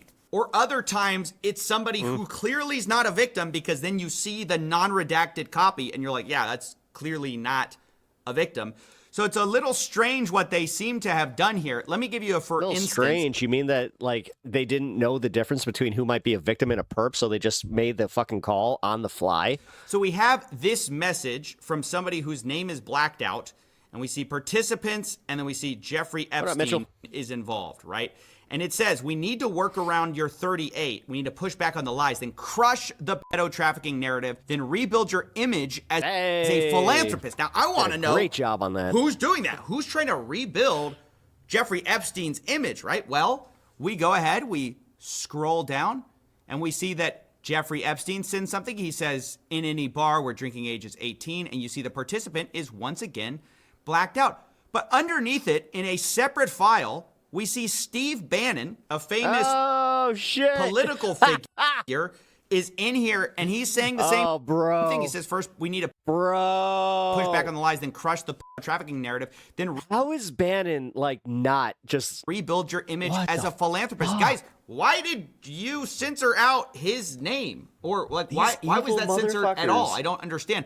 And I certainly don't understand why Jeffrey Epstein's name in this one. God, everybody in MAGA has to feel so fucking stupid at some point. Like, they're going to. I'm hoping. Is censored. So, Jeffrey's not censored in this one. Steve Bannon and Epstein created Gamergate as a psyop. Yeah, no shit. But and then guys like Geeks and Gamers and fucking Bannon, that chud that pissed in his fucking on his floor, whatever his name is. And then Bannon's not censored in this one, and Epstein is. And sometimes this creates the bizarre impression that they are censoring for victim names or for some like kind of victim status or for some reason. And then you see the other file and you're like, wait, why did you do this? It's just very poorly done throughout. That's just something I wanted to comment on, is not only did they once again not fully redact things because they were sloppy, but also like victims' names got stuck in this. Like girls' names appear sometimes, and like I'm not sure, are they supposed to be redacted? Oh shit, 50 likes because they're redacted over here. They're not over here. I'm seeing zero. I'm seeing zeros on all my stuff right now. Figure out who it is. It's just kind of a mess. I needed to point that out. You know, other times we have things because that's what you are. Things like this, like Brock Pierce, a co-founder of Tether, also known as the biggest stable coin in the world. He sent a message to Jeffrey Epstein with the subject line Anastasia. And then it's just a bunch of redacted stuff with a few untitled JPEGs in here. And so, you know, you're thinking to yourself, what is this? Is he sending some illicit media? Like, what what is this? Well, then we have this page where it wasn't redacted. I put that little dark square that I didn't know if this should have been redacted or not. But it's like a bunch of JPEGs. Now, does that contain victims? Is Brock Pierce sending photos of victims? I don't know because of the way the government did this. But underneath, it says, the Ukraine is now my favorite country, smiley face, Brock Pierce, with the subject line, Anastasia. I don't know what to make of that. I'm just saying, the redactions, like the way they did this is not good. But now let's return to Steve Bannon and his, we're going to crush the trafficking narrative. Because this guy, oh boy, has been revealed in the files to being like Jeffrey's right-hand PR man. Yep. I mean, this and guy this motherfucker still has a podcast that is placating to everybody that would really benefit from seeing this, but instead they're listening to the guy who is literally guilty of being part of it. Filming basically a documentary about Jeffrey Epstein in order to rehabilitate his image. And some of it has actually leaked to the public. It's been interesting to watch how that's been received. But the funny thing is that originally Jeffrey Epstein's plan was to just do a YouTube video, like an apology, like a old school 2016, turn on the camera for authenticity and saying, you know, he says, do you think I can do my own video interview and upload it to YouTube? No sandbagging, interview format, or like a diary piece. Steve Bannon says if you do an interview, it can't be like Johnny does a YouTube. It has to be amazingly professional and perfectly cut. Then Jeffrey Epstein responds, Woody, we assume Woody Allen, because they were close, said he would help edit. Not sure how to stage, what points to make. But better than trying to do an interview that I have no experience doing. Goal is to humanize the monster. Anything written carries little weight, to which Steve Bannon replies, yes, Jeffrey Epstein, should it be an interview format, interviewed by me? They start talking about, like, how do we do this? Humor, apology, how did I get rich? Question mark, topics. Their brainstorming, how do we trick the public into seeing me as more than a monster? Now, funny enough, right before this, Jeffrey Epstein asks about a dinner with Woody, and then he says, or too many pedos in one place. And you gotta love the self-awareness there. Now, I don't know what he meant by that. To be clear, I'm not making that accusation against Woody Allen. We'll talk about him in a second. That's Jeffrey Epstein saying that. I think what's interesting to point out, though, is how all these rich and powerful people are circling the wagons to try to protect Jeffrey Epstein's reputation, right? This is a guy who at this point has been known for years to have pled guilty to these 2008 charges. This was an open secret. And so Steve Bannon goes along though anyways, and he films this documentary. Now what's interesting is he starts talking about the documentary and he starts saying, I'm watching our second hour. This is literally evil. Now, guys. This is evil incarnate. We're blown away. I didn't think. If you guys believe in evil, this is it. It was strong at the time, but meanwhile, these guys, the same ones that are discussing this shit, convinced a bunch of the people that support Trump politically to think that we're evil. I was wrong. To think that the left are evil, to think that people with empathy are evil, to think that like their neighbors are evil. They have been worked. Like, this is the biggest psyop in the history of the world, and it worked like a fucking charm. Need huge part about threat of AI versus reality, threat of climate change. Yeah, it was literally created for these guys. Where the notes start going back and forth of, and by them. It was a FUBU experiment. We get you to think of other things. So part of the conceit of this big interview of Jeffrey Epstein was to try to humanize him and actually present him as this genius, everyman, quirky guy with a few flaws, right? They knew they couldn't run away from the crimes. To quote, in Bannon's words, yes, yes, yes, of course, but we must counter rapists who traffics in female children to be raped by world's most powerful, richest men.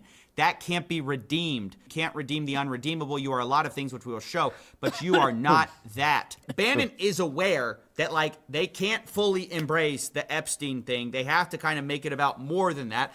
And if you see the YouTube clip going around, that's what that is. And it's been so interesting to watch the reaction because you see, even for people who've been prepped with the idea that this is basically propaganda, some of them still fall for it. They post things like, you know, oh, bro is casual. Breaking this comes from the files. Peter Thiel and Epstein discussed the grand plan is to keep the U.S. isolated and keep the world quote unquote a mess with lots of bad guys, so they have to do less to destroy us all.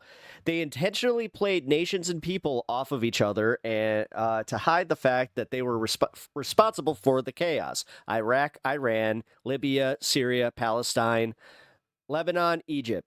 We would have to admit a strategy brilliantly executed, said Epstein. Holy shit. He is happy about the devastation in the Middle East. Actually confirming the world's conspiracies because he's talking about 2008. But guys, that's the whole deception. They're like trying to be like, hey, this guy, this horrible monster, he's going to tell you this. So that explains the last 30 years? Yes. Secrets of the inside club. So you think more, that's the whole thing. Like I said, the only solution to this is to literally just start over. That's how they're getting away with this. It's not some kind of, oh, he happened to want to talk about this. This is all and we need people, like better journalists, to vet these people and ask the hard questions. Not Ro Khanna sitting there with his little fucking smug face, just going, hee hee. Oh, thank you for the interview. Thank you, Brian. Thank you, Brian. I'm glad to see you again, Brian. This has gone through fucking Brian Tyler Cohen. Revisions. Jesus. They even called Jeffrey Epstein the smartest guy in the room. Look, you're the smartest guy in the room, right? You know that. It's honestly ridiculous anyone believes the false conceit of, you're obviously the smartest man in the room. You could tell us the world's secrets. I mean, this guy, honestly, he talks about some of his engagements, like with the Rockefeller board, and he tries to say that owning a calculator is why he got that. It was very advanced in those days to have a Texas Instrument calculator, where it could, by putting in the numbers, it would multiply for you to do square roots.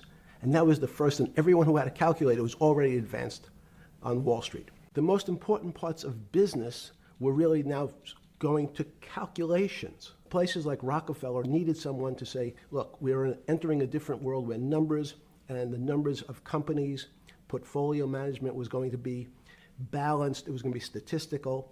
Jeffrey, could you come on the board, potentially sit on the finance committee?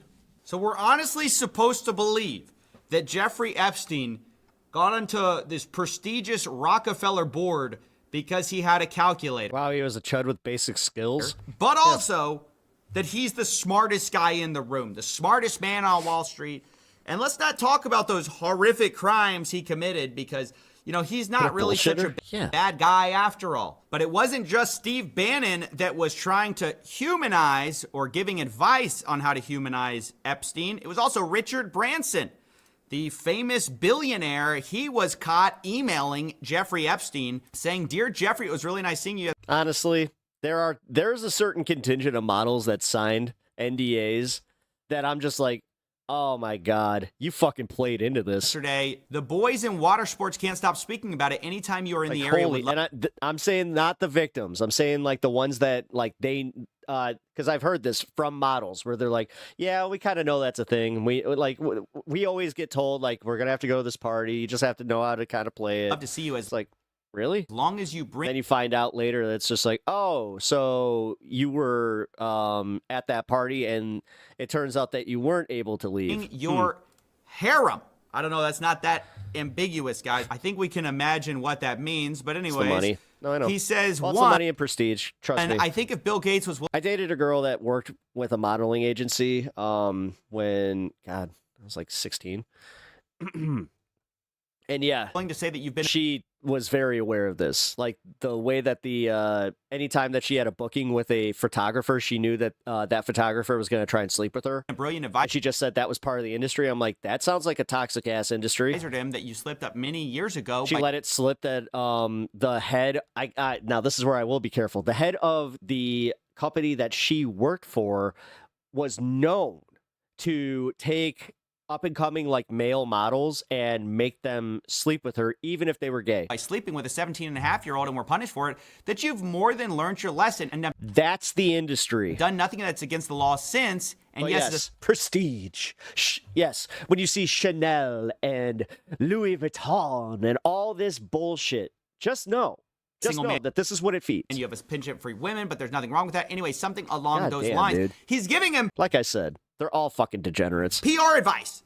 How to get your reputation back. Hey, Jeffrey, privately, I loved you. You can come back anytime with your harem. Jeffrey Epstein responds, nice seeing you. Thanks for your hospitality. I appreciate your public relations thoughts. Now, according to the New York Times, a Branson representative said the two had a business meeting and stressed the women were adults and had not attended the meeting. All above board. Yeah. That's what everyone says, by the way. Remember what Elon Musk said, right? That's the playbook. Admit nothing, deny. Oh, trust me. There's also like the other stuff about it where it's like you have marriages like I'm just going to use this as an example. This is not the case, so I must stipulate that I have not heard that Rihanna and I forgot who she's married to, but like some famous rapper.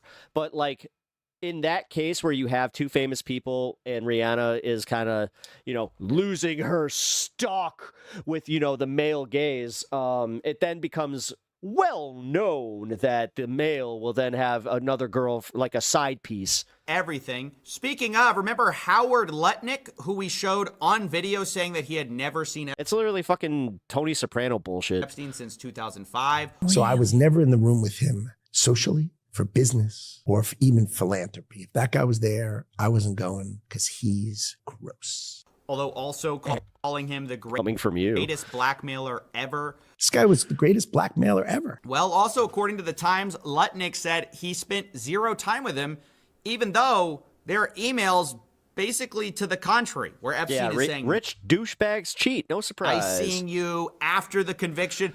I mean, these people, not only are they lying, they won't even admit when they've been caught lying. But now let's talk about Prince Andrew, too, who was caught lying over a woman at some kind of a party. I mean, just not a good, this is not doing you any favors, I know Prince Andrew soon will probably be on the comeback tour. It's going to be a bunch of highly paid PR execs. Maybe Steve Bannon can jump in, shoot another 5-hour podcast trying to rehabilitate him. Like, Prince Andrew, what's the secret? Yeah, it's almost like we need to fucking take a stand against this shit and just be like, here's a reminder that this was all planned by these people. Behind the royal family. Look, you're the smartest guy in the room.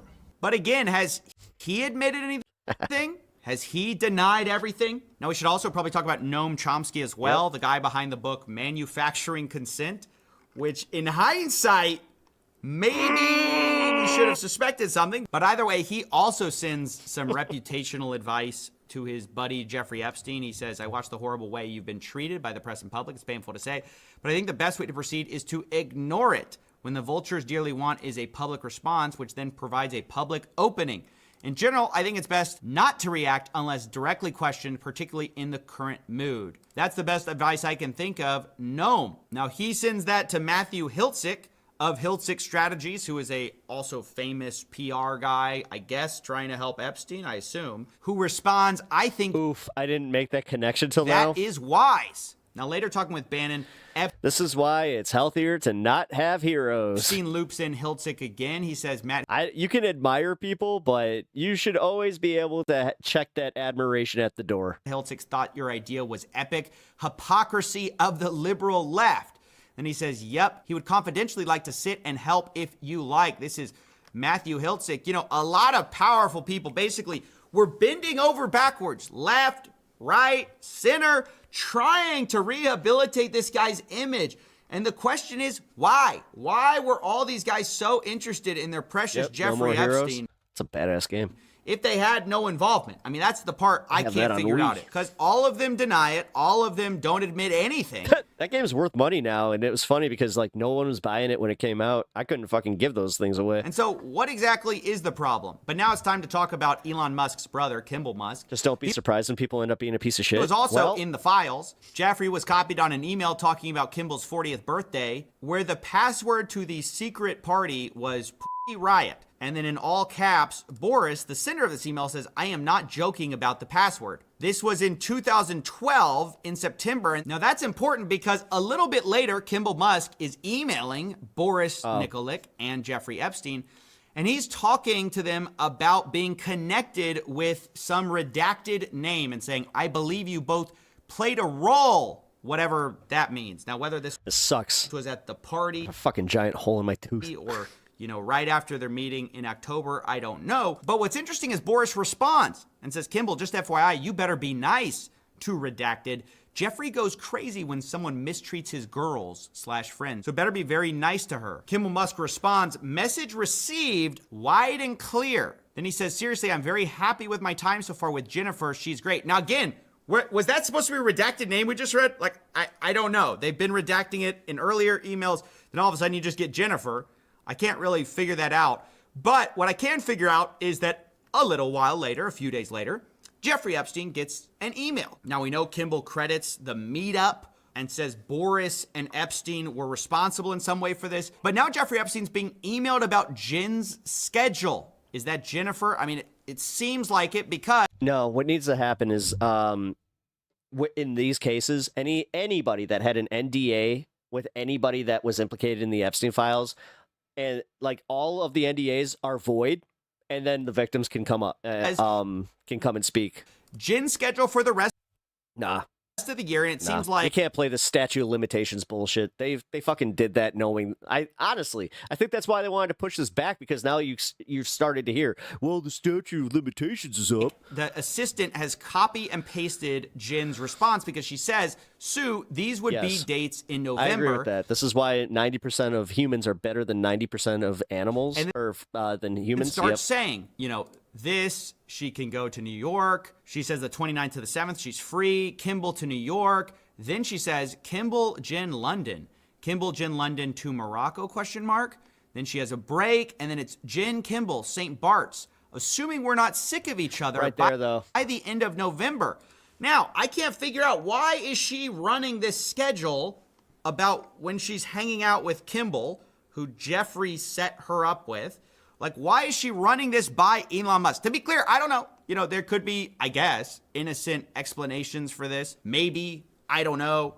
But all I see are constant, powerful people either being introed to girls, talking about the harem, talking about beautiful ladies, and the FBI, they can't figure it out. They have no evidence to even investigate third parties. Why? I guess because they're rich and powerful. Around the world, we're seeing resignations. We're seeing people lose their status. But here in the United States, we've got like multiple presidents in the files. We've got the world's richest man in the files, several of the world's richest men in the files, and we just can't drum up any kind of evidence. It's just incredible to me.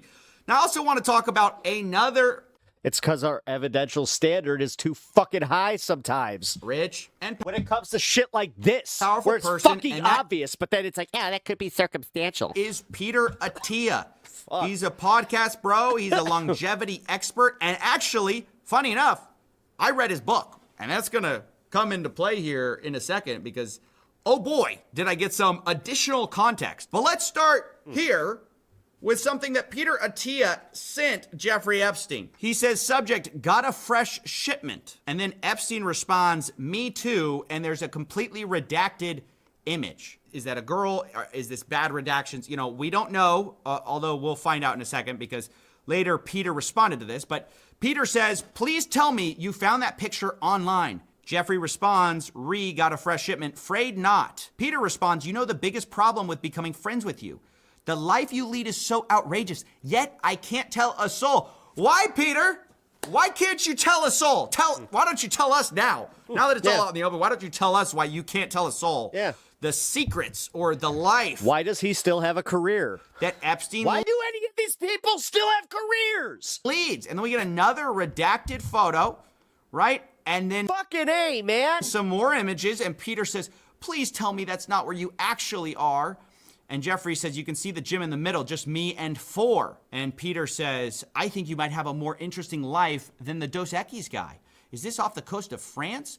No, it's my island in the Caribbean near St. Thomas. If you go to Google Earth and type in Little St. James. Beautiful. Isn't that nice? Behind closed doors, it's beautiful. In public, we'll hear about what a monster this guy is, right? But behind closed doors, when nobody's watching, oh, it's beautiful. There's some other stuff Peter Attia said, which I'm not going to get into. I don't think it's very, appropriate for medical professionals to be saying such things. But, this wasn't all business, right? This wasn't just doctor-patient kind of stuff. There's a lot of guy talk, a lot of banter between the fellas about ladies. And maybe that's why Peter Attia says that hopefully Jeffrey Epstein is in town when I'm back in... Actually, I did no crimes because the expiration date doesn't exist anymore. Yeah, I swear. Dude, we live in the dumbest fucking country. We really do. Jeffrey Epstein withdrawal. So fucking stupid. When I don't see him. So guys, these two were close. I mean, apparently so close that, Peter Attia goes into withdrawal when he doesn't see him.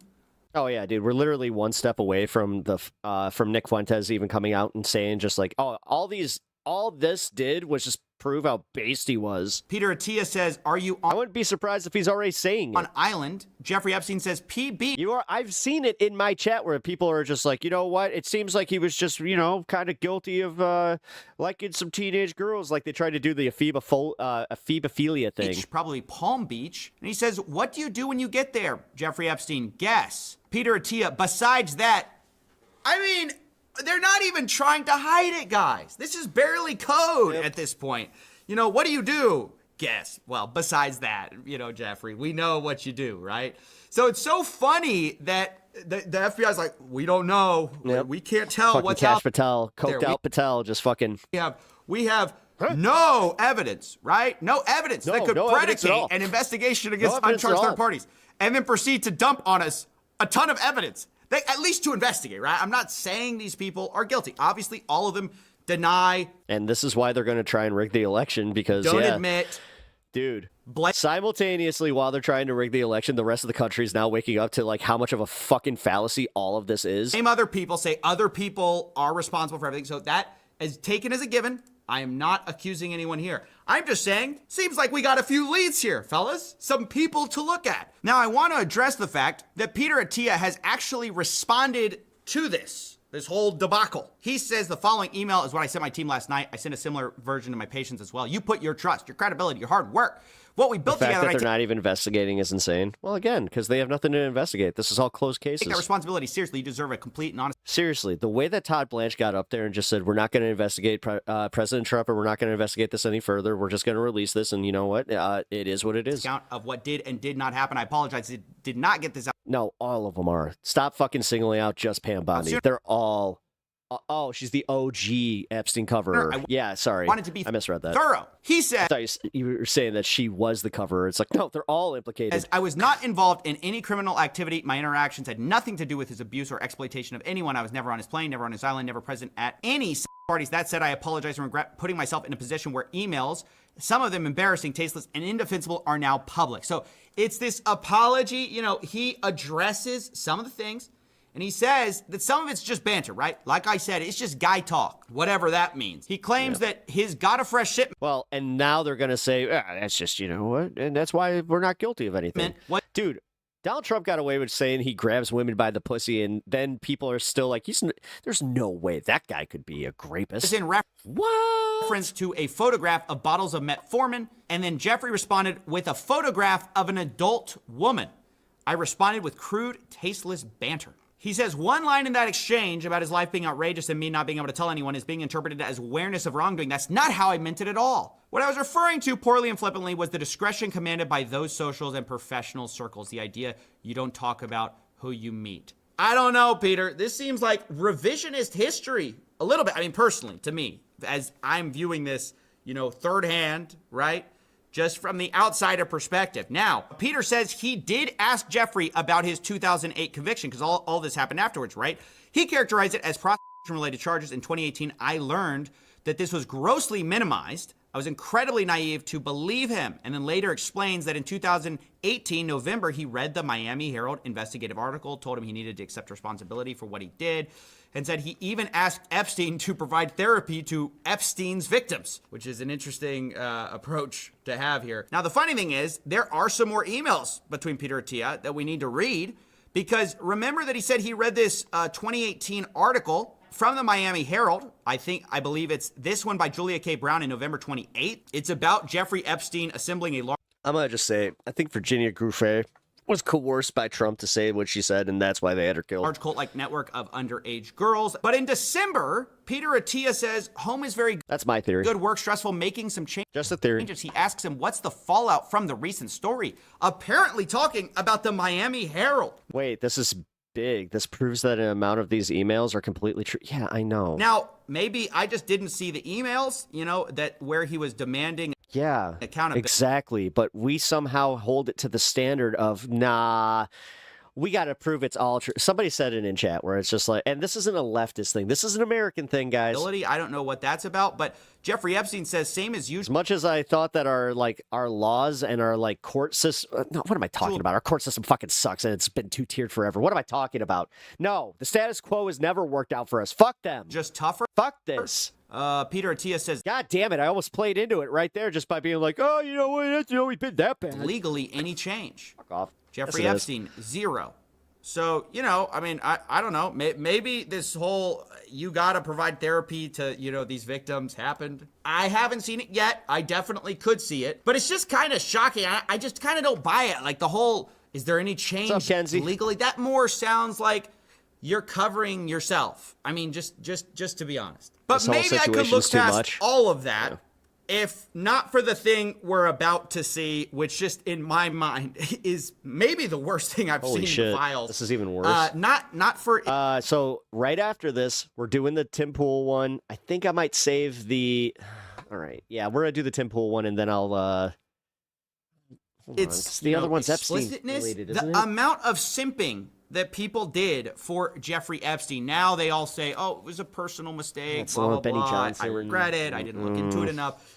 But the level is just, you've never seen anything like it. So remember I said I read a book by Peter Attia. It was called Outlive, and he's supposed to be this doctor who knows a lot about longevity. So he writes it. Oh, yeah, with Ethan Klein. And I picked it up because at the rate we're getting rid of these crimes, I need to live forever in order to try to stop With Glenn Beck, Benny Johnson, and Ethan Klein? some of these scams. But as I pick up this book, and one of the things Yeah, maybe not. We'll watch that tomorrow. in the book is Peter Attia kind of reflecting internally about how he's kind of been a bit, and I'm paraphrasing here, but a bit of a psycho in his life, and he needed to focus on family stuff. And so he kind of, it's almost a confessional of some embarrassing things in his life. And honestly, it comes off as very... It's the only type of beanie is a thinking beanie. I have my thinking beanie on. Do you? Put your thinking beanie on. It's almost time for Tim time. Tim Pool. Woohoo! Kickflip. vulnerable, very self-reflective. He's this doctor telling other people what to do, but he's not a very good I love the thought of people not knowing the context of Tim Pepper. patient. That's kind of how it comes off. And one of the stories is awful. I won't go too much into it, but basically his son has this horrible medical emergency. It's described in this book like this. A few months ago, Tuesday, July 11th, 2017. Tim Pepper hates me. That date is important. At 5:45 to be exact, I received a call from Jill, my wife. She was in an ambulance with our infant son. Now, again, I'm not going to get into the details here because, it's tragic, and I'm not trying to bring that into it. What is relevant is that Peter Attia talks about how he stayed in New York and didn't show up because he was, quote, busy with his important work. Even today, just thinking about what happened, I feel nauseous about my behavior. I can't believe I did that to my family. Now, at the time I read that and I was like, well, it's at least as good that you self-reflected on that. It's horrible, but, yeah, you were a bit of a psycho. But what's crazy? I mean, now we find out some of the important work. I mean, it's a little unclear, but some of the important work may have been Jeffrey Epstein, which is just, it's so dark to imagine. Remember, he says July 11th, 2017 is when this all happened. And then he says he did not come home to San Diego until Friday the following week, 10 days later. So July 11th, 2017, 2 days after this happens, he's talking to Jeffrey Epstein. And they seem to be coordinating about something. Sure, what time? Jeffrey Epstein, 9:30. Peter Attia responds, sure, I can come earlier. Also, if you have a hard stop at 10, let me know. You're hanging out with Jeffrey? I don't even know what to say. This is out of pocket. Yeah. I mean, It's there's all no out of pocket. Fucking there's no A, explanation man. for this. I mean, I didn't see. No, and the fact that these assholes have the balls to go out there and just be like, hey, just because they're in the files doesn't mean that they're actually in the files. That just means that they're just kind of investigating. And you know what? There's no investigation because nothing can come of it. It's actually a dead investigation, so we're not going to do anything. Too bad. Tough titties. This in the response from Peter I mean, maybe he thinks he's. What are you going to do? Are you going to go protest? What are you going to do about it? There's nothing you guys can do about it. Addresses it because we're about to rig the election. We're about to make it so you can't even vote. So why would you? Why even try? Just accept it. He already admitted that was. I swear to God, I'm not joking. Like scummy. Funny voice aside, that's what's going on. But that is just.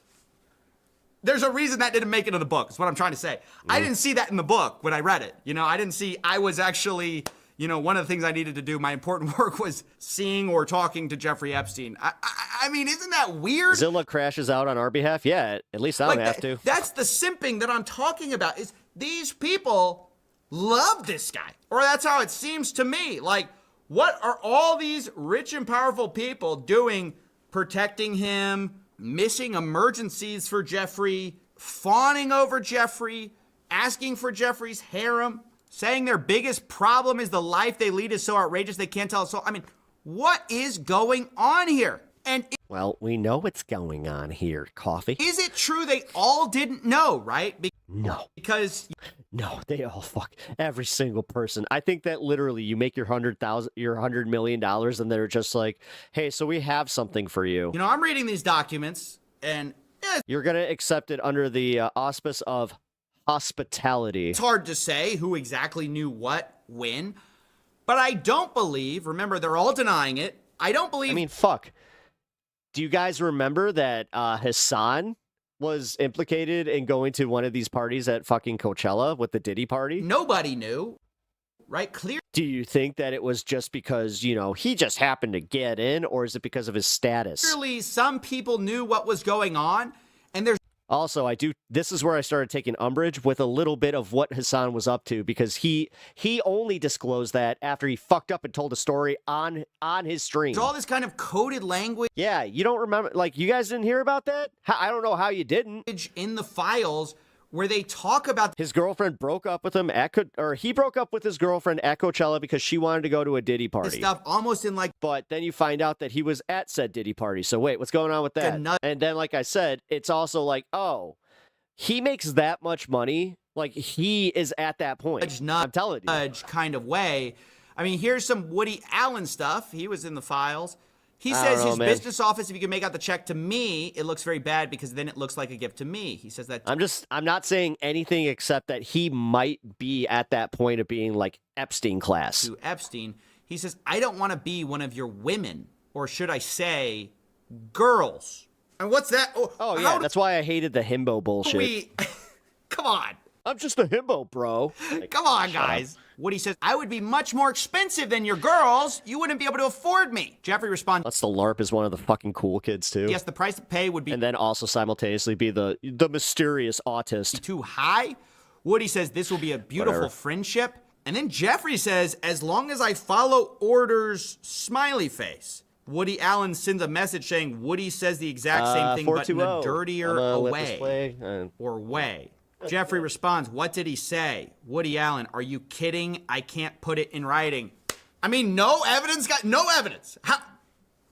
Come on. I think I see a little bit of evidence. I'm squinting, but I think I can see a little bit of evidence. I mean, guys, like Jeffrey Epstein right here, where he's talking to a guy, he says, Paris with Woody, and the person responds, for le pedophile convention.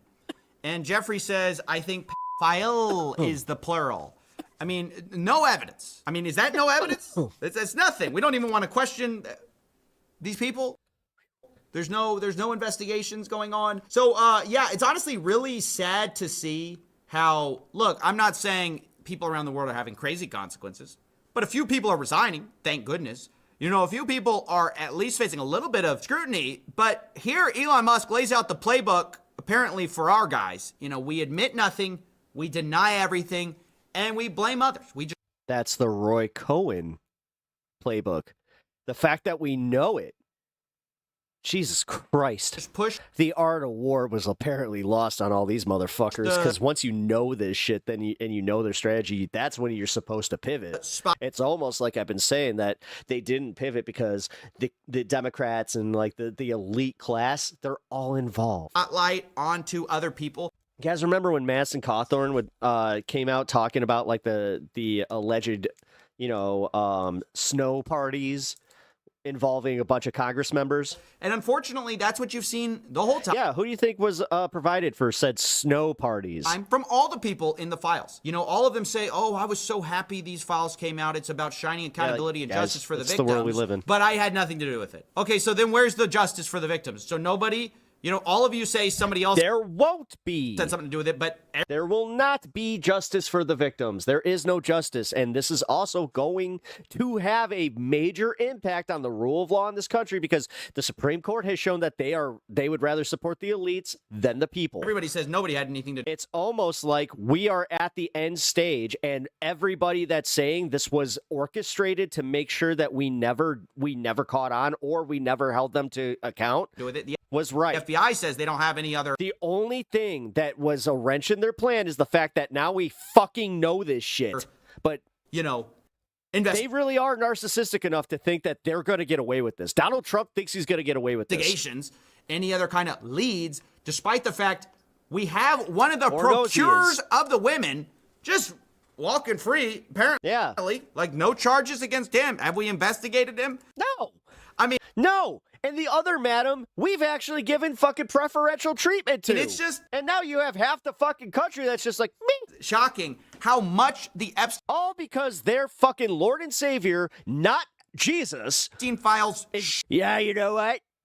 We don't like liberals. We don't like liberals. We don't like the gays. We don't like trans people. You know what? We also are worried that we're not going to be white enough. So grievance politics, grievance, more grievances. Show the powerful how they... And then he gets out of, he literally, the second he closes that car door, those fucking morons, they'll eat up anything. I swear to God. I could tell them that they need to hate themselves and they would just be like, yeah, you know what? I don't like myself very much. Donald Trump's right. Protect their own. How so many of them knew what was going on. To the extent they found out later, a lot of them tried to protect Epstein. Orjala. Literally I like that one. Make PR campaigns for his reputation. And this is a dark look at the... What's the Arabic word for orange? State of the world, honestly. Because Epstein happened a while ago, but the reason everyone cares is because there's other Epsteins around, right? There's other people evading accountability all the time. There's other people that... This band of billionaires and power brokers and PR people, even lawmakers, they circle the wagons and protect their own to the point you can never get accountability for anything. So anyway, that's... Well, this is going to be a commitment. Albert Quila. It's a hard look. Albert Quila. At the Epstein files, but it's one we needed to do. But I want... Albert Quila Allah. I want to make the disclaimer... Once again, that look, I've tried to... Let's see if I got it.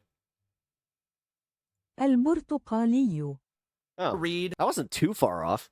Alberto People's... البرتقالي. Alberto individual denials where... Alberto Allah. I could, but you should just assume everyone that we are talking about firmly denies any kind of criminal wrongdoing. Or is it kind of like Japanese where sometimes, the proper goes in front? They deny anything untowards about any kind of minors. And given the fact that our government doesn't seem to want to investigate anyone, I would just assume everybody here is completely clear. And so I want to get all those caveats in. Pep University now doing language arts. Here because we are talking about some very powerful people. Okay. Yeah, I was right. Alberto Calillo Allah. With enormous means. And I don't want to be seen as I'm saying stuff. I'm reading the files. I'm giving my personal opinion. We got a new name for Trump. But ultimately, this is an indictment of our FBI and the people in power. And that's what I think the Epstein files have really shown us. This has been a long road. Can you believe it all started over here? And we have come all this way with all these files coming out. I'm going to drop that on one of my Muslim friends. And they're going to just be like... And it seems like the question is on the table. Are there going to be consequences? Is there any chance that any of these individuals who partied with Epstein and engaged in, relations with minors will be prosecuted? And then they would respond, Qaim Yala. قائم على. Qaim Ayala. Chance. We based. I'll never say no, and we will always investigate any evidence of misconduct. But as you know, it is not a crime to party with Mr. Epstein, and so as horrible as it's not a crime to email with Mr. Epstein. And some of these men may have done horrible things, and if we have evidence that allows us to prosecute them, you better believe we will. But it's also the kind of thing that the American people need to understand that it isn't a crime to. Dude, this guy is. He has no confidence. How in the fuck does he get away with any of this? Party with Mr. Epstein. It isn't a crime. Part of his like whole shtick as a lawyer is just like you feel bad for him because he looks like he always got caught in just like the worst lie. That's all that was going on some of those photos. I mean, if the photos could speak, some of them look pretty bad. That's right. And unfortunately, photos can't speak.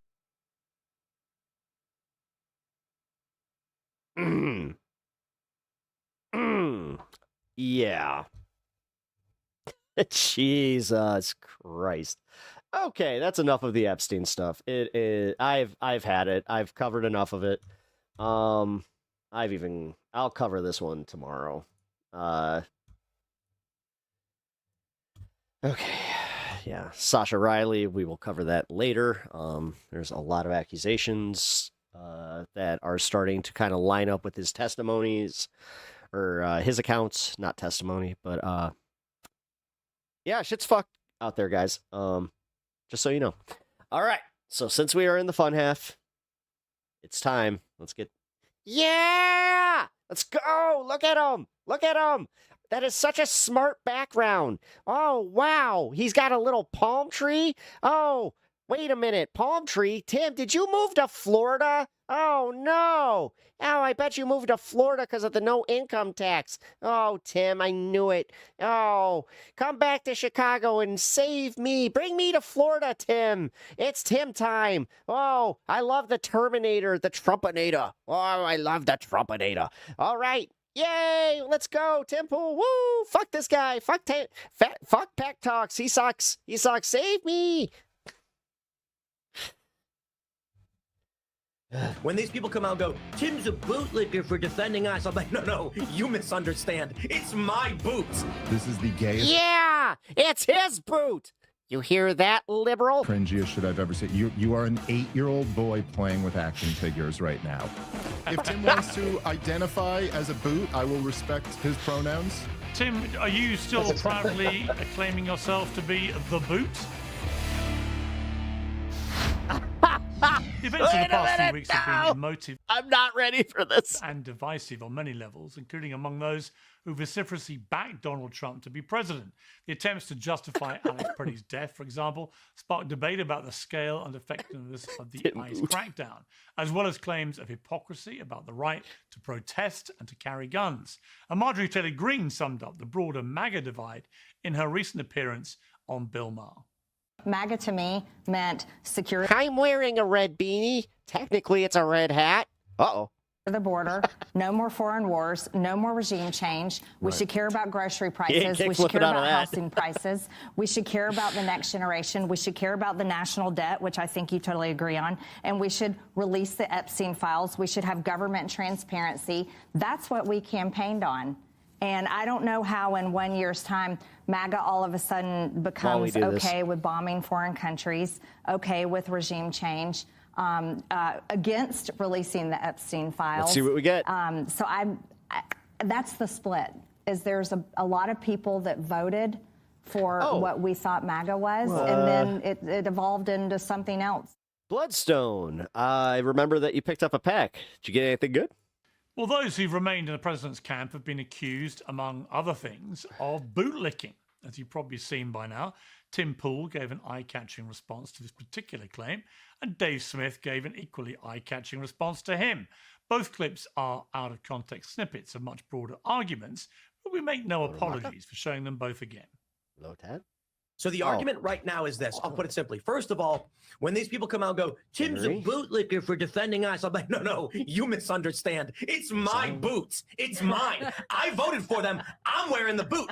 I'm stomping on the ground. I ain't licking anybody. I'm clapping for these people that I said, please go out and enforce the law. Ludicolo. And anybody else who's cheering for it, who voted for it too, we're all wearing the boots. You're the one crying. You're the one saying, you're coming in and enforcing laws we Tim, Happy brother, this is the cringiest shit I've ever seen in my life. This is the gayest, cringiest shit I've ever seen. You are an 8-year-old boy playing with action figures right now, but you're an adult broadcasting this to hundreds of thousands of people. Wait, like 8-year-old kids playing with action figures is now considered gay? This is just so. Oh god, I mean, I don't know. Like, dude, this has crossed the line of like, it's not even in political commentary anymore. You're like in some type of fetish right now. You're wearing the boot. I'm wearing the boot, and I'm crushing everybody. I crushed you, and I crushed you. Like, Tim, what the fuck are you doing right now, bro? Oh, we thought it only this is gonna be fair great. and reasonable to bring the two protagonists together to discuss Bootgate. So welcome to Tim Pool and Dave Smith. How's it going? What's up, Piers? What's up, Tim? Tim, are you still proudly claiming yourself to be the boot? Or have you had time to reflect? You got a Megacross EX? No, Oh, I nice. think the point of that comment was. And one of yours? I Nice. had made a Blue? post on X Hell where yeah. I said something to the effect of Freddie was conspiring with a group to obstruct federal law enforcement. Nothing great, Did not show up but- to a protest. He showed up to I an like Blue operation Colo. to obstruct federal law enforcement. Resisted arrest. It was an unfortunate circumstance where the agents yell gun, gun, gun. One guy sees Freddie holding a phone in his hand. A gunshot goes off. I don't think anybody was going to that day. This is the gist of the argument. I don't think the agents were trying to murder someone that day. I don't think Freddie went there with the intention of murdering everybody. And by saying that, I have these people tweeting that I'm a bootlicker because I'm defending ICE because they went out and you've got a spattering of some libertarians that are arguing this is a peaceful protest or just filming, and many liberals making the same claim. And so my response is, I voted for ICE to go out and do this. I was promised. I feel like I need a beanie for this segment. 2024 that Donald Trump was going to employ ICE, CBP. They were going to make these arrests. So It's actually one of the few types of hats I have not worn on stream. it's not that I'm defending. I don't think I have that type of beanie. Licking their boot as they go out and do this. Wait, It's no, literally. I think I do.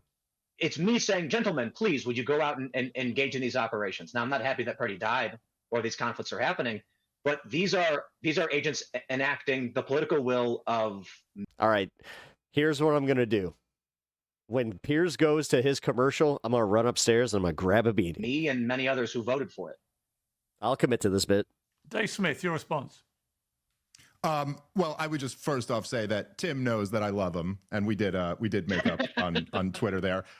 Can we not start with a mollifying comment like that? Piers, Piers, you really are. Even in recovery, Piers is still just sparking fights. I love it. I'm glad to see. I'm so glad you're doing the show. Joe Rogan, if I may say, in between, he had Andrew Wilson on a couple of days ago, and in between mocking me for my injury and suggesting I have a 10-year lifespan now as a result of having a new hip put in, and saying I was in no shape and that's why this happened to me. Notwithstanding that, he did say that I'm the best cat wrangler in the world, by which he meant I bring guys like you together and I wrangle as you go at it. And so starting from such a peaceful. Thank you for explaining that, Piers. I don't know where I would have been without that explanation. Do you guys know? I think he was talking about wrangling some kind of fuzzy animal.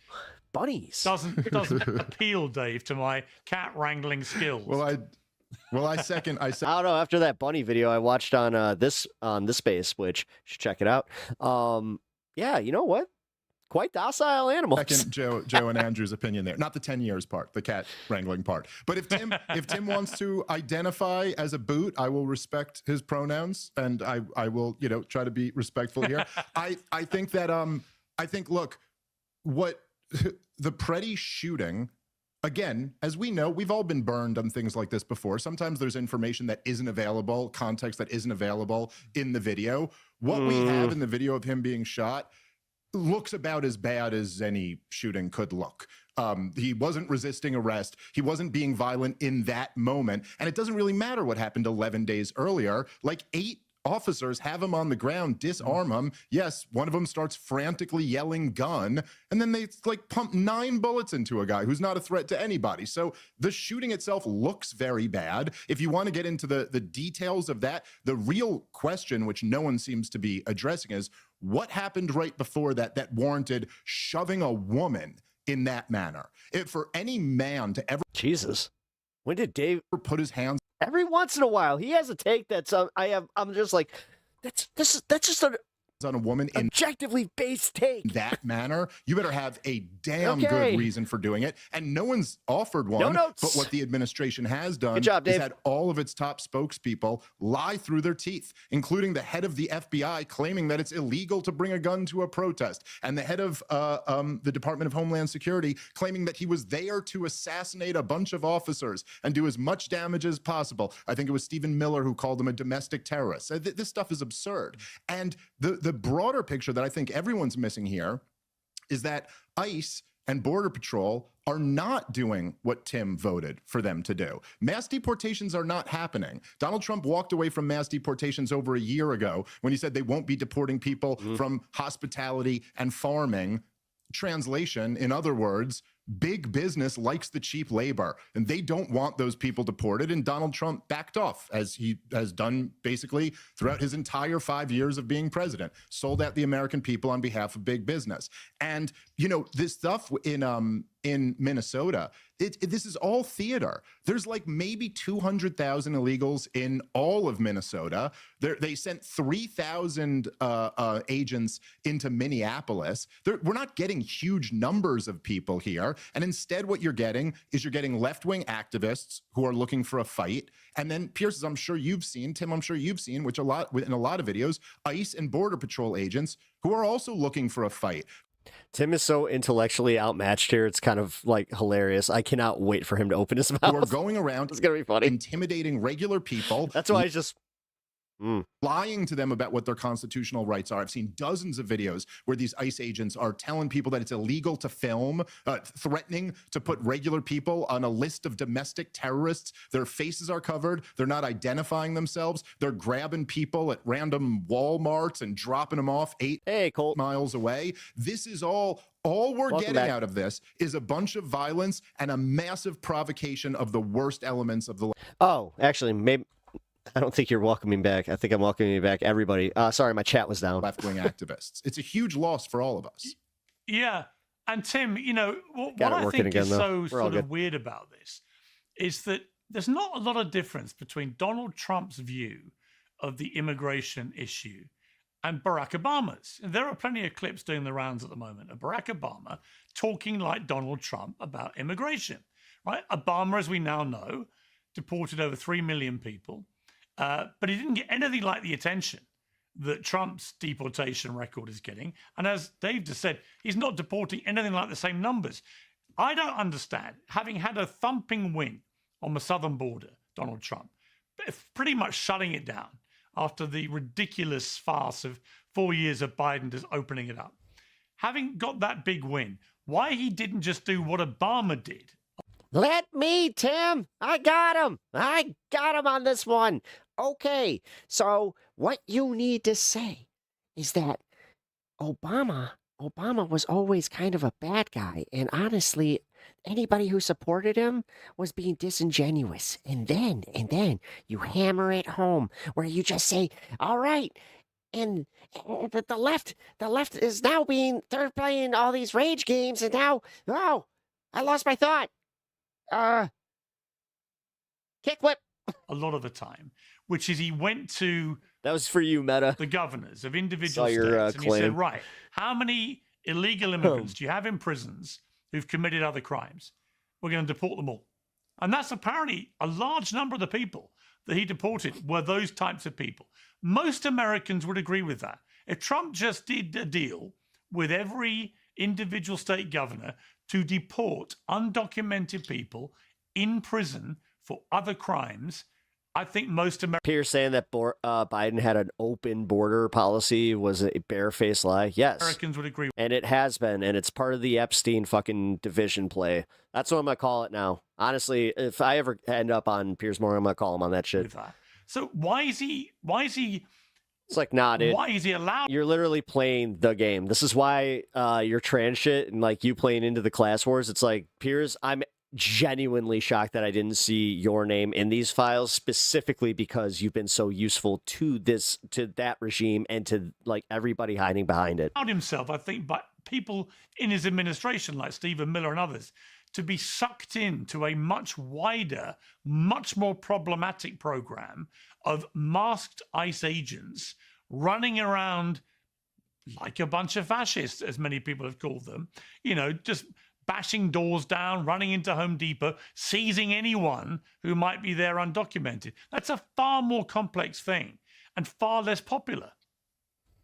There's a lot to break down just with what David said and now what you have said. And I'll start here with you mentioning the masks. I had heavily criticized the DHS and the Trump administration going back to the election, saying that we should not live in a country where our law enforcement are masking up and we can't see their faces. We don't want to live in a country like that.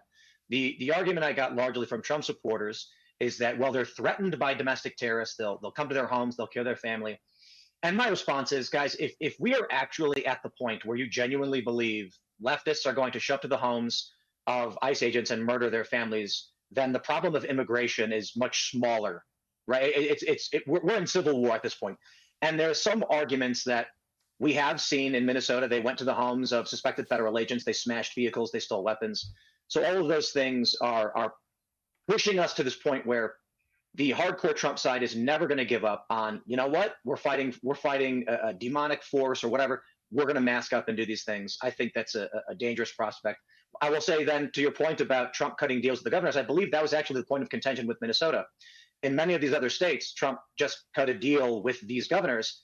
And I believe the reason for the initial deployment was a combination into Minnesota was a combination of the Somali fraud story being massive. Trump probably wanted to win. Stephen Miller probably wanted to win some kind of show of force, but also that Minnesota was not cooperating in the same way.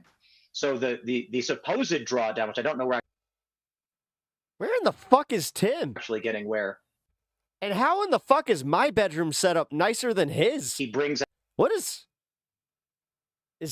that Bovino, he reassigns Chrissy Nome, was predicated upon. Okay, Tim Walz. Did he get divorced? Walz called me on the phone and. Oh my God, I asked this with Andrew because I saw Andrew broadcasting from like an all-white space. I was just like, did he get divorced? We're going to try and work out a deal. Homan said, just give us the. There's no way you're staying at an Airbnb that has the landlord special, if you know what I'm saying. Criminals from the jails, and then we can be done. He's on the island with this. So what I will then say to all of Dave's point he's in Florida. No, I know that. 90% agree. Trump, I said Trump needs to stand. I mean, I didn't know that, but I knew it like as far as he's got a palm tree in his fucking temporary studio. Down or suit up. These half measures are ridiculous. Might very well be his living room. You're getting these videos of ICE agents. Dude, was the Russian money that fucking like, was it really playing that much of a part where you lost the compound? Falling for leftist agitprop, making these perfect PSAs to make Trump look bad. And quite honestly, DHS is looking bad when, as Dave pointed out, these guys are saying, I'm going to put you on a domestic terror watch list. I watched one video where a guy was filming an immigration stop from his porch, and an ICE agent, or it might have been CBP, walks up onto his porch to stop him from filming. I mean, these go way over the line. So yes, Trump needs to, he needed to either just stop the protests, cut a big deal, or Insurrection Act, none of this stupid stuff, or just back off. And I think either play works. I think the backing off wholly would be good. My proposal to Trump actually was very, very simple. Not literally to Trump, but just in general. And that's visit Minneapolis, visit the Twin Cities. No Insurrection Act, no DHS, no military. Just literally say, I'm going to come down, have a meeting with the mayor and the governor. And what that would do is it would de facto lock down these violent protests that we're seeing, these riots. It would stop these occupations that we're seeing. We're setting up checkpoints, because then you get a natural security presence. And Trump doesn't have to say, I'm putting the boot down. All he has to say is, I want to talk to the governor about how we tone things down. He kept the beanie fair. He hasn't done that. And I also want to throw heavy criticism towards this argument that Preddy was trying to massacre people was ridiculous. I think what we saw with the Preddy situation, where I disagree. This is weird that I agree with them at this point. Agree with Dave is he is clearly resisting arrest. Doesn't mean he deserves to die. It doesn't mean the agents were good. I don't think the agents were like, let's kill a guy. I think it's a crowd of people, largely the agents, overreacting. I imagine it's due to being, I think the report was 50 people had been stalking them and obstructing them that day. Freddie was just being one of them. And these guys are on edge. Now, I've made the argument DHS, law enforcement need to be beyond above board because of the scrutiny they're going to face. I've argued they should be wearing polo shirts and khakis. They shouldn't be going out with masks and armor because the most important thing is the American people know that we're Tim Pool's actually making sense. doing this lawfully and by the book. I think I knew you'd come around. Ow! I'm so proud of him. These guys went out there after this ongoing campaign where, you know, if It's the first nice thing that little fucker said to me. you watch the videos even from today, you've got these leftists masked up. You can't see any part of their faces, Oh, and they're man. pulling vehicles over, demanding their paper, saying, show me your IDs and prove to me you are who you are. Jorge Ventura's got a video where they walk up to a Somali driver and then ask him to confirm he's not ICE because he's in a database. So certainly I can criticize Trump, but the things these people are doing on the ground is insane. So I can imagine you got CBP agents hot on edge, terror attacks against ICE and CBP last year. People are being killed, or at least they're trying to kill, and they're overreacting. That is their responsibility. I'm not going to cut them any slack for overreacting, just to point out that they are. And the circumstance around Freddie's death was unfortunate, should have happened. I look at this from a, what ingredients have you thrown to the pot? You've got leftists organizing, creating databases, going on shift. Freddie was on a shift. He was on duty. They have a list of people. You are assigned a duty. He went Oh out shit! there Does with he the not have a? intention of obstructing. Oh my and god! conspiracy to obstruct Literally doesn't have a commercial break on this one. What are felonies. Again, not saying it the hell just happened? justifies him being There we killed or go. anything like that. The agents are on edge. Everybody's boiling over. And when you put all these ingredients into a pot, you show up with the SIG to obstruct police. When they shove you and push you and then try to arrest you, you resist. And I'm not saying he was resisting like punching cops, but he's clearly not submitting, laying down, and putting his hands behind his back. For you know what? I hate to say it, but it sounds like there was a defective SIG discharge, which resulted in them freaking out and shooting him. Well, we don't know that yet, and what we do know is that one of the agents took away the guy's gun. You can see that before they start shooting. So the whole thing was a complete fiasco. And he's but still we've had the holding a benefit black of watching object it. in his Obviously, hand and a shot. Exactly. So a shot is fired. Freddie's got a black object in his hand, and the other agents after the shooting yell, "Where's the gun? Where's the gun?" They just don't know. No, it may be. shouldn't Look, have happened. I think we have to wait for that because apparently this particular type of gun has got a track record of sometimes doing that. Let's wait and see. Others say there's been no suggestion it fired at all, but we'll see. I broadly, Dude, I've seen all of the fucking videos at this point. Not once did that fucking thing go off. agree with a lot of what you just said, Dave. One of the problems with this is because of these two The back-to-back. SIG is known for discharging itself. Incidents. That may very well be, but again, I've seen that guy pull it and then he's holding it towards the ground. Not once there wasn't any bullet that hit the ground and create any dust or any of it, and you didn't see any discharge from the weapon. Involving ICE. A lot of ICE hatred is built up now. Fermented. No, unfortunately for the administration, they have so much video evidence. As very too many angles. predictably by You've got the two famous car angles now too. You got the lady in pink. You got by Hollywood. the guy that was standing on the other side of the street. You got the guy in the Mexican restaurant. Yeah, it didn't all the discharge. Grammy Awards, everybody queuing up to pound ICE. But you also see people like Billie Eilish, who's a fantastic talent. I absolutely love her as a performer. But she says this. No one is illegal on stolen land.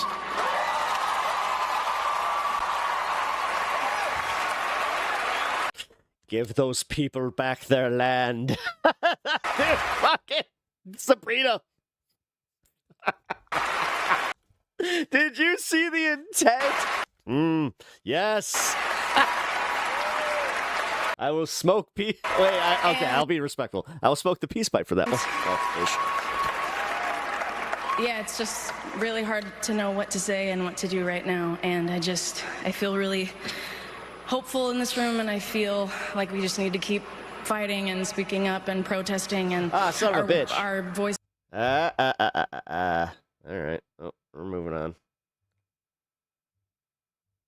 Fucking Grammys. Now given is anyone who wants to go in and inveigle their way into her home a license to do it because her own home is on illegal land. Got it right before so it became a once you problem. take the premise that all of this land was illegally acquired, then there's no such thing as an illegal immigrant. Then you're back to the Biden era on steroids where 20 million, 30 million, 40 million can come in. Well, to be fair, you are part of the colonizing class, my man. Because actually, none of this is illegal. And when you got a Like, you guys kind of, I don't know. major pop star saying well known for it. that, to me, that's really problematic. That will fly Tim around looks like he showed up to a test without on studying. TikTok. It will fly around where Little young bit. people get their news. And before you know it, this becomes the agreed young perception of this whole issue, when in fact that is not the reality. Actually, I like to curate my buzzes, so I do sat in the day, indica or indie when I go to bed, and a nice hybrid when I'm chilling throughout the my weekends when I know I have nothing going on. Of the illegal immigration problem. Like to keep it between 25 to 35%. Maybe occasionally get some infused. Yeah. Well, right. I mean, look, she's a child, right? I mean, I don't know. How old is she? It's ridiculous what she's saying. I don't want to hear shit from a Brit. I think that kind of if you take this like from a year ago to today, one of the things that was really amazing about the Biden administration, like this is a set Jack hair was that it and I do say bay day when I go to bed. Moved Americans further to the right. I like to do about 20 mgs, and then I do a THC Eddie where it's right about 20% on or 20 mgs immigration than would have been. But I want to have 10 mgs extra with that. Like I don't like the ones that don't have a little bit of CBD in it. It doesn't work for me if it doesn't. So. Imaginable. And a big part of this is because we had just never had such an influx of people. And that's how I sleep. Come in such a short period of time. Just millions and millions. And no one even knows exactly. No, they for real. estimate around 10 million came in. But we don't really know. Most of that is going off of how many border apprehensions there were and then trying to... Biggest thing is I try not to eat past 11, which... out, well, if they got this many, how many might... After this, I'm ending stream and I have to eat. Come in. But so Donald Trump inherited a society when he became president for the second time where... Sounds like a well-rounded day. Had support of a super majority of the American people. And of course, that's reasonable because most Americans are like, yeah, you broke the law. That's not okay. We're a nation of laws. The thing is that we also still have the United States we used to be Constitution as the supreme law of the land. So Donald Trump was always in a tricky spot here. I actually just went to a dispo that had some. Well, how do you? But it wasn't like that. It was like this, where it was like in a cart form. You know, the estimates of total illegal immigration. God, it was good. Is like between 30 and 50 million. Well, how do you remove 30 to 50 million people? We only have like 20,000 border patrol agents in total. So, okay, how do you go about doing that? And it was always, I was talking about this on my show last year. It was always a big question of like, okay, the American people support mass deportations in the abstract, but what will they really support in order to achieve that goal? What level of violence are you going to need? And so the last thing in the world you want, if you're on the side of being an immigration restrictionist, is a huge show of violence that's going to turn a lot of people off that doesn't even result in a large number of illegals being deported. So like, I think on any level, there's like no debate here. What are we talking about? If we, just to be clear, if we got every single illegal alien out of Minnesota, you wouldn't even make a dent in 1 year of Joe Biden's open border. So there's just, the juice isn't worth the squeeze here. Do that. And what you're doing essentially is you're handing a giant talking point to all those people in that ridiculous event last night to sit around where they're all worth $50 million and they're in a $50,000 dress and $10,000 shoes, but they talk about the struggles of, this is their own weird psychological again, coming from a multimillionaire projection of not being able to deal with the fact that they're very, very privileged. So are you. But I've seen your house, motherfucker. You are privileged. That's your basement. Again, you're just handing them a talking point. What's in what about that? Oh, Dave. What's in it Dave, for us? Well, we also nothing. Right, and we also saw, Tim Pool, the lionization over the weekend at the Grammys and the parties around the Grammys of Don Lemon, the Martin Luther King now of the modern era. What do you make of the Don Lemon saga? Well, I read the criminal, the charges, the paperwork, and he's not just a journalist. There's a few things that he did that crossed the line. First is he provided instruction. That's funny because a lawyer was on yesterday and said the opposite, but please, go on. And advisement to these individuals on OPSEC. I don't want to make it sound like Don Lemon's this crazy terrorist or anything No. like that. No, but no, stop. He violated the FACE Act. He didn't just show up to film. He told these people to stop talking, otherwise it could expose their operations. And we shouldn't say these things. He referred to himself as we. He entering this church, which is arguably a public accommodation. However, though it is open to the public, you don't have a right to go in and disrupt someone else's First Amendment activities. He did two other things. He obstructed the point of egress after these protests had gone in. No, he peppered the didn't. individuals Man, he's reaching. My God, I would love to see him try and litigate this. questions, and he approached the pastor with questions. His biggest problem is he tries to sound smart at moments where it's like, dude, just admit that it's like, yeah, you know what? I'm not an expert in this, but I think that he might have been guilty of blocking this door, or, I think that he might have been, he was there earlier, so he was kind of like embedded, but that would also be admitting that, he was doing some journalism. And despite being asked to leave, refused to do so. And I think outside of the criminal allegations, the most shockingly offensive thing to me is when he gets up in the pastor's, space. I want to be reasonable. And the pastor brushes against him. He says, "Please don't push me." This guy showed utter disdain for the rights of the individuals in these churches. The extremists that went in to do this, and I don't want to use protester because they're not out in the street having their voice heard. They entered a private place of worship. They obstructed access to the child daycare area. Apparently, I've heard that someone may have gotten injured. I'm not entirely sure what happened. There's children crying. And as they're trying to leave, Don Lemon is standing at the door asking He's kind of dumb. questions, The dude in the beanie. making insinuations about U.S. immigration policy. It's all Oh, we dunk on him a lot. very antagonistic. Now, It's not hard. the way I put it is like this. If Don Lemon got privy information really that a does group it of to protesters himself. were going to block an intersection, Part of the entertainment, no one though. would care. Don Lemon's not going to be charged for that if he filmed it and knew it was going to happen, even if he was giving advice to these people. It's a minor, petty thing. Activists get a slap on the wrist. Now let's scale up to the next extreme end. Let's say a group of people were going to rob a bank, and Don Lemon said, "I have privy information to this bank robbery that's going to happen." And on the way there, he's saying, "Hey guys, make sure you don't talk about certain things that could expose your bank robbery." There's no way he's going to get anything other than locked up as an accomplice. This at the church was not a bank robbery. That's just the extreme end. The point I'm making is that there's a line somewhere where you are not just a journalist anymore. And I think Don Lemon crossed that line just ever so slightly enough to where I think he deserves a slap on the wrist. Now, my argument was similar to Bill Maher's, that he should be charged with not cool, bro. I would be a little more specific and say he should go to court, he should be found guilty, and the penalty should be court supervision. It should be 6 months of court supervision. It basically means nothing, but just don't do it again. Right? For the people who actually went in and disrupted this, that violated the FACE Act, I think The problem is, Tim, I was doing a cross between Steve and Tim. they should get some penalties. But His is like so much more. Yes, it's like nasally. I think It's the FACE Act itself is ridiculous. It's not nasally though. And was Actually, no, I'm listening. ridiculous when it was made in '94. It's ridiculous today. It's just Okay. like a 13-year-old. Dave, I mean, my view is I've got no great trust. Oh my God. His voice cracks when he's screaming. Don Lemon, he came on my show recently, was a monumental dick, as I told him to his face. However, he's allowed to be, right? In a democratic society. I mean, takes one to know one there, Pierce. Protected by the First Amendment. He can be as big a dick as he wants. And he's building a business on his own. And this will have propelled him massively in his business aspirations. But at his heart, I just really struggle.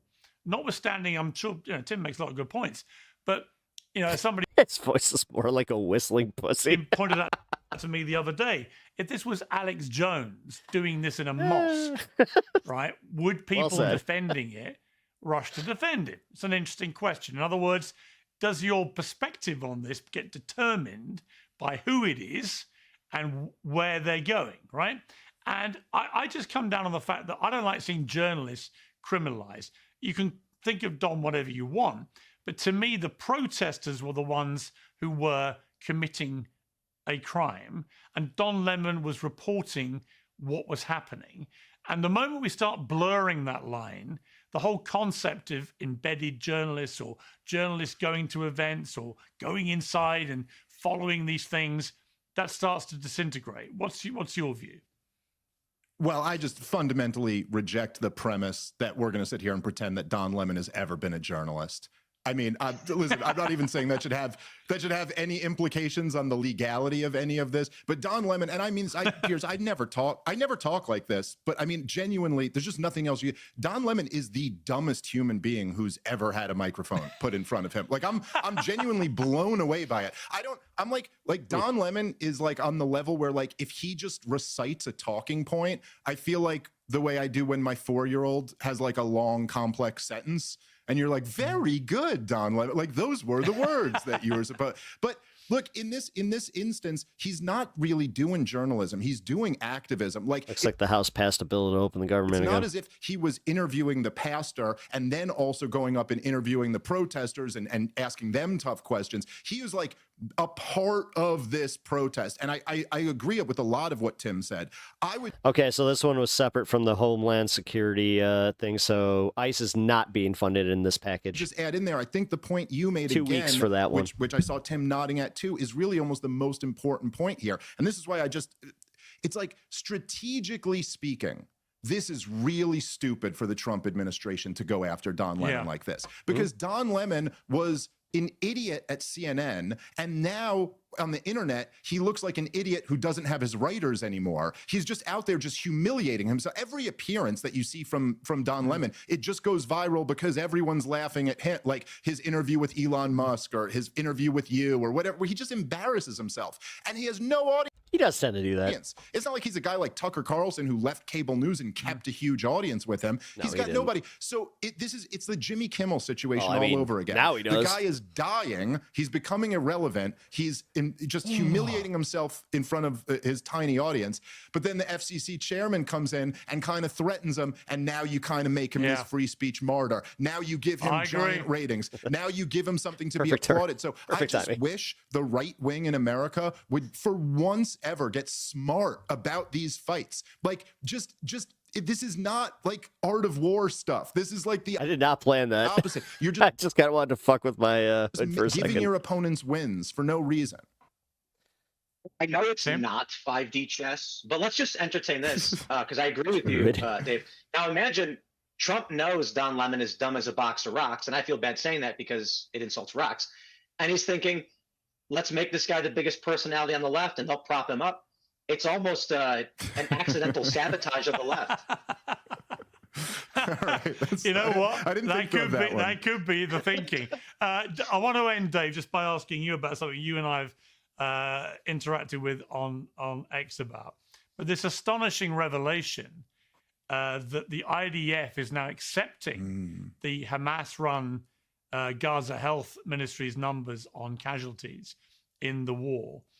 In my case, pretty much every single pro-Israeli guest for the last 2 years try to muddy the waters about those numbers and say they're all massively inflated and so on. Yeah, you spent a lot of time listening to that. Now the IDF just casually comes out and goes, oh yeah, they're kind of right. Yeah, I mean, it's just unbelievable, Pierce. I mean, what can you even say? And look, it's like always like this with the war propagandists. Like they have this huge talking point that's a complete lie, and then they just quietly abandon that and move on. And it's like we're supposed to forget their entire track record. Because if you remember, Pierce, is me and you. I mean, you've done a lot more than me, but I've been on quite a bit. We've done so many of these where it's not just that they would say that the numbers are wrong. They'd then turn around and accuse people like me of being, you know, a Hamas supporter or something like that because you're repeating their numbers. And then just casually at the end of all of it, now that the genocide's been completed and Gaza's unlivable, and now it's just a plan of where we're going to ethnically oh yeah, by the way, that was right. And the only reason why the IDF is admitting that those numbers are right is because they're much higher. They're much higher than that. These are just the numbers of identified bodies that have been pulled out of the rubble. Right. The people who died from second and third my order sense effects, is the numbers this thing's going to be in the hundreds of thousands. Once journalists get in there, I agree. I think once journalists get in there, the numbers will be much higher. But we'll see. But the point I kept making to people, which is so ironic now, because I did a bit of research into this, which is something that most people don't like to do in these situations. The research I did very early on was that historically the IDF had accepted the Hamas-run Gaza Health Ministry casualty numbers in previous skirmishes, flare-ups, and so on. They had accepted they were broadly accurate. And I kept saying to people, you do realize that the IDF historically has generally accepted these numbers that they put forward as being accurate. And I was laughed at and mocked and told I was a Hamas stooge and so on. And yet here we have, once again, the IDF once again accepting the numbers are broadly accurate, as they historically have invariably done. I mean, right there is one of the great ironies of this whole thing. I got to leave it there, which guys. one of them? Who? Great to have you. Is there one of them, Pierce? Is there one of them who will admit, "Hey, I got that wrong"? Has one of them come out of all the people who came on your show? I haven't heard a single one. Not yet, but I look forward to having them back. Guys, thank you both very much. All right. Oh, you only had him booked for a half hour, eh? Oh. All right, what time is it? Yeah, I should probably go eat. All right. Oh, God. I'll chill for a minute, though. What did you guys think? Oh, man, that was... Wow. What up, Coyce? How you doing, man? I hope you're not sick. Unless that was just like, you know, you're looking at Tim Pool and Dave Smith and Piers Morgan, and you're just like, that was more than I was prepared to see. What's for dinner? I don't know. I think a steak. Because I got 4. This would now make it 3. I only got 3 steaks left after this one, but yeah, still got those, so I think I'm gonna make that. Got some mashed potatoes that I made yesterday, because I thought I was having steak yesterday. Yeah, ended up just peeling the potatoes. They were not bad. I was wrong. Just had that little green sheen to it, which that's always like, you know, the telltale, oh, the potatoes went bad, then I was like, oh shit. Anyway, that was for the gumball gaggle. Yeah. Sounds nice. Yeah, you know what? Fuck it. Why not? What sucks, though, is because I want to watch that other thing with Ethan Klein, and I want to watch that with you guys, like, really, really bad. How long is it? Let's see. Just hold on. Making biscuits and gravy plus bacon for dinner. Oh shit. Now I don't care. Now I think you just made me hungry enough to just say fuck it, I'm gonna call it. Alright, what's this? What the hell? Hold on. Where the fuck is this? Oh, excuse me. An hour. Fuck. Yeah. Covering bunnies traveling. Was a great stream, dude. Thank you. I appreciate that. Sovereign. Let's see. Oh, yeah, you know what? I got one Sovereign Citizen video for us. Cool. Let's do it. Where is it? There we go. Quit it. Quit it now. Screw it. Let's go for it. In life, we look to our grandparents to be the God, voice I can't get over that stupid thing. of reason. But on a car stop, when the sovereign contagion has hit, this grandparent does exactly the opposite of what we would expect, and they end up in handcuffs. This is one of those cases. How you doing today? Good. You? Sub to the channel. Look forward to the next live stream. Hell yeah. I'll be live tomorrow. 2 o'clock my time, so 3 o'clock Eastern. You're going 62 and a 35. Yeah, I just pulled out over there beating that truck. You were moving? I slowed down. You got your license with you? Yeah, I got mine. Excuse me. I'm as patriotic as the next American guy, but take a look Sorry, at this guys. positioning Trying of to fix this this. flag here. There In we my go. opinion, this is by design, specifically for the officer to see. It doesn't seem like it would be really stable otherwise. I'm going to pay attention to that as this stop progresses. Just want to let you know that I'm not in commerce. Okay, I'm just traveling. Oh, God. Okay. Oh, God. You run this, you'll see. It's funny that he's got that flag just like, hey, officer. I'm not in commerce. America. Passport card. Woo! Do you have a driver's license? No. You don't have a driver's license at all? That'll explain everything. If you run that should explain everything. Commerce, traveling, the flag in that strange position, and a passport card. We're definitely dealing with a sovereign citizen. They often provide a passport card as opposed to a driver license because a passport card doesn't mean that you're engaging in the whole state issue of traffic. Does anybody have a driver's license here? Do you have a driver's license? But she's not driving. Oh, can I just see your driver's license, please? You don't have to. So it's completely optional, just so she knows. So It is optional. it is optional. So it's But I mean, that's your. It's it's Sure, right now, her car. This Okay. is her car. So, but if you run that, it should tell you everything you need to know. Even though in the state of Georgia you have to have a Oh, Georgia. license to operate a motor vehicle. A little bit different. We're used to Florida. Careful saying that. You want her to get So you live here in Cartersville?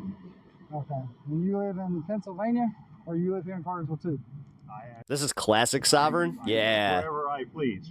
Yeah, yeah. Yeah, I'm kind of liking this one. Yeah, this is like... This is your car, ma'am?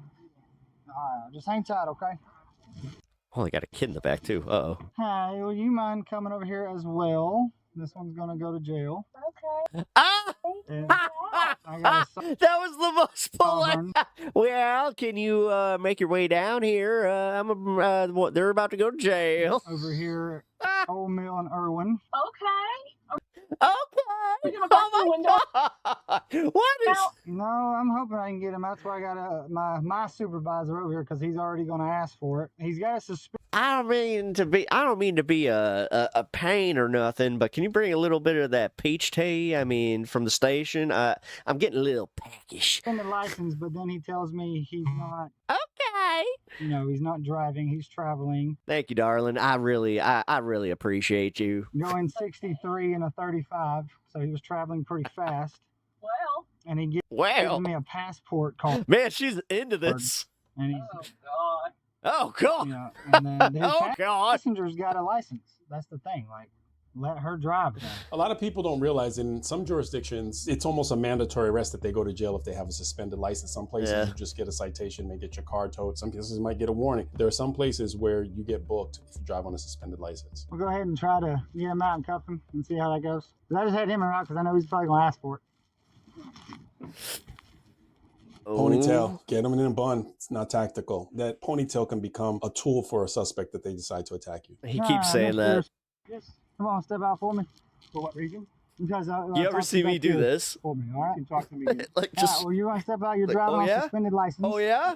Okay. Oh I want yeah? my identification back, please. Let's do We'll have this. that in just a little bit. So No, sir. this is what's. I want my listen to me. identification back, sir. Listen to me, sir. Sir.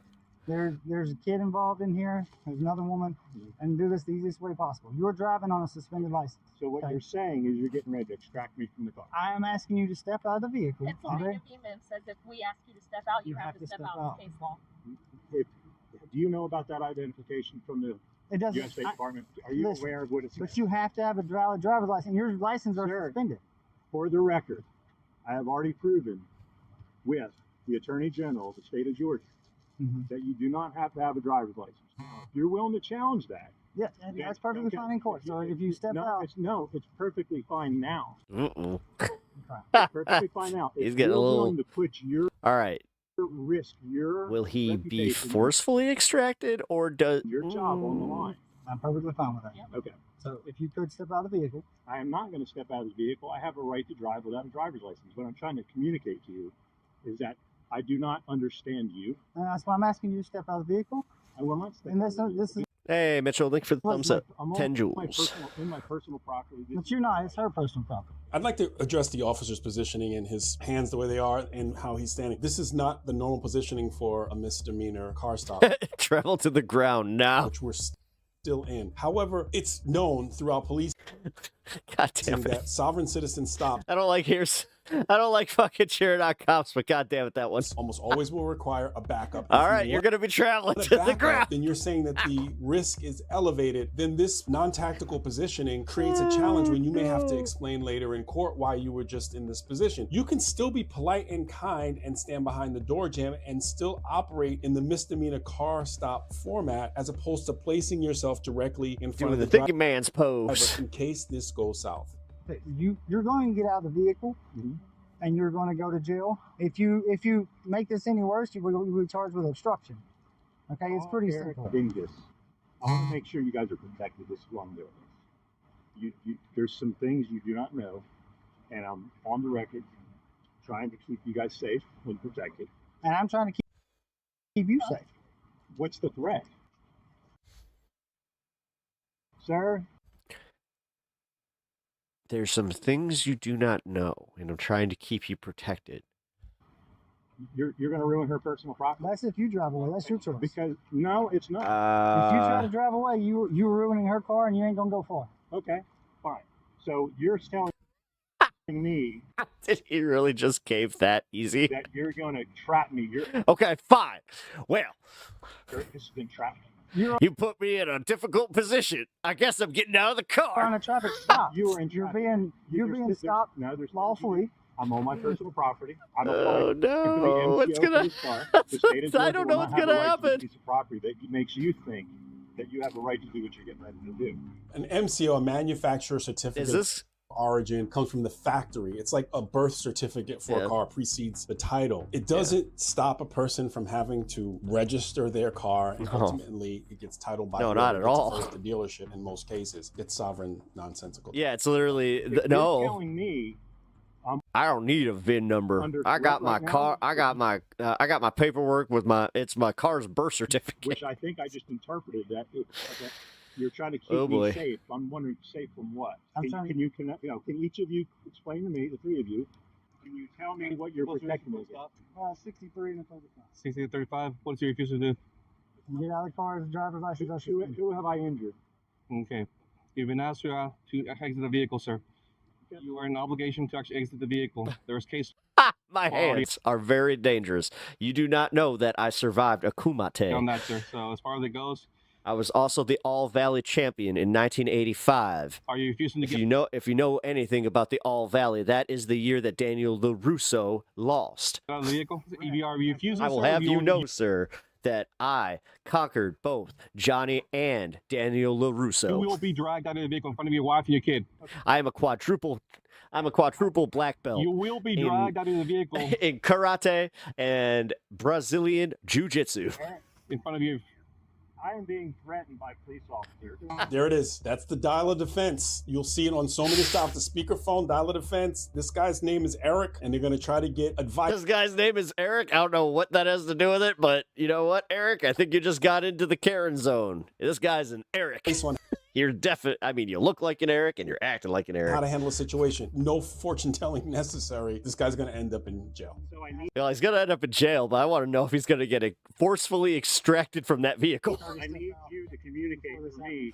Look at me using all the correct terms. These gentlemen don't understand. There's something you can take the child out because he's going to be dragged out of the vehicle. Give me my license back. Hold on, Marlo. You don't have to get out just yet.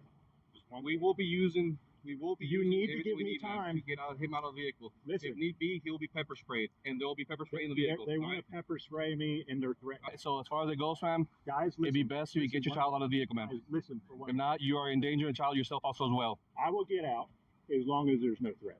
There's no threat. You get out calmly. You've already been asked to get out of the vehicle. Sir? On the count of three, you will be dragged out of the vehicle. As you can see, I really don't care. Get out of the vehicle now. Hey, Eric, get out of the vehicle. Get out of the vehicle. Eric, get out. Hey, Eric, they're trying to arrest me. Sir? They're going to pepper spray. Wait. Yes, that's fine. Oh, Eric was the guy on the phone. Quit it. Quit it now. Quit it now. Give me your hand. Give me your hand. Do not use force on me. We're not. We're handcuffing. Why do I have this feeling that Eric might not be an attorney, but it's kind of like we've experienced with some of, Sergeant Curtis's finest videos here, where it turns out that it's the guy that, or like the person that got them into the sovereign citizen stuff in the first place, and they're just like, don't give them anything there, Cletus. There'll be a situation, okay? In which you'll be on the floor. Do you have an ID on it? Yeah, I can drive. Can I have your ID? Let me. I need my license and my identification too, please. That's mine. I know. I'm asking. Do you want to keep them with you or take them? I want to keep them with me. Okay. Can I ask what you're arresting me for? Obstruction of what? Driving on suspended license and speeding. Sit down. Get right on the phone. Get inside the vehicle. I'll get you inside. All right. We see that this is the grandson that's in the back of the car witnessing this whole nonsense that the grandfather is doing, which is absolutely baffling to me. The officers were threatening pepper spray while the grandchild was inside of the car. I would absolutely not resort to pepper spray. I don't know if they were just saying that. There are other ways to extract the driver from the car. Then we go They've just been watching them ICE videos. back to the person that's on the phone, the Eric, the dollar defense that we see constantly. If you decide to go this route, we see what the dollar defense Eric's advice gets, which is in the back of the police car. And then there's another thing. The wife has a valid driver license and could have driven the car, and they could have completely avoided all of this nonsense. And now he's got this obstructing charge, and he also has the traffic charge that the officers have mentioned. This never, ever works. If you've seen it work, send me the video. And yeah, he's still he's been saying this for a while. He's like, yeah, if you get that video where somebody actually gets out, yeah, I will be happy. At some point, he's going to have to offer a reward. Like, you see the notorious COP behind me. I will get you a copy of the notorious COP, which is still, like, such a uncool and egregious use of, the notorious B.I.G. Anyway, exactly. Eric taught them everything they... No, I think so. Yeah, dude, do you think they pay for that shit? Wait, because I've thought about that. Like, some of these things, it seems like they get it online. So it's like because they got to pay for that license and everything. And at some point, you have to think, like, it's got to be close to the same price as the registration. Like, what are you doing? Just... register your goddamn car and get a driver's license. What are you doing? Why am I turning into Jerry Seinfeld? What's the deal with sovereign citizens? Always traveling. Well, you're going to be traveling to jail. Boom. Pep talks. Pep law advice at Pep Law. What I gotta say is don't listen to your sovereign citizen friends. If your friend says that they're a sovereign citizen, there's a good chance that they actually might be the dumbest person you know. Pep Law Seinfeld. What's the deal with these people breaking the law? I mean, dude, I took Seinfeld and made him into Barney Fife. Go! Oh, God. Okay. I am gonna end this at the 5:30 mark, because you know me and the not wanting to leave it at this just 5:25. That's not okay. 5.5 hours seem good. Grandpa Eric was notorious COPD. Ah, dude, COPD sucks though. I got a friend that who has COPD right now. Like, he got diagnosed recently. Really, it sucks. He's really going through it. Oh my God, notorious COPD. Oh. They said that I got spots on my lungs. Can't be rapping no more.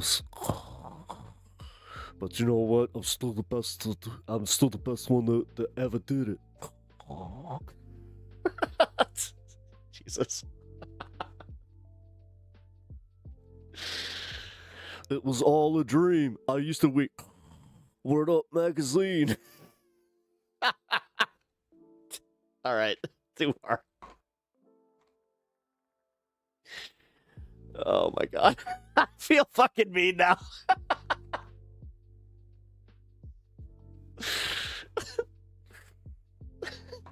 Everybody thought that I died from getting shot. Nobody knew that I just needed my CPAP. Jesus. I'm going to hell. If there's a hell, I'm already there.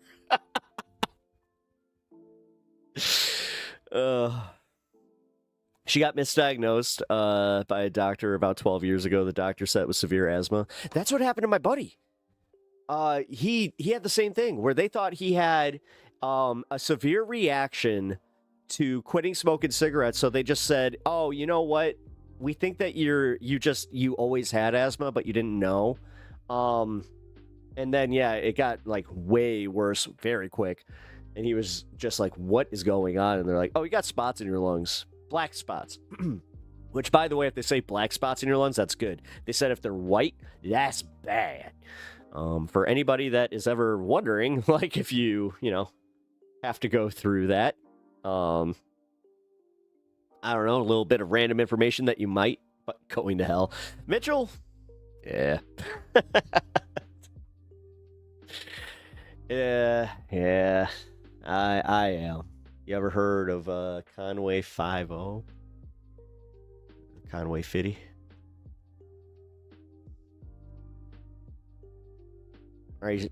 Wait, wrong meds for 8 years. Back in 2023, she went to a new lung doctor and was diagnosed with COPD. Her new lung doctor said she has grounds for malpractice suit. Oh, dang.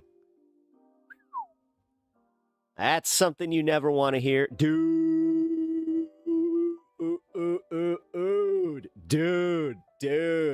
All right, I'm going to end on a high note, but also kind of a low note. All right. You want to know something crazy? And I mean fucking crazy. Oh my God.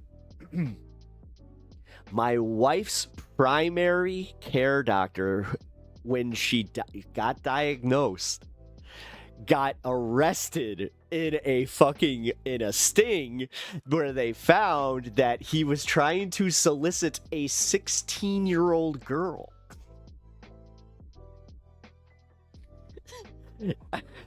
And then she showed me the mugshot. I was just like, it's him. That's a guy. He was like a younger doctor. Yeah. It's fucking nuts. Yeah, right? I'm glad that we don't have to see him anymore, obviously, but, dude, it's funny because I was just like, oh, man, without missing a beat, my wife just goes, oh, I was too old for him anyway. He was looking for something a little different. I was like, oh. It's like, yeah. And then we have an inside joke because we used to sit and watch To Catch a Predator together, where it was just, that was our slot viewing, and we share the inside joke. Have a seat. I was just like, Jesus. Yeah, man, that's a trip and a half. Again, the fact that, because I did tell my wife this, I was just like, so you do realize that no matter what happens, you owe that guy, like at least for the diagnosis, where it's like he was the one who got you diagnosed. And now I'm kind of like, oh no. Oh no. Yeah, man. She dropped that on me just recently too, where I was just like, wait, what now? Chris Hansen here. Have a seat. Would you like a cookie? My favorite one was the guy that was just like, he knew the jig was up. He's like, I'm gonna take a seat real quick. Do you guys have pizza? They had pizza. He's like, can I have some of the pizza? And he's like, why are you here? He's like, I don't know, man. I don't know. I'm depressed. And I don't know. I don't know. And then they're just like, well, you know what happens next? He's like, yeah, I know what happens next. I'm gonna finish my pizza and I'll go. And then he finishes the pizza and then fucking gets arrested in the garage. That was fucking one of the funniest. But also, it was like, oh man, because he got, Chris Hansen got sad for her, where he was just like, oh,